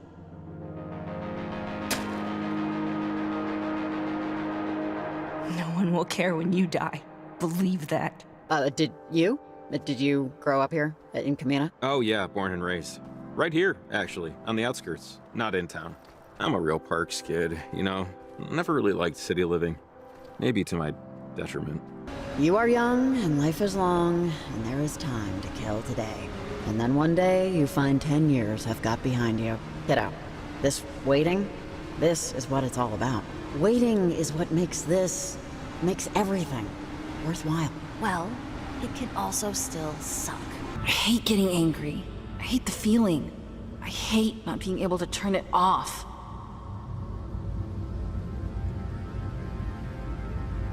Look, Rex, let me tell you something that most people don't realize until it's too late. Getting mad is a gift. You'll be amazed at what it can do for you. So, if you're ever being mistreated, get mad. Don't run from it. Just let yourself be that. Why are you always mad?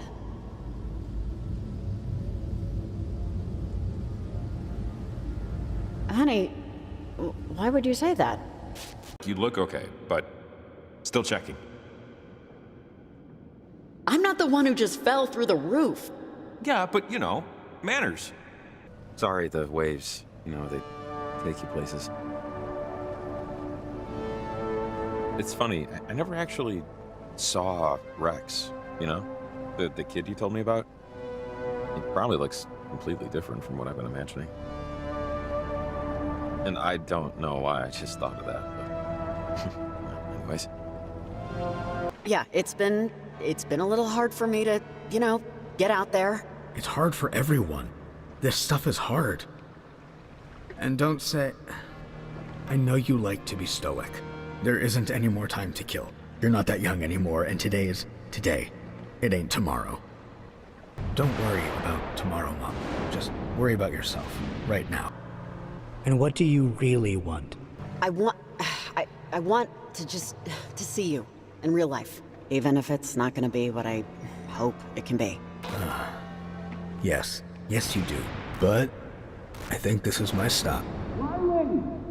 And look, Mom, don't be so realistic. Dream a little, okay? It's good for you. Olivia, are you in there? Can you fight it, or? None of you have any fight left. You'll be screaming into an abyss. Yeah, okay, sounds good. How do I, do I need to take off, like, my shoes or anything? What? What are you talking about? You're saying you want to go. No, Jacob, you're not doing this. Well, I'm doing something. I've been waiting to see what Maggie has been chasing almost my entire life. And it's not like I have anything to miss, really. I mean, you've known me now for about 10 hours. What exactly about my life am I going to be missing? I live in my parents' cabin.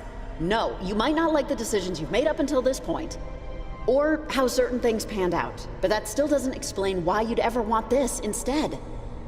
Riley, it's not that I don't like my life. I think it's that I don't like this life. But I did once. I really did once. And I can again. I know I can. Just let me try with this. Riley, I can do this. I want this. He's only saying what he thinks you want to hear. Olivia, come on.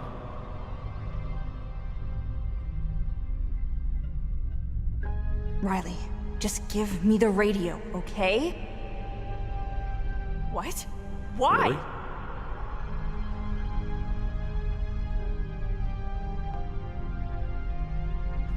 This... I just don't know why.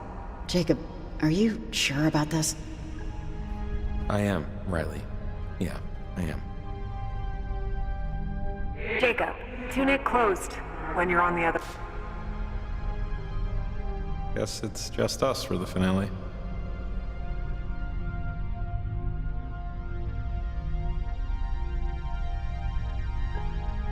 Whew. Okay. I'll miss you, Jacob. I will. Yeah, likewise. And Riley, be happy with the time you get with Rex. Nothing ever really ends.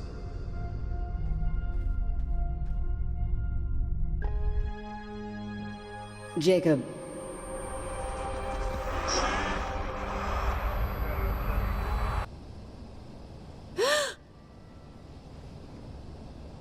Riley?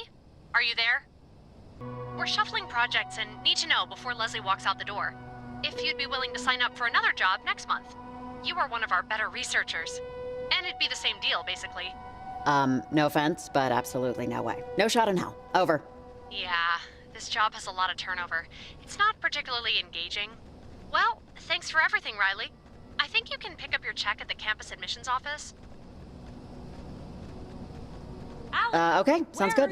It was nice to meet you, Evelyn. Give me a Take care, second. okay? Thank you. It was really nice to meet you too, Riley. Have a good rest of your visit. Over and out.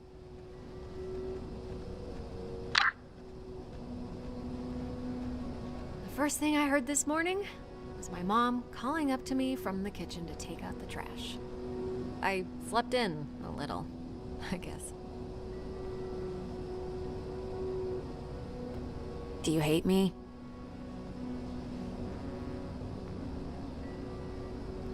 Of course I hate you. I was having a pretty uneventful month until you came along. Riley, I may come off to you differently, but I really don't know how any of this stuff works. Things are here again, though. You did that. I'm here. My friends are here. All the people of Camena, none of them have been taken over by the vengeful ghosts of a sunken submarine. And you're here, thinking about Jacob.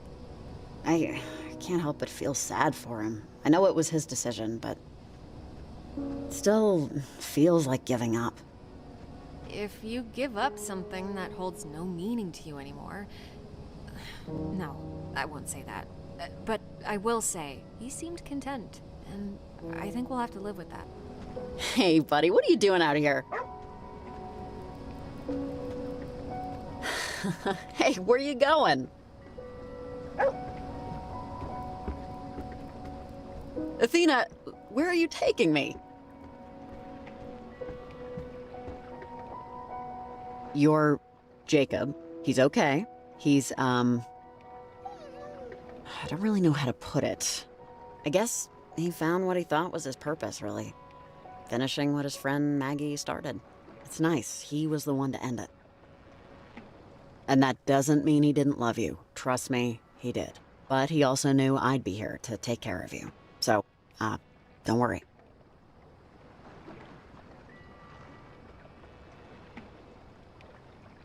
Yeah, I know you'll miss him.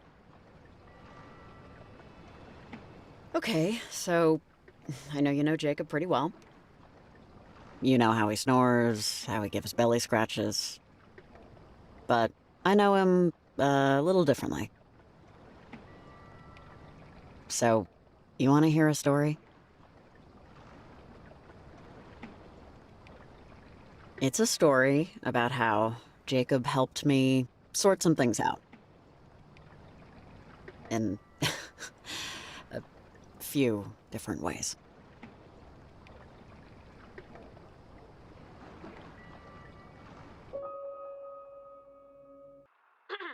Hi, sorry. Hi. If you're listening to this, my name is Alex, but that doesn't matter much. You don't know me. You've never heard of me. You never will. But I know Riley, and she's a unique person. I'm sure you know that too.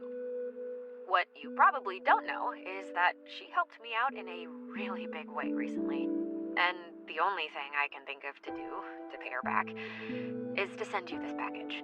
It's, a collection of things that will hopefully give you a clearer picture of just who Riley is and the immense effect she's had on people's lives. I don't know. When you get through everything, I left a note at the bottom. Okay. Oh, and, thank you.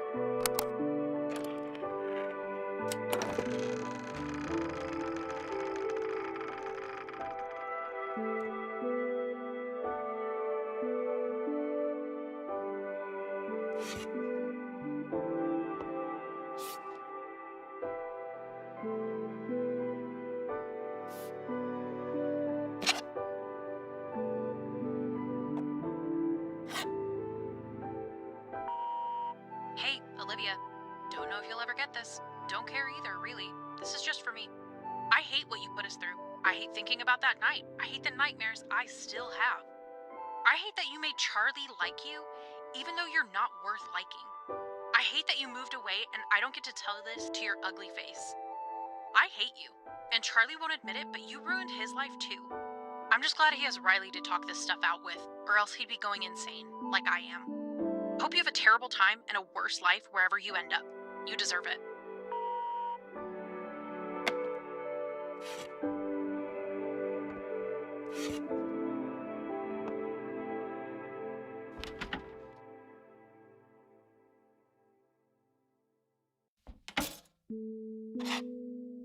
No, I don't like living here. What about it do you not like? All of it? My friends aren't here, but even if they were, they would never forgive me anyway. It's my fault.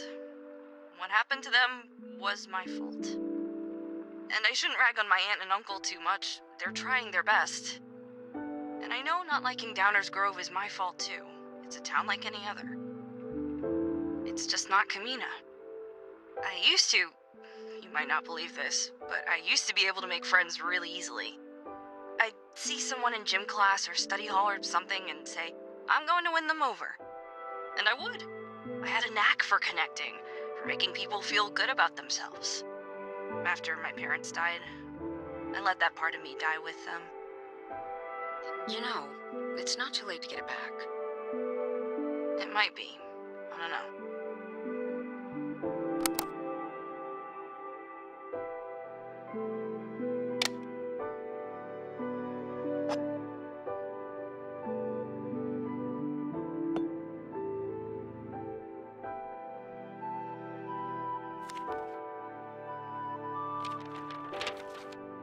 On the next track, yeah, oh, this next one, this is about a local Camena legend, actually.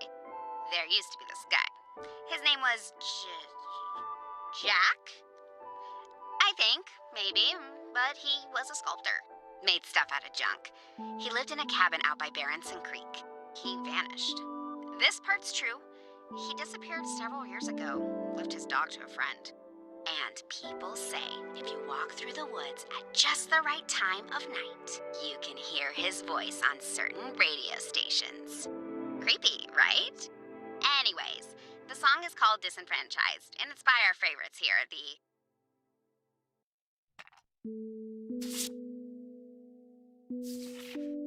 So, that's all of it then. Rex, your mom is a complicated person. Like all of us. Like everybody. I used to really not appreciate my stepfather. And there was a time that I hated even the concept of having a stepbrother. Relationships are hard. Even the ones that are supposed to be easy, supposed to be ingrained.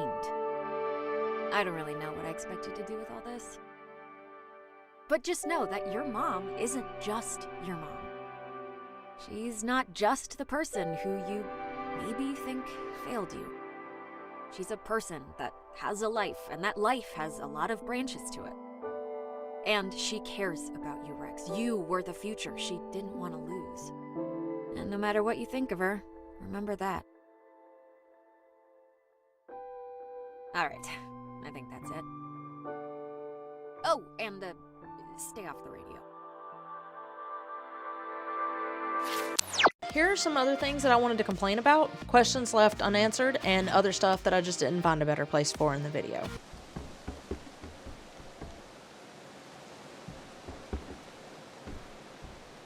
Let's just hurry up and see what the transmitter's doing.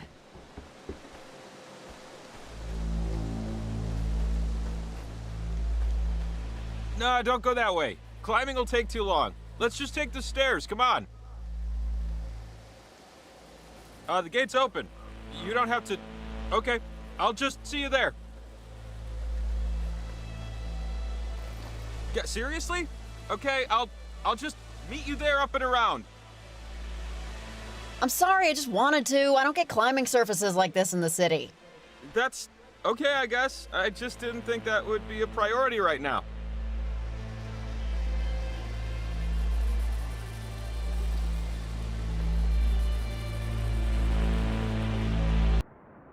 Yeah, agreed. Let's just ignore it.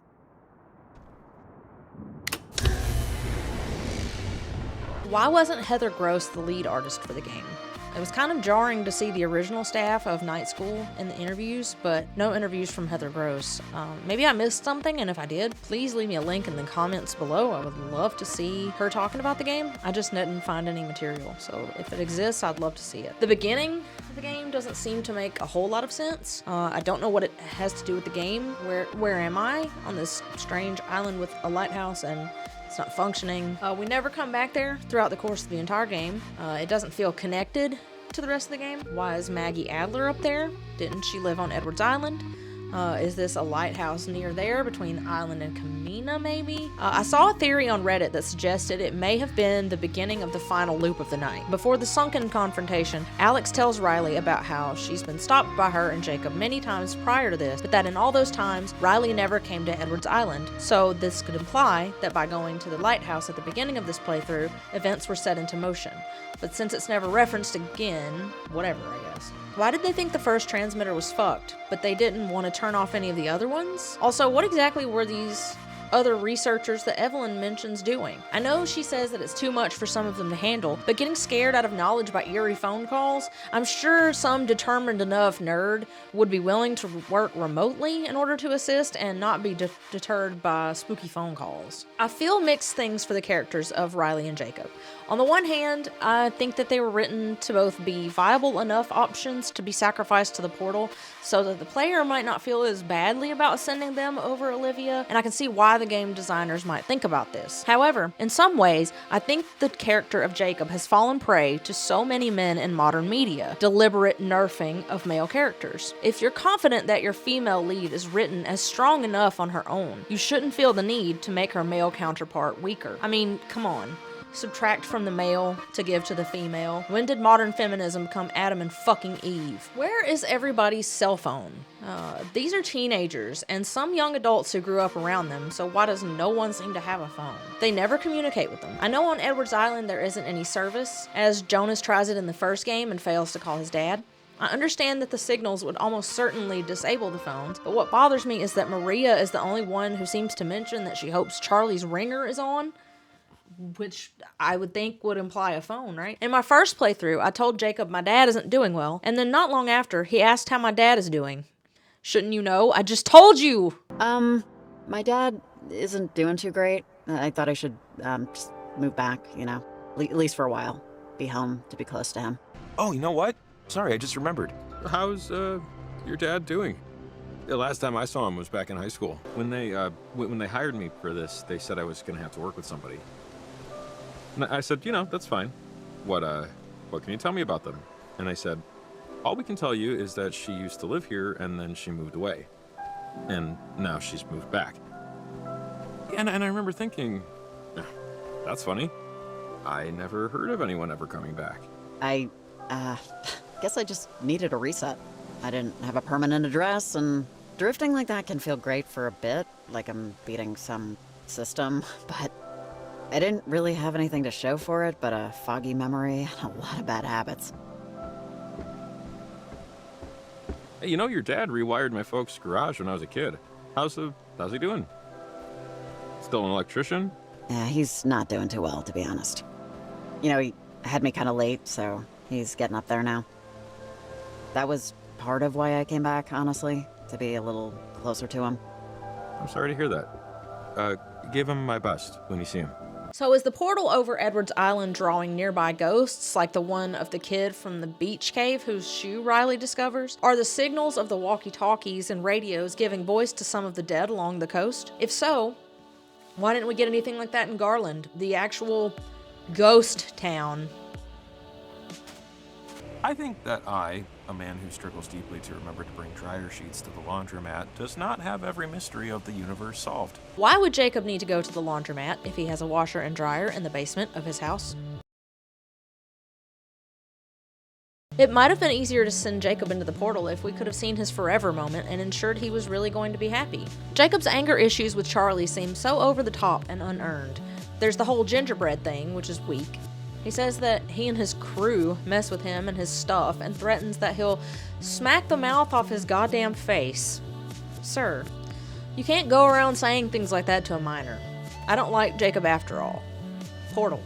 Why does Riley not age regress in these time glitches? I think Alex does that in the first game, and when Alex goes back in the first game, she goes from having her blue hair to her natural red hair when she's in flashbacks with Michael. The villains of the game never really feel like much of a threat. I can't feel much toward them, and as a consequence, they sort of fall flat. There's almost no characterization for Olivia, Charlie, or Violet. Olivia's parents died and made her bitter and want to live in a single moment with them forever, and she's determined to make what she wants happen. That's it. She's just determined. We know even less about Violet. Her parents are divorced, and her mother likes to try to milk her for info and seems to enjoy drinking. That sucks, but it doesn't explain her willingness to go along with Olivia, who doesn't seem to treat her or Charlie very well. Speaking of Charlie, he gets the least amount of depth of all the characters. It's also not lost on me that he's black, but draw your own conclusions about the implication of those facts together, I guess. His parents didn't seem to want him. That's about all we know about him as a character. Even Nona had more development than Charlie, and that's pathetic because we really only kind of knew that she liked ballet and that Clarissa did something nice for her on her birthday once. So I can't care about any of these antagonists or their motives because the game doesn't really ask me to. If I only experienced this as a standalone title, then I couldn't care about the teenagers from the first game because I don't know anything about them. That begs the question, why is it a standalone title then? Why call it Oxenfree 2 then? Why not just make it a true sequel? Parentage is also one of the most underwhelming plot points in the game. I was so hyped for their hijinks until I discovered it was only 3 teenagers who were mucking about, and that the thing was a religion instead of a cult, and that the members weren't even aware of the teens' antics. That phone call from the Kanaloa crewman to Shelley also makes no sense. In the first game, we established that the Sunken forgot their names, faces, and presumably their families, so why would one of them think to warn her? Francis Salton. It's hard to remember certain things. Our faces went a while ago, then our names. Our names. How was adult Rex able to call on the walkie? How was he able to call back through time? Especially if you sacrifice Riley to the portal, right? Then he technically can't exist. I mean, I guess you have the whole time paradox thing, but it's kind of like a butterfly effect. Like if he's never born, then he can't call back, right? I mean, I guess you could argue different timelines, but I guess that just gets muddy. Why does Maggie say that parentage wasn't founded by Olivia's parents? The teens and Jacob believe that they did. Shelley's story also contradicts that belief. Were the others misled or just mistaken about the origins of parentage? Why doesn't Jacob have a backpack? He knows we're about to go climbing all about God's green earth, but has no backpack. In a similar vein, why did he never leave Camena if he hates climbing so much? Lots of cliffs and hills right near his home. Are Riley and Jacob canonically responsible for the cave elevator crash now? Is Charlie short for chartreuse? I need answers here. We have Marigold, Cyan, Olivia, Violet. Charlie? Chartreuse. I am unclear on the timeline for the origins of parentage. Shelley tells us that there was a lightning storm over Edwards Island, but not when it occurred. She says that parentage is centuries old, and that its members tried to recreate the lightning storm, but it's unclear if the lightning storm happened due to the sinking of the Kanaloa, or if it was prior to that event. Was the first lightning storm the Kanaloa, and the second Alex opening the gate? What's with the dead bird in the past and the live bird in the present? Shouldn't it be the opposite?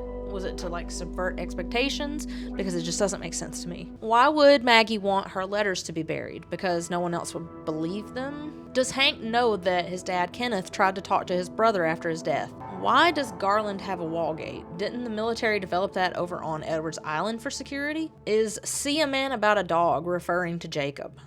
He is a man.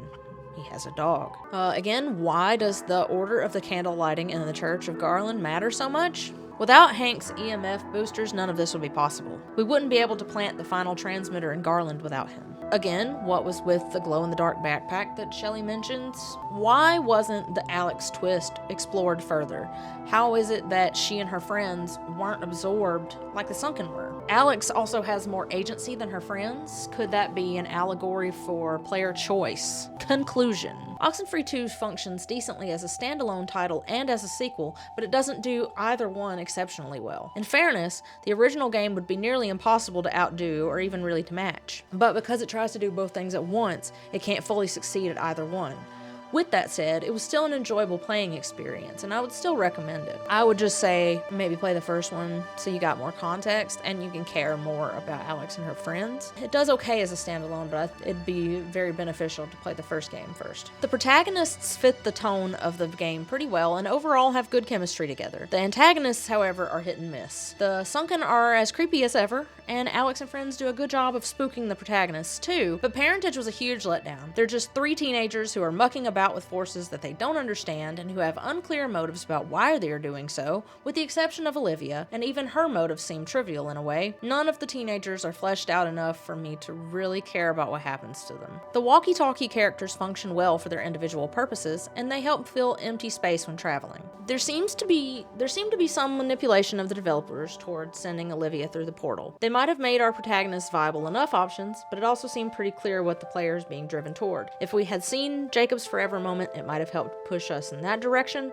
since he has anger issues toward Charlie, and it kind of felt good to send him into the portal on that 3rd playthrough. But sadly, we're never privy to what Jacob's forever moment might have been, and I think it would have helped us benefit from that, because we see Olivia's and we see Riley's, but we never get a glimpse at Jacob's. I did like that it was a coming-of-age game for 30-somethings, which is what I am, and it's definitely reflected in the overall tone of the game. So that is my thoughts on Oxenfree 2, Lost Signals.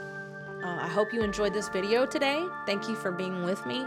I'm not gonna even try and say upload schedules, or I'll try to get this one out faster, because let's be real, here we are.